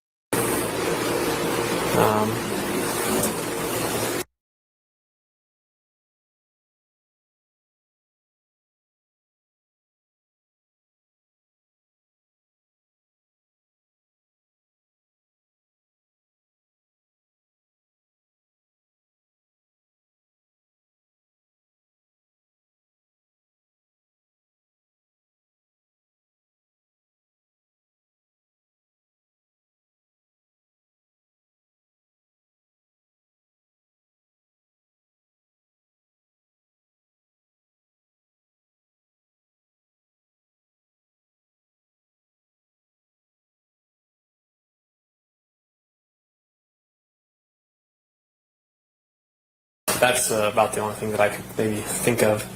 Okay. All right. How you doing? You need anything? I'm okay. I might go take a bathroom break soon. Okay. I will find someone to come close and give you a break.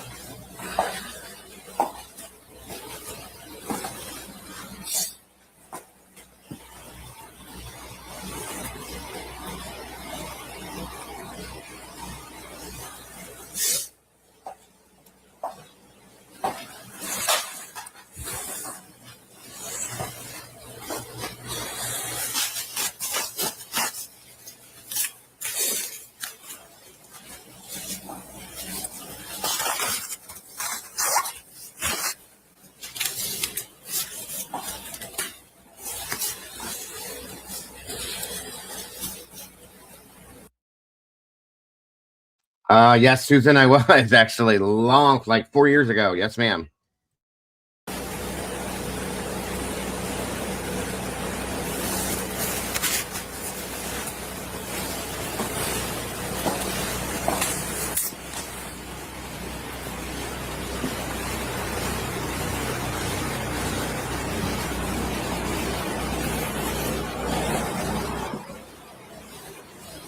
Amen to that, Candy.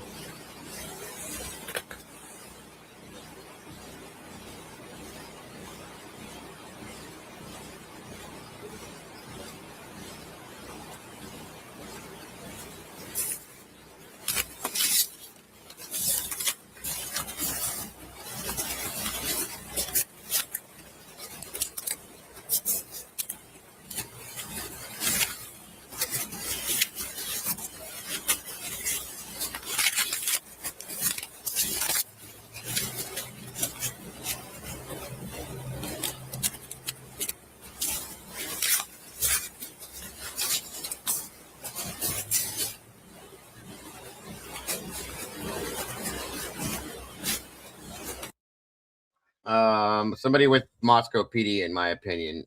Blue Devil. I don't know exactly who.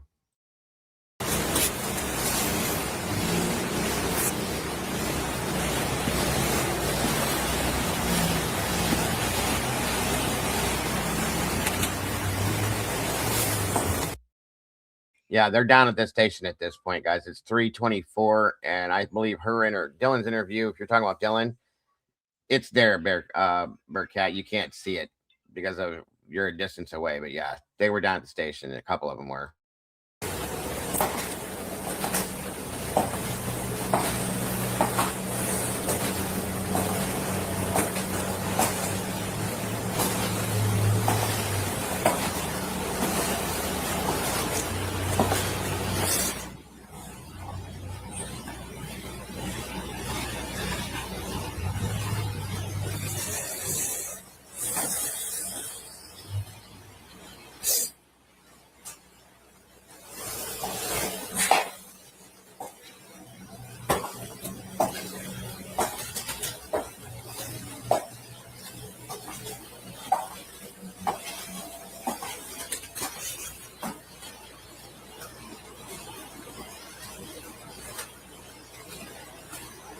Good point, Beck.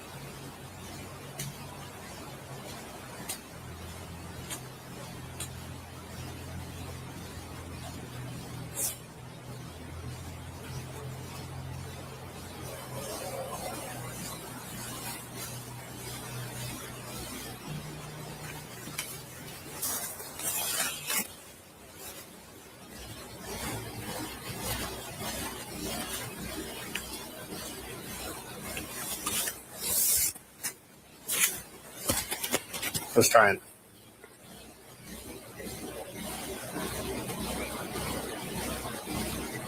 Okay, perfect.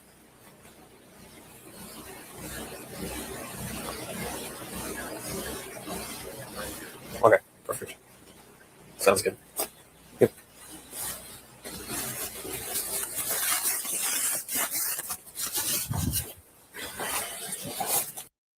I do want to point something else out while we're seeing this. Oh, there's some. Maybe that's Warner standing there. Yeah, I got it. Okay. So I'm just gonna put 1528. Post exchange. Okay. With officer.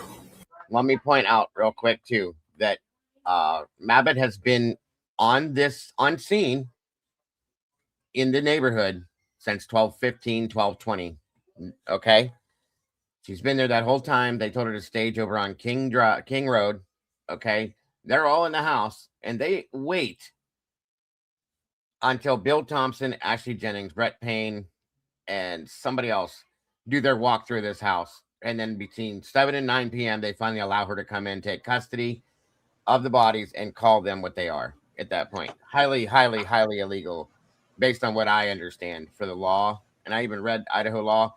And that is so absolute sus to me. I don't trust it. I don't like it. And it goes above and beyond a level of corruption to me. So there you go. I would like to see body cam of that walkthrough.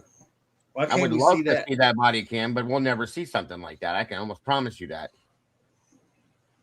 I can almost promise that. I guarantee you we'll never see that. But I would love to see it. You ain't lying. I'd like to hear it, what they're talking about. For all we know, that could be when the damn sheath was placed. Who knows? Order, and then you keep that. Oh, okay, cool. That's it, complete.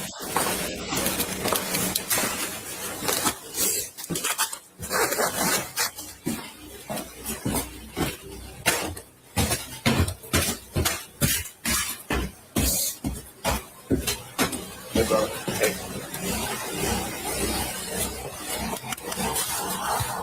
Somebody's taking my car, I'd imagine.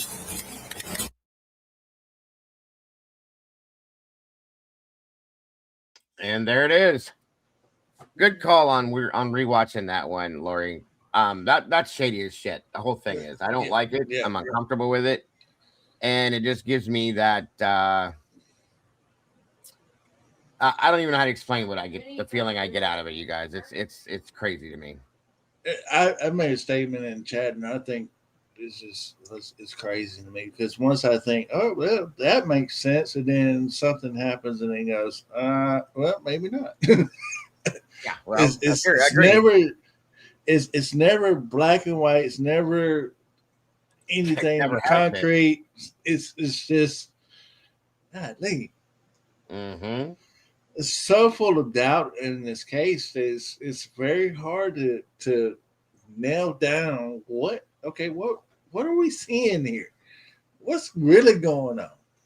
I just right blows me away. I just wow. No, I agree. I had somebody sent me on email I wanted to share with you guys real quick before we get out of here. Jay Marie, welcome. Good to see you in here. Give me one quick second. But no, you're right, Hemi.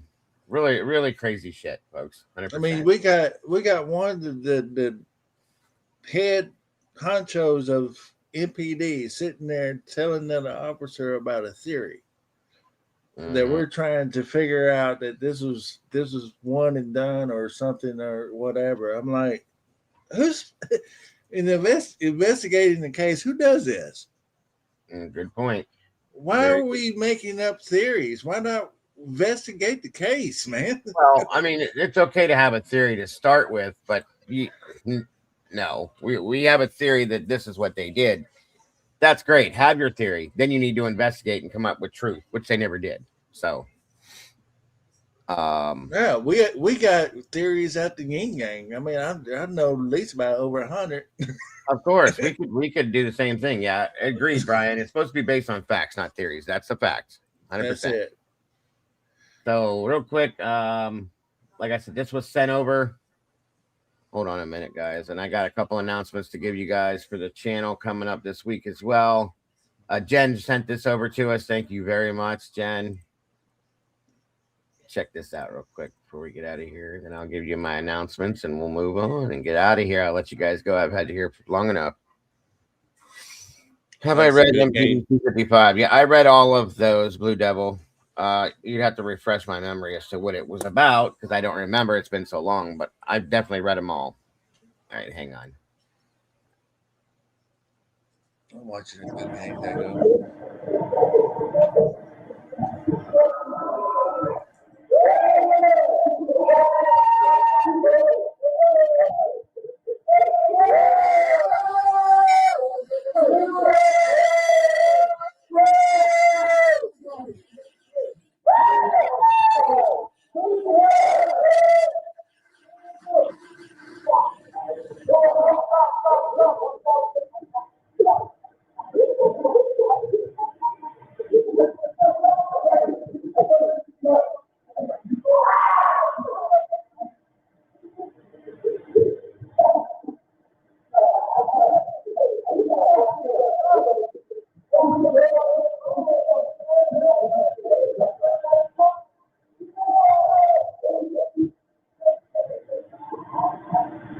I get it, Witchy. I get it.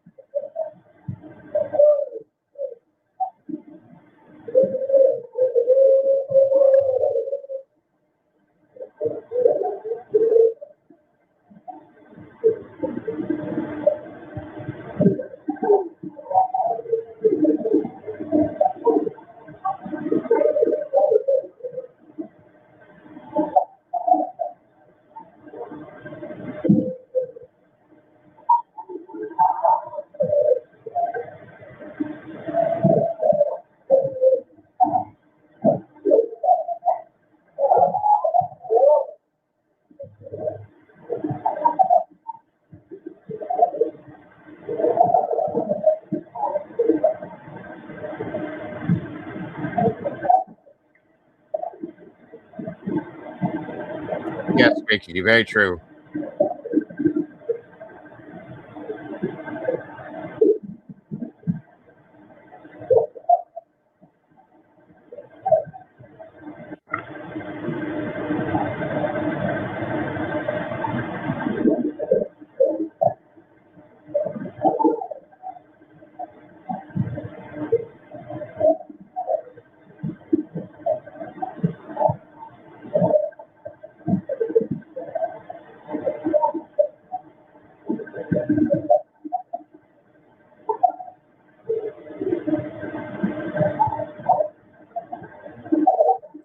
Oh, I agree with you wholeheartedly, Susan. That nobody heard this. I'm calling bullshit to the 10th power, 100%. I agree with you.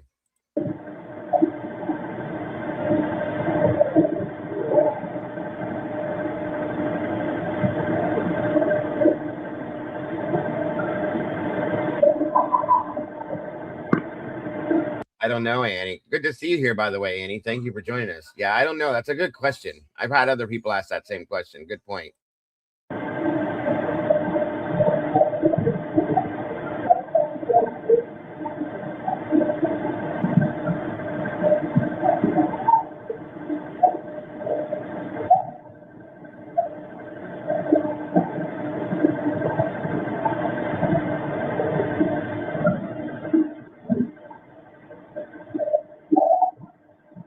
Exactly, Witchy.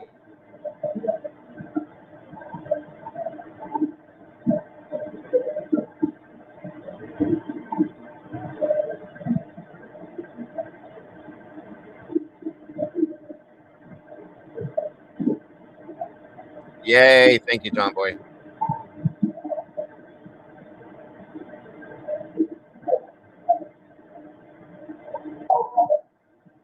Hey, Fiji.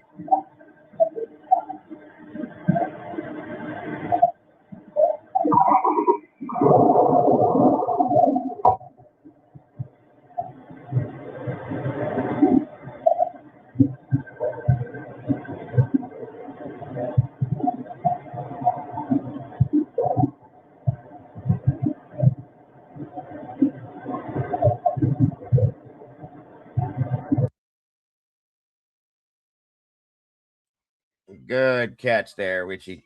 Appreciate that so very much. Truly, truly, truly do. It is wild stuff, you guys. It's wild stuff. The more we hear, the more we get out of it, guys, and the more questions we have. So again, very interesting with the Idaho 4 revealed video today. I thought with Gower and all this other stuff is driving me nuts, guys. It really is, because it's kind of like, okay, there's doubt. Whole lot of There's doubt. nothing all but doubt. Nothing but doubt. Well, as soon as you come up with one thing, okay, you came up with that, I got something on that. Here's something that'll get you some doubt right there. Did that really actually happen? Yeah, I know. No, that didn't happen, because this right here happened that time. That kind of makes you think. Right. Oh, 1 minute. Okay. All right. So coming up, and again, great show today, guys. Very interesting stuff. Thank you, Bearcat Blay. I just want to verify something. I have been Andrew Myers responded to me. We're working on tomorrow sometime, possibly for him to join us over here. So Andrew's going to be joining us on panel. So guys, get your questions ready to ask Andrew Myers. That channel that he has, it's got a lot of stuff that he covers on with his case, so on and so forth. So he's going to be joining us over here to have a discussion about it. I'm super excited about that. Welcome, Virginia. Good to see you. He definitely did. He responded to me last night. And then also, just so you guys know, if I can find it, good Lord, just to verify. There it is. Good Lord, took me long enough.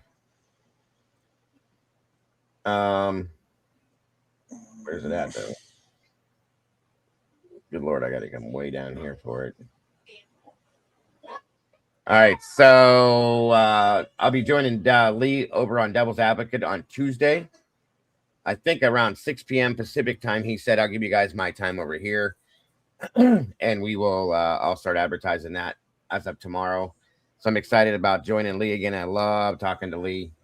Truly do. He's got a really great insight into this, and I love what he's doing. So tomorrow, hopefully, if things go right, if Andrew's not super busy, he'll be joining us tomorrow here. And then Lee Tuesday, guys. I'm looking forward to this coming week. We got some great stuff coming. Very excited about the Andrew Myers show, because I'm really excited to see what his thoughts and insight are in this case. 100%. Oh, that's wild, Tomboy. Scooby-Doo Rubber Ducky. But yeah, and like I said, guys, get your questions ready for him. I have plenty of questions that I want to ask him myself, as I know I'm sure most of you do, being what he does for a living. So looking forward to that and the rest of this week. And that's okay, Allie. I understand. Not everybody likes Andrew. I get it. Okay. There's going to be some other things that'll come out of that show that'll be interesting either way.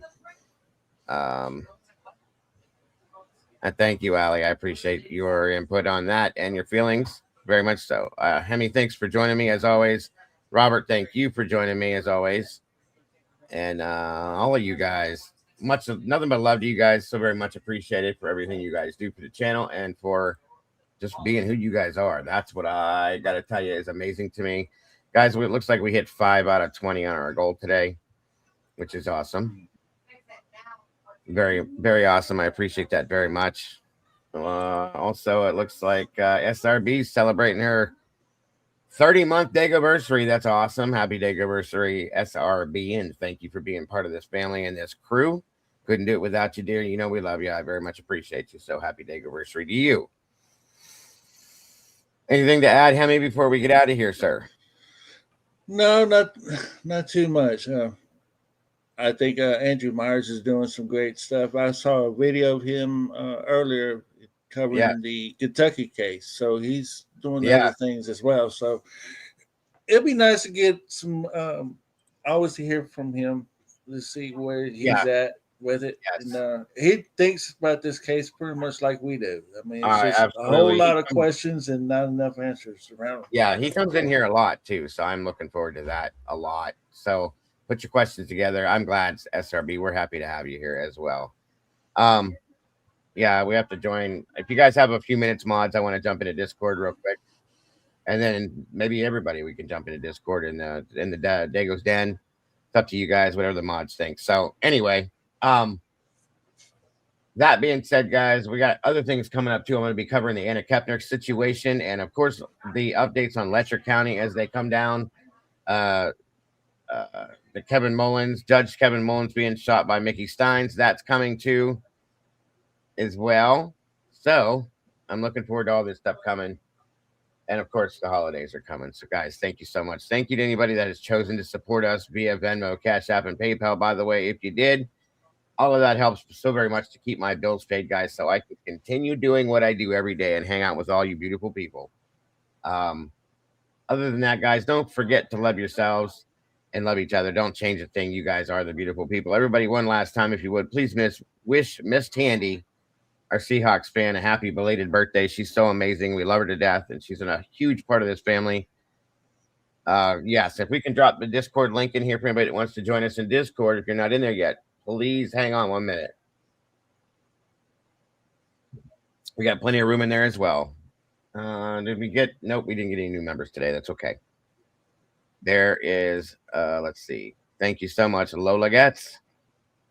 That's awesome. Pennywise, I love your name. Great to have you here. Thank you to my mods. I could not do this without them. That's a fact. Always, always, always doing everything they can to make this so much easier for me, and I appreciate and love every one of them. That's okay, SRB. Take your time, dear. That's why we're still sitting here. You're all right. We're just lucky to have SRB in here. It is the weekend, guys. So, well, happy birthday to Seattle. Yes, she turned 30 today. Or 2 days ago. I'm sorry, 30. 2 days ago. 30. Oh, my. Yeah, she told me she just turned 30 years old. Man, I wish I could be 30 again. Can I be 30 again? You can be 30 whenever you want to be, sir. Oh, man. Don't be yelling at her, SRB. Or Tomboy, don't yell at her. Don't get her nervous, and she'll be freaking out and going hiding in a corner. You are welcome, Miss Tandy. We love you, dear. You know we love you. I spend a lot of time in the Discord late at night when we're all shut down, folks, with Miss Tandy. She's so awesome. Laughing our asses off about stupid things we see on this stupid YouTube streets. She's a lot of fun to hang out with, I'll tell you that much. She truly is. So are all of you guys. I appreciate you all very much, guys. I hope the rest of you guys have an amazing rest of your Sunday. And we will see you guys tomorrow on Monday if I'm not buried too deep in the snow. The rest of you guys that are dealing with this cold, snowy stuff, please stay warm. Nothing but love for you guys. I appreciate each and every single one of you so very much. The rest of you guys, I'll see you guys very soon. Have a great one, folks. Bye-bye. Later, Cafe.